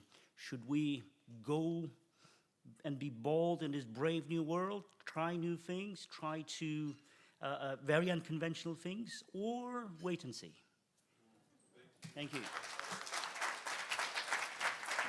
Thank you very much, Your Excellency. It was such an honor, and I think that everyone was very excited about going to Kazakhstan, dropping shop, and then let's all move to Kazakhstan. If you don't have an age limit, I would go back to undergrad school.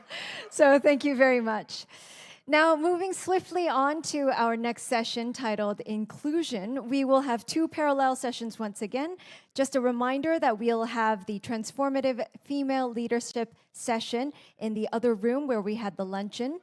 And here we have Driving Inclusive Innovation in Global Education.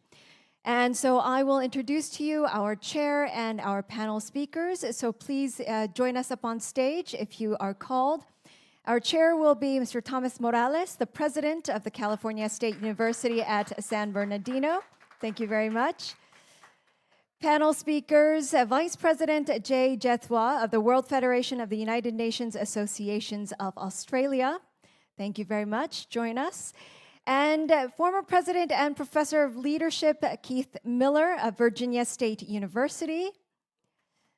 Thank you very much. And President-elect Brent Thomas White at Golden Gate University of the United States. Thank you very much. President Hiroaki Hatayama of J.F. Oberlin University of Japan will join us as a panelist as well. Rector Stephen Morgan of the University of St. Joseph of Macau. Please join us. Thank you very much. And last but not least, President Daniel Aswa Wuba of Millersville University of the USA. So please come to the stage and join us for our session 2-1. And with that, please welcome them with a big round of applause. Thank you, thank you. Appreciate everyone being here. Let me start by having my colleagues introduce themselves, just simply their name and their institution. Why don't we start at the end, Dan? Is it on? My name is Daniel Wuba, and I'm the president of Millersville University. I'm in my 8th year as the president of that institution. Good afternoon. My name is Alvaro Barbosa. I'm in replacement of Professor Stephen Morgan. I think they missed this information in the presentation. But I'm from the University of St. Joseph in Macau. I'm the Vice Rector for Internationalization. Thank you. Thank you for being here. Hello, my name is Hiroaki Hatayama. People call me Henry, just me Henry. I'm from the JF Obani University in Tokyo, in Japanese, Obirin Daigaku. Thank you much. Hi, my name is Brent White. I'm currently the Chief Global Officer at the University of Hawaii at Manoa, and the President-elect at Golden Gate University in San Francisco, where I start in November.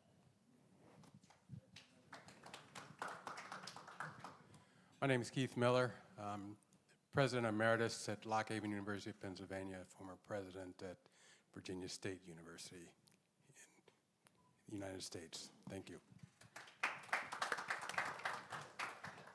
I'm Jay Jethwa from Australia. I am actually wearing a number of hats here. So as far as the institution is concerned, I can say that I represent Australia at the United Nations World Federation. I'm a Supreme Court lawyer in Australia, as well as some of my other things that I do in healthcare, where we develop AI-based healthcare software for the global markets. So those are the three hats that I wear. Excellent. Thank and you. I'm very happy to be here. Thank you. So we are going to we're going to structure this panel, and I thank you all for being here. Our session is Driving Inclusive Innovation in Global Education.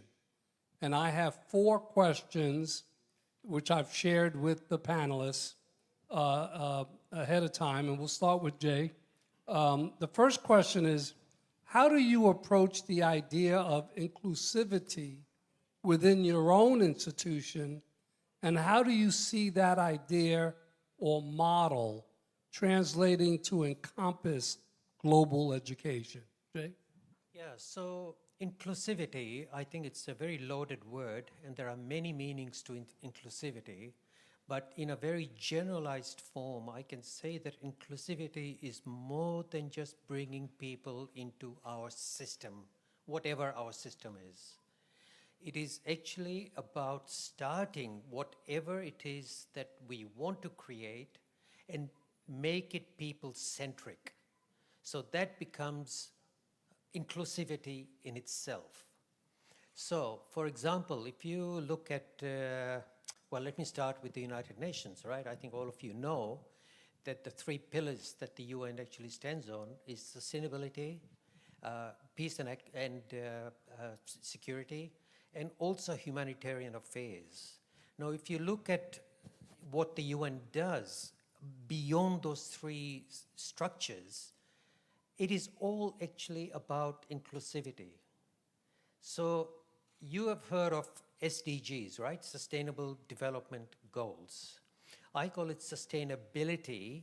They are not actually goals. It's something that we must do now. We don't want to reach that space where we say we've met the goals. So we should actually start all of those goals now, actually. So as far as inclusivity is concerned within the UN system itself, if you look at education, okay, SDG 3 and SDG 4, which actually relate to healthcare and education, it is entirely based on inclusivity. Poverty, you're looking at you know, the poverty is really the number 1, extreme poverty. Again, that is to do with inclusivity. So if you look at the UN, that is what inclusivity means within the UN system. If you look at my healthcare company, it means that we developed software that are people-centric. Doesn't matter if it's a doctor and patients in Melbourne who are using our system, it will apply equally well to, say, a remote area in India, for example, where these technologies can be used. So that becomes inclusivity in itself. So again, as I said, it's a very loaded word and means so many different things in so many different contexts. But generally speaking, that is what inclusivity is. Thank you, thank you. So we're going to go right down the line, and I'll repeat the question. How do you approach the idea of inclusivity within your own institution, and how do you see that idea or model translating to encompass global education? It's a great question, and I really like the way Jay responded, but I'll add a little bit more to that.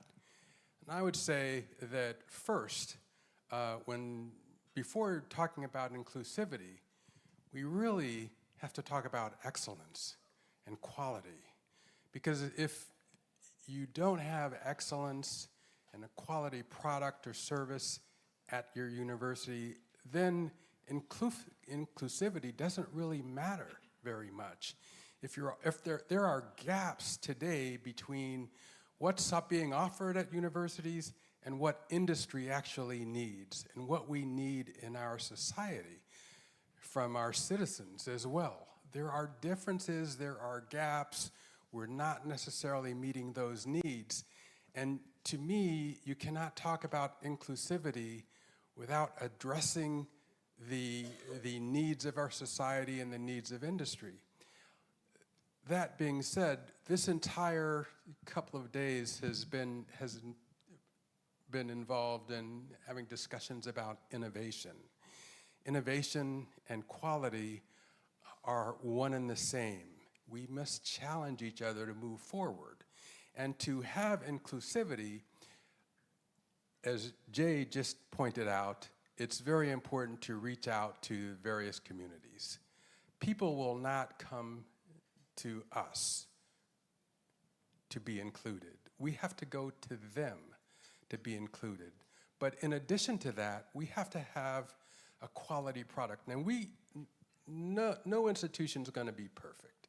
We're not going to, we can certainly chase perfection, but we have no chance of being the perfect institution.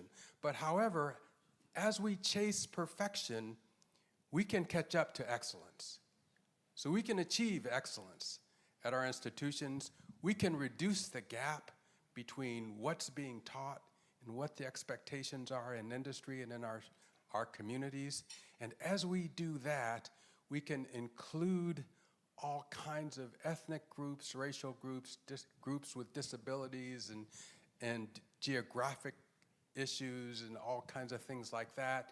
As we do that, we can move our entire society forward because we're all better together. Great. Brett? Yeah, so I think I want to give a little context. So I spent about 18 years at the University of Arizona, where I was the vice president for global affairs. We have a campus in Kazakhstan in Petropavl. And then I spent some time at Golden Gate University as provost, now at the University of Hawaii as chief global officer, and about to go back to Golden Gate University. And so when I think of innovation or access, I think of it in the context of international education, which is what I've devoted the majority of my career to.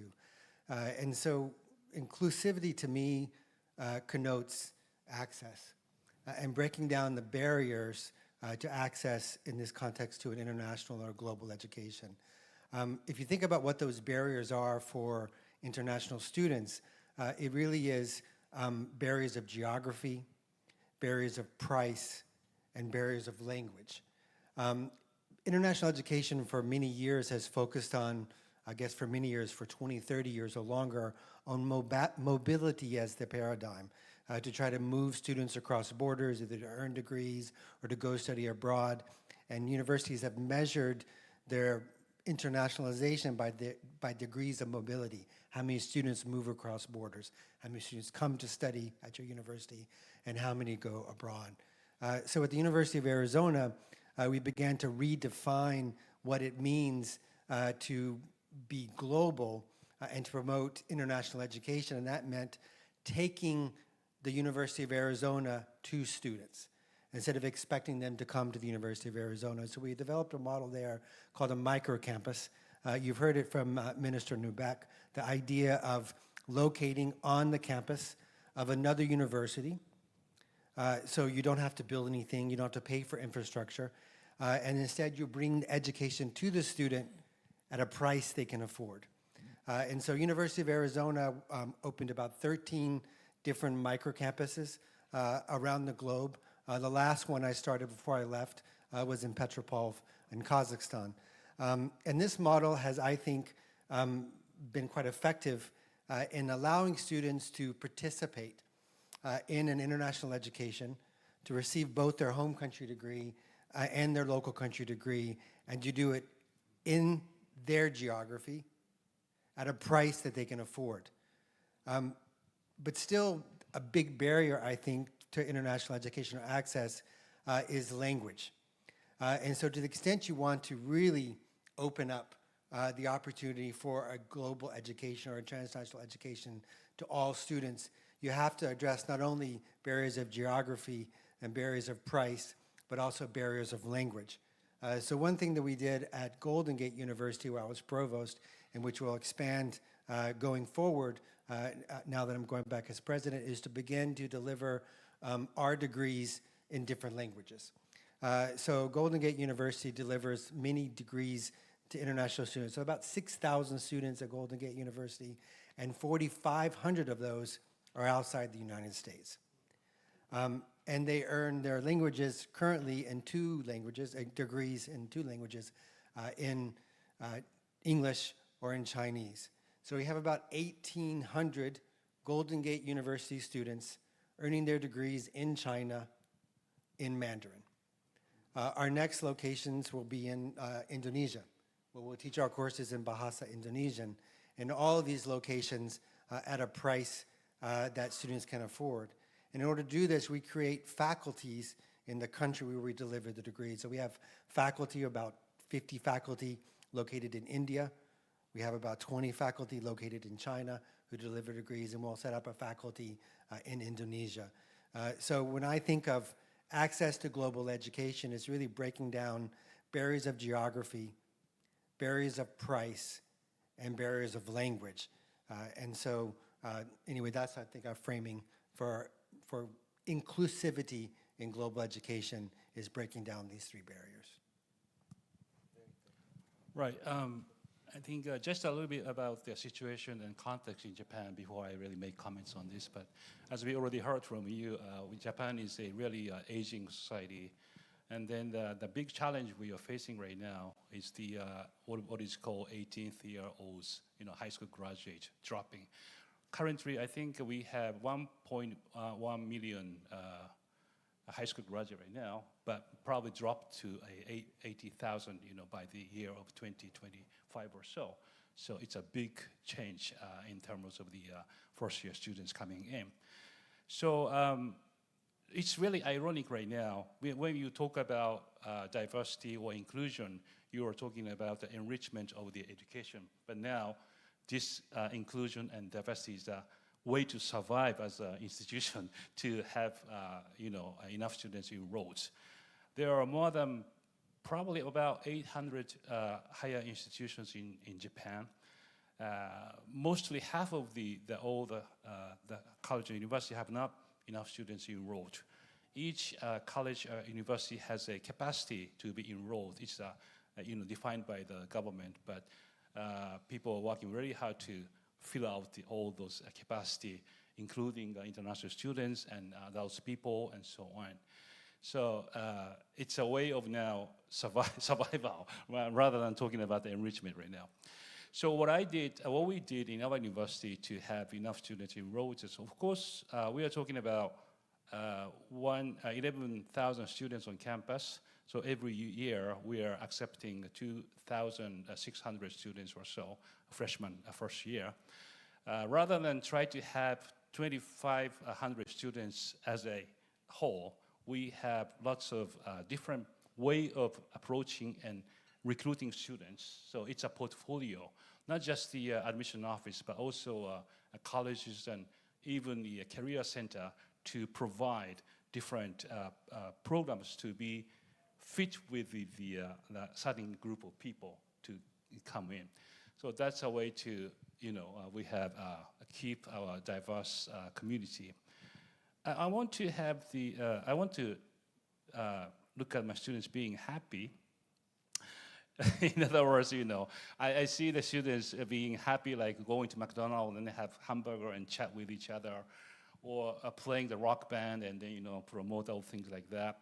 So, of course, AI things to help us to keep the diversity and inclusion is one way to do, but I also want to have them living in a happy life. So that must be the priority to think before using AI things to think like that to make a community. Yeah, that's my first comment. Thank you. Okay, in my case, I come from Macau. So Macau is special administrative region of China, like similar to Hong Kong. And my university is a very internationalized university. It's a university where we have about 50 nationalities on campus. We have half of our students come from abroad. They don't come from Hong Kong, Macau, or mainland China. They are international students, and those are not exchange students, those are degree students. So I think we follow the opposite approach that you did, because when you have 50 nationalities on campus, we cannot teach in all those languages. So we just decided that we use language, the English language, as the platform for studying. So our promotional, let's say, slogan that we use is that in our university, you study in English, you learn Chinese because we offer the opportunity to learn Chinese, and you live in China. You have to decide whether you want to learn Cantonese or Mandarin, but you do learn Chinese and you live in Macau. So I think we follow the same principles. It's just that in our case, as a university that comes from our own country, from China in this case, as an international university, our choice was to choose the English language as the international.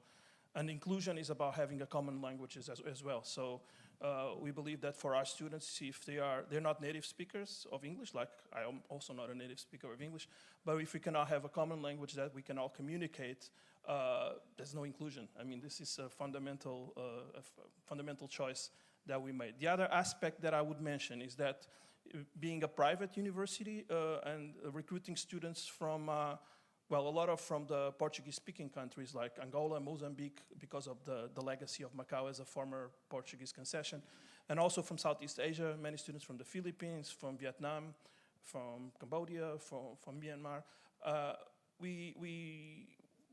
Our tuition is actually not that cheap for many of these countries. So the issue of price and accessibility is an issue. So what we want to accomplish is that no student is stopped from studying at our university for financial reasons. And so besides the scholarship program that is based on merit, we have what we call a fellowship program. And because we are a Catholic university, we have substantial support from the diocese, the local diocese of Macau, from the Catholic Church. And we use that funding to provide fellowship for low-income families. And we have a number of programs. Specifically, I can say, for example, that we've been getting a lot of students from Myanmar over the last few years. We have a hardship fund to support those students. They are effectively war refugees at this moment. They come to study with us, and we have a special program just for those students. And we have another special program for the sons and daughters of domestic helpers, mostly from the Philippines, that work in Macau and Hong Kong. So those are mostly women that are separated from their families. They end up working in Macau and Hong Kong as domestic helpers, and then they are away from their children. Their children stay back in the Philippines with their families, maybe their grandmothers or even their fathers.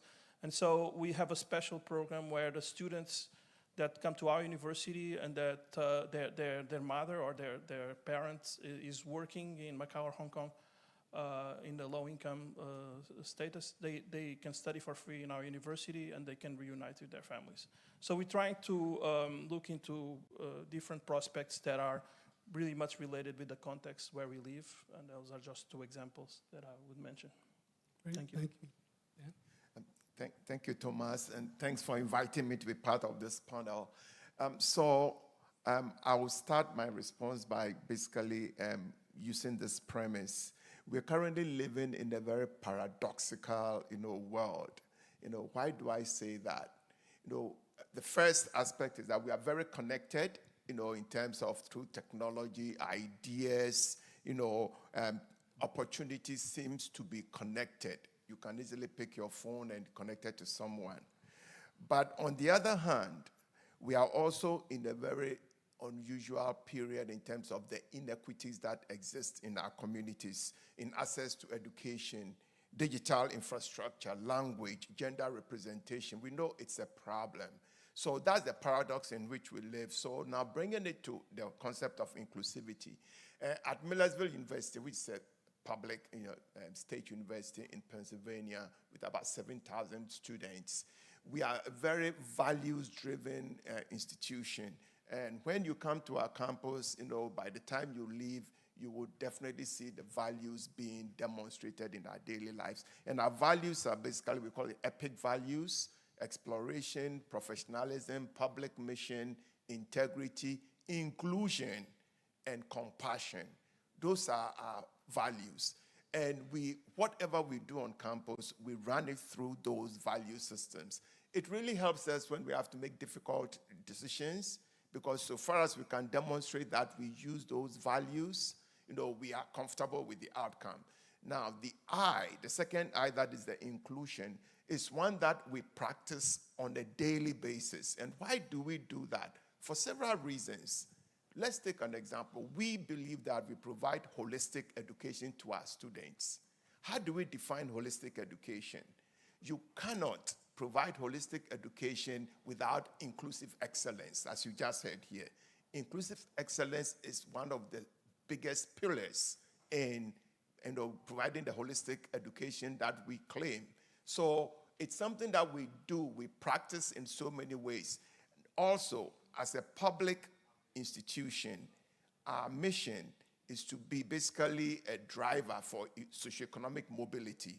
So the students who come to our university expect that we will add value to their lives, meaning they will go back into their communities with skills and provide, tax bases for the economy in which they find themselves.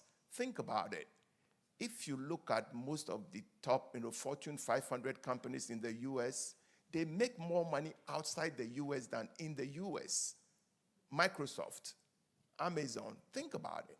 So we believe that for our students to be able to work for these companies, they should understand how the rest of the world works. That is what we mean by inclusivity. We bring students to the campus, that we have a lot of international students. Just this past semester, we brought in about 40 students from one university in China alone. The whole idea here is we want to make sure that by the time our students leave our campus, they are equipped with skills to be able to work at the global level. That is what we define as inclusivity. Thank you. These are outstanding responses.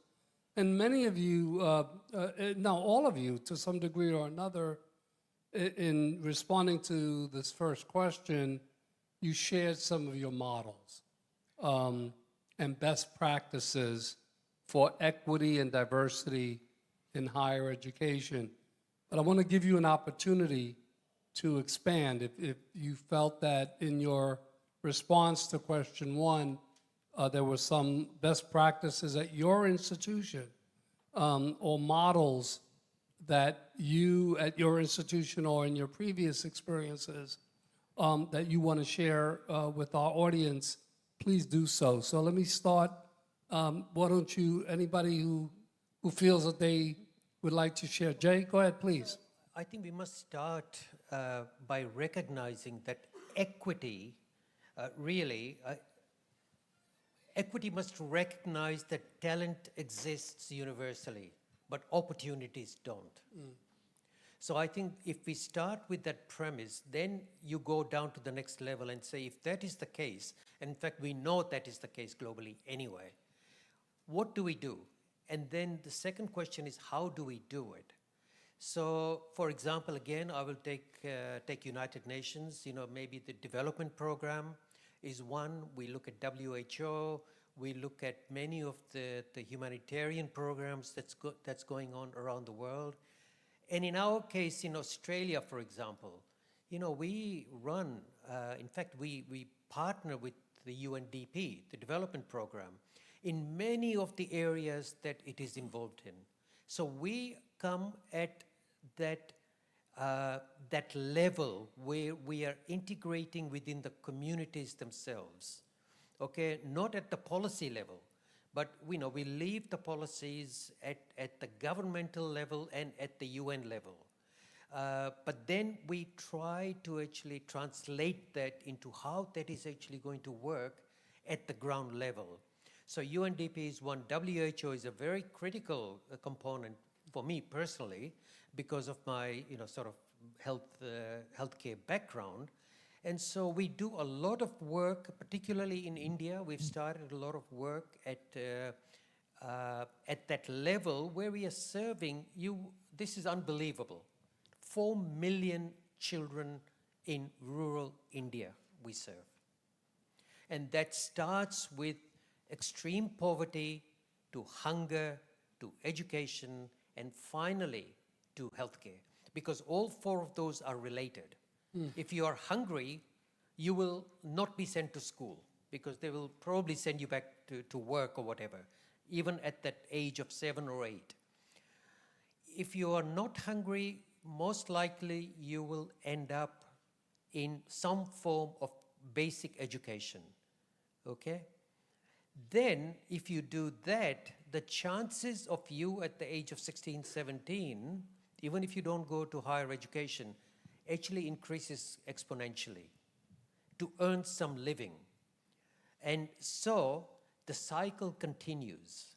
And this is what we are doing at the UNDP, the WHO level, and some of the humanitarian programs that we are running in Australia particularly.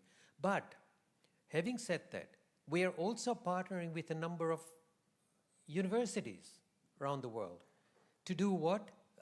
Model United Nations. What is that? It actually carbon copies essentially whatever happens at the UN itself.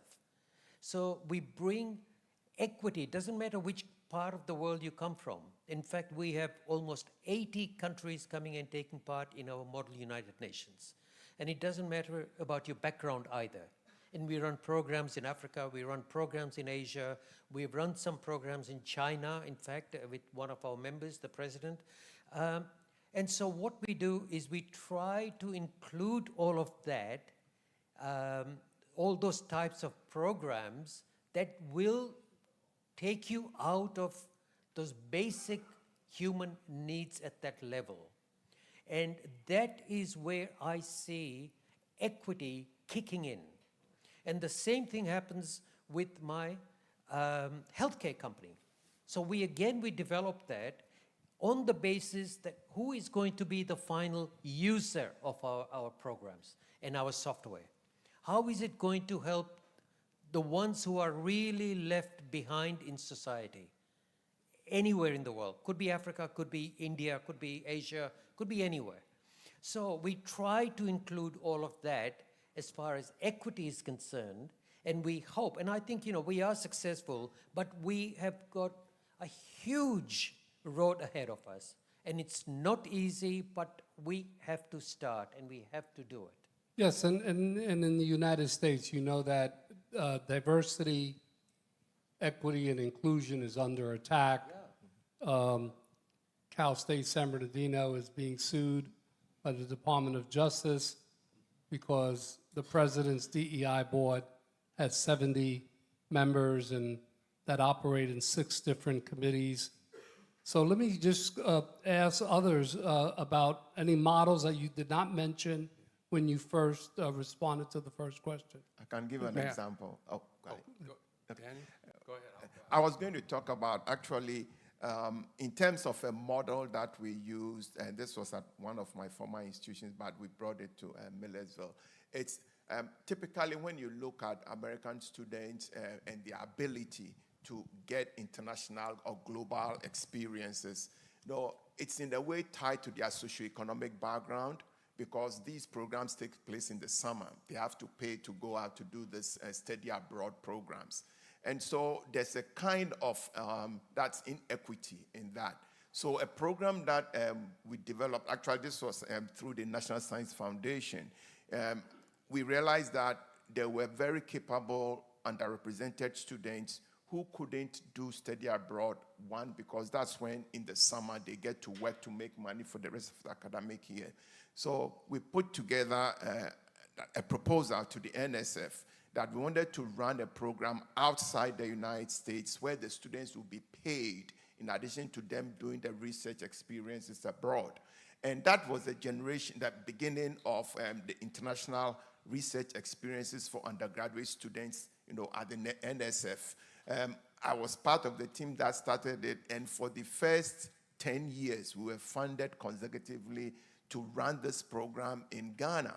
The whole idea was these students who definitely needed and they had the appetite to do international programs that couldn't do that because they couldn't afford it, had to get this opportunity. And the way we set it up was such that these students initially, we paid for everything, airfare, the cost of research, we paid the stipend for the faculty members, but we didn't pay them the first year. And when we came back, students actually came back and said, I wouldn't have gone if I knew I wasn't going to be paid a stipend. So the following year, we included it. Make a long story short, we ran the program for 10 years. We had 118 students go through it. 54 of them got PhDs. As a result, most of them said it's because of that program, because it prepared them. They were more confident after they graduated from JMU or Virginia Tech, and they went on to get their PhDs. There were even non-minority students who we included in the program who, at the end of the day, they didn't have a passport to start with. The program got them the passport. It made a big difference in their lives. That's one model that we used to basically provide that platform for them to get that opportunities. Please. Yeah. That's a great example, Daniel. Like we did something similar, but we weren't fortunate enough to get the funding that you got from NSF. But what we did was recruit students that could not afford to participate in study abroad programs. They could not afford, and many of the students had not been outside of their own hometown, much less go abroad someplace. So what we were able to do was, instead of doing a study abroad type of model for these students, we had a study abroad, and this was in the United States. We had a study abroad program in the United States for our various groups of students. So, for example, we were in a rural area of the state of Wisconsin, and we took students to a rural area and a Native American reservation in New Mexico for them to stay a month with the Native American families and children in the state of New Mexico in the United States, and that was their study abroad. We also took students to New York City from rural Wisconsin, and that was very, very different for our students, and they may as well have been in a different country because that's what it was like for them. And that was another thing that we were able to do for our students. And finally, one more model, one more example, was that as a university president, for about a decade, every new faculty member that I hired participated in a study abroad program that included their significant other for about 10 days, and it was free for them. I paid for all of it, but with that model, all of my faculty participated in study abroad programs, all of them. And after 10 years of doing that, because of their participation in the program, I had an international institution where the culture was purely global and international. That's great. That's a great example. Any other models? Please. One of the successful models we had was the one college for degree-seeking program in 3 different languages, Chinese and Japanese, English. But now we are applying the AI models to do it because, as you said, language barrier is not anymore. You can use the AI stuff to do so.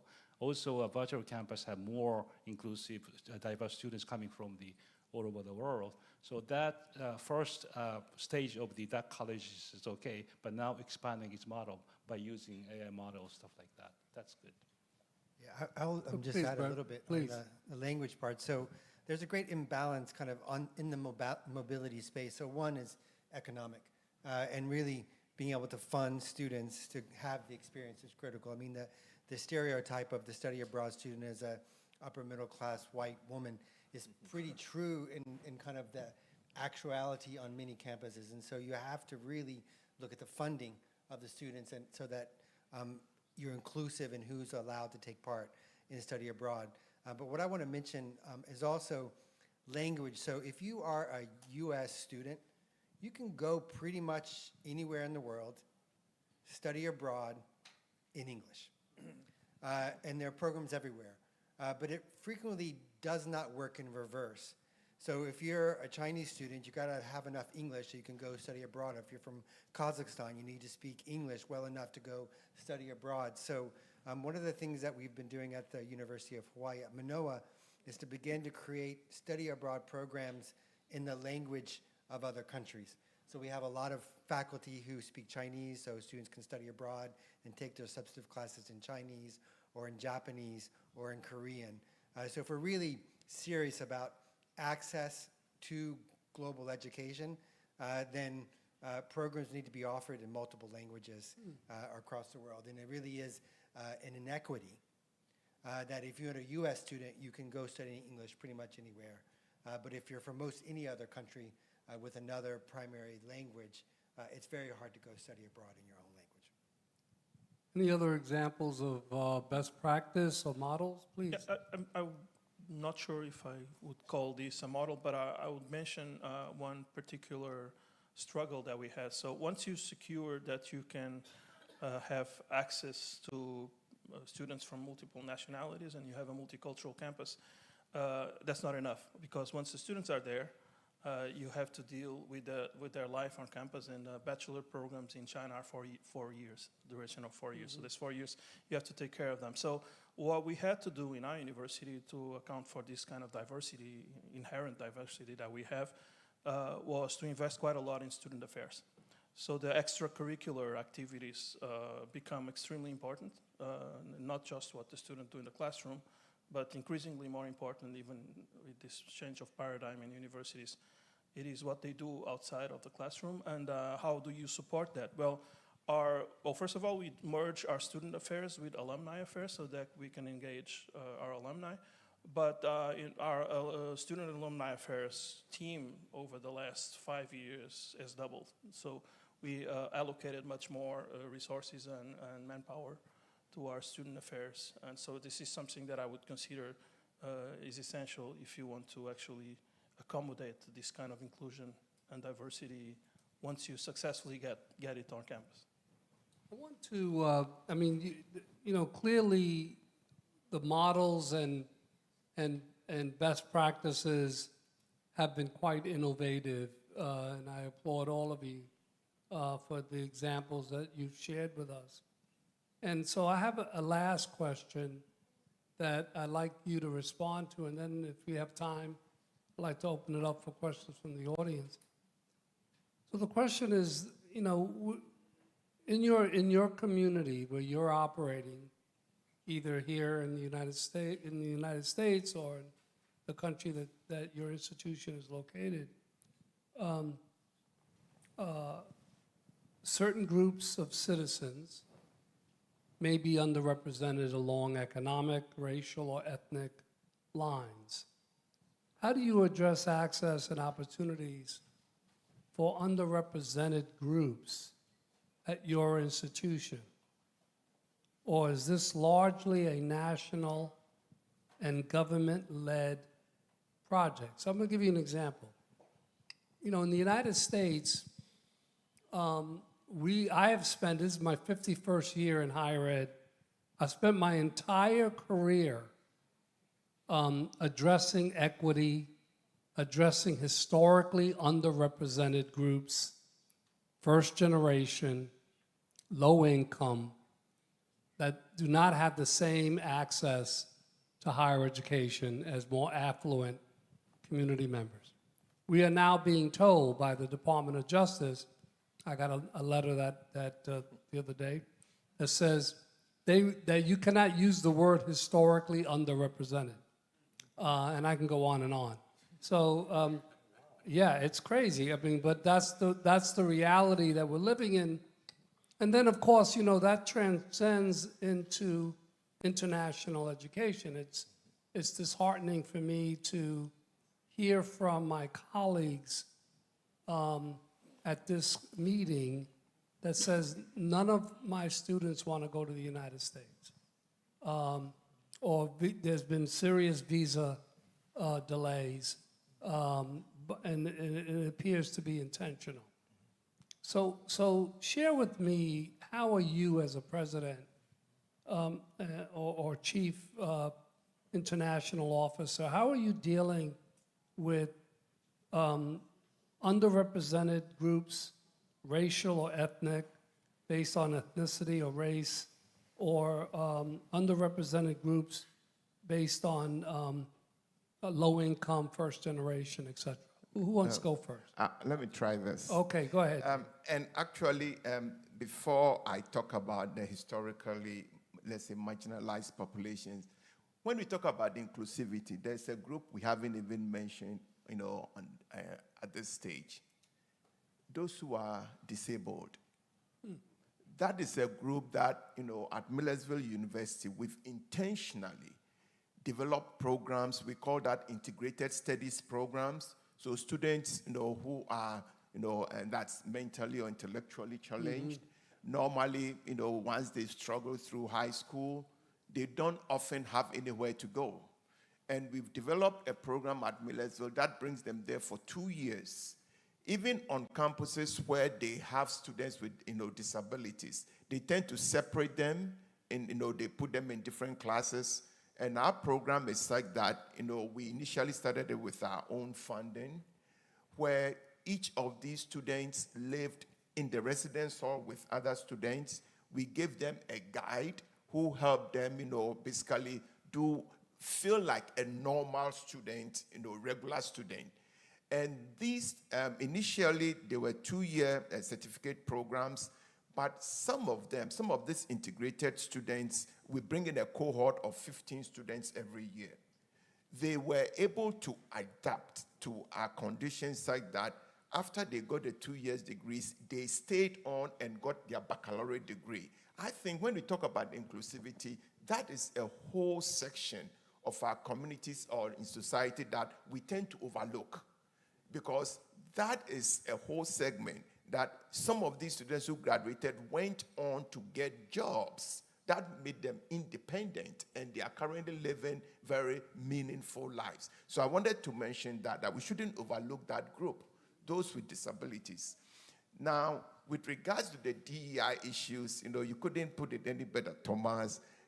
We are currently in the US, for example, we had to, you know, scrub our entire website, you know, of the word, you know, that's the DEI, because, you know, you could get into trouble for having it on your website. The way we've actually handled it at Millersville, and we are very proud of it, is we say we are a values-driven institution. Inclusion is one of our values. So I got our board of trustees to basically put out a statement saying that despite all the cacophony of, you know, challenges coming from external sources, in order for us to accomplish our mission as a regional public university, we have to be true to our values. So we are going to continue with our commitment to inclusion. And that has been used in a way as a cover to enable us to continue with programs. We've lost, several funding, the programs that were funded by the TRIO programs, as well as, even for the program for the integrated student program, we've lost some funding there. But, we are backfilling it with philanthropic funds to make sure that those programs don't, go away. The Louis Stokes Alliance for Minority Participation, we brought in students, 15 students. 3 weeks into, the program, they found out that the money has been taken away. We had to keep them. So we found institutional money to keep them. And we believe that this is a bridge funding because we have people in the community who understand and value inclusion, diversity, and they know that without it, we cannot be the university we claim to be. So that is how we are currently continuing, for at least for the next few years, so we'll be able to get back to where we used to be. Yeah, that was great response, and thanks for your lesson on the issues in the United States. But even prior to the issues in the United States that we're currently having, there are issues in our communities that are underrepresented, domestically underrepresented communities in rural areas in the United States, and even in some of our, with some of our international populations. There was a lack of trust in our organization, in our university, for pockets of individuals and in neighborhoods that didn't trust the university or the government because they had bad experiences with the government or with the university. And it was some universities in South America, some universities in Africa that had bad experiences in the United States, and even some neighborhoods in the United States whose children had bad experiences in the United States. So what we had to do, what I had to do as a president and I was a provost as well, is we had to change how we related to our students in those areas. For example, the way we did business was that we had an admissions director that went into the homes and recruited students. Once a student was recruited, the admissions director would hand the student and his or her family off to a faculty member, an advisor, and someone in student affairs who would work with the individual. Then by the time the student graduated after 4 years, they would be dealing with somebody completely different that the family had not known. And what I learned, what we learned, was that with some of our ethnic groups that we're involved with, once our admissions recruiter was known and trusted in the family, that's who they wanted to work with for the next 4 or 5 years. They didn't want us to change and hand their child off to a different administrator every year. They wanted the person that they met for the first time representing the university, they wanted to see that person again when their child graduated as well, and have that student walk all the way through the 4 or 5 year process with our university. So to accommodate some of the ethnic groups and some of the international groups, we had to change our entire process of admitting students and recruiting them and walking them through our process. So we had to accommodate based on what the ethnic expectations were, not just what we felt we needed to do that was best for our institution. So we adjusted to that, and for different groups, we did different things. And for those that needed to have one person at the beginning of the process and have that person be the same person at the end of the process, we did that. We did that. I'd like to get an international example. Go ahead. Yeah, so if I can just touch on diversity that you had been talking about and inclusion again, if I can just forward you another 10 to 15 years, okay, as to what is currently happening and what I foresee universities, education, learning, what it means. And you know, it's very important for us to also keep in mind what we are doing currently, and it's fantastic the work that you're doing with diversity and the comments that you made as far as different ethnicities are concerned.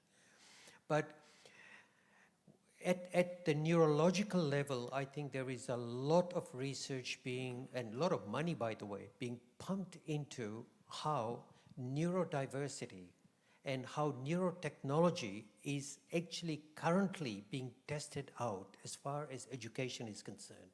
So there are recent cases, in fact, from University of Texas, where it showed, I think it was last month, the published paper which I read, that says that, you know, gentle stimulation in your spinal cord actually increased significantly your learning abilities, your retention abilities, as well as your understanding of what you just read. So we know that at the brain level, what I call the thought interface, that is when the human mind meets the intelligent machine. And this is what they're working on. If we can actually tap into that, even with the smaller examples that we have got, then I think we've got a very powerful tool as far as, for example, neurodiverse students are concerned. And that is also a very big, you know, problem right now globally. Or it's not a problem, it's actually an issue that we have to address. So neurodiversity, not just diversity, is critical. So for example, San Francisco University is actually working already, it's a working model, from thought to text. You got Melbourne University, my alma mater, that is actually already proven a technology that on neuroprosthetics. So just by your thought, like I would be sitting here and saying I want to get up, me just thinking I want to get up without, you know, any of the other support, I would actually get up using those prosthetics. So I think inclusion in that sense becomes really critical. But not only that, you know, different learners reach their maximum level at different times in their lives. So how can neurotechnology and AI work together to actually make this more of a workable situation moving forward? And I know Keith is actually working on artificial intelligence anyway. So I think there is something that we, again, talking about collaboration, we must collaborate, you know, whether it is with different universities, between different universities, between, you know, for example, neurotechnological companies. It's very important right now to start communicating with them and saying, look, how can we help you in all of that? And I think we are going to start anyway ourselves. So I think neurotech, inclusion, diversity, they all become really critical, and we must look at it holistically and not one item at a time. So who are the underrepresented groups in Japan or in China? Or Japanese government tried to include more and more international students by funding a lot of money to basically a national university first, and then all go on to a private university different ways. That's one way to, you know, to solve the problem of aging society. But on the other hand, I think we are talking about money and the resources to provide. You know, money, it means that we often, ourselves have scholarship for all those people to come in. But the thing is that because their expectations to the university is so different from different group of people, so how much we can be flexible to provide a really nice curriculum to all those people who wants to study in college. Mm-hmm. That's a challenge. Yeah. Well, I could say in China, it's a very diverse country. There's many ethnic groups in China, and the government has a very comprehensive policy for what they call the Minzu universities. So for different ethnic groups, they have special support and facilitation for these specific universities. There entirely managed by these minorities. There's many, many universities like this. In the case of Macau specifically, being a special administrative region, not all the policies from the mainland government are applicable. However, in this particular case, there is a minority ethnic group in Macau called the Macanese. They have their own language called the Patois. It's not Portuguese and it's not Chinese. It's something in between. And they have like 10 generations of Macanese living in Macau. And this undergoing the process of being classified as one of those Minzu minorities.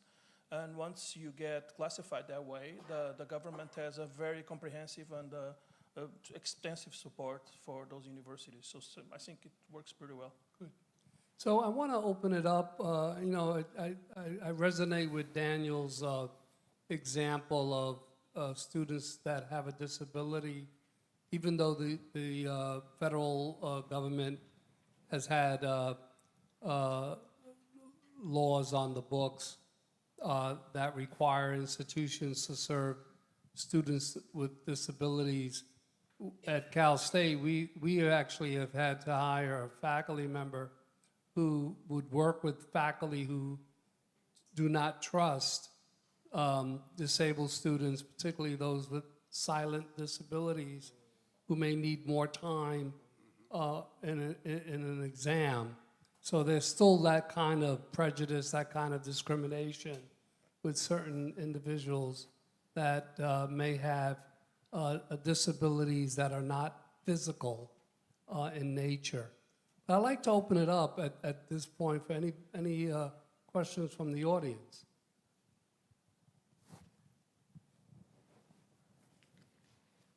Regarding the topic that we're dealing with, inclusivity, equity, diversity, how we serve underrepresented students at all given institutions. Yes, please. I appreciate it. Please, thank you. Well, thank you. Thank you, first of all, for great interactions and great cases. I actually was, kind of noting down, okay, this great idea, epic values.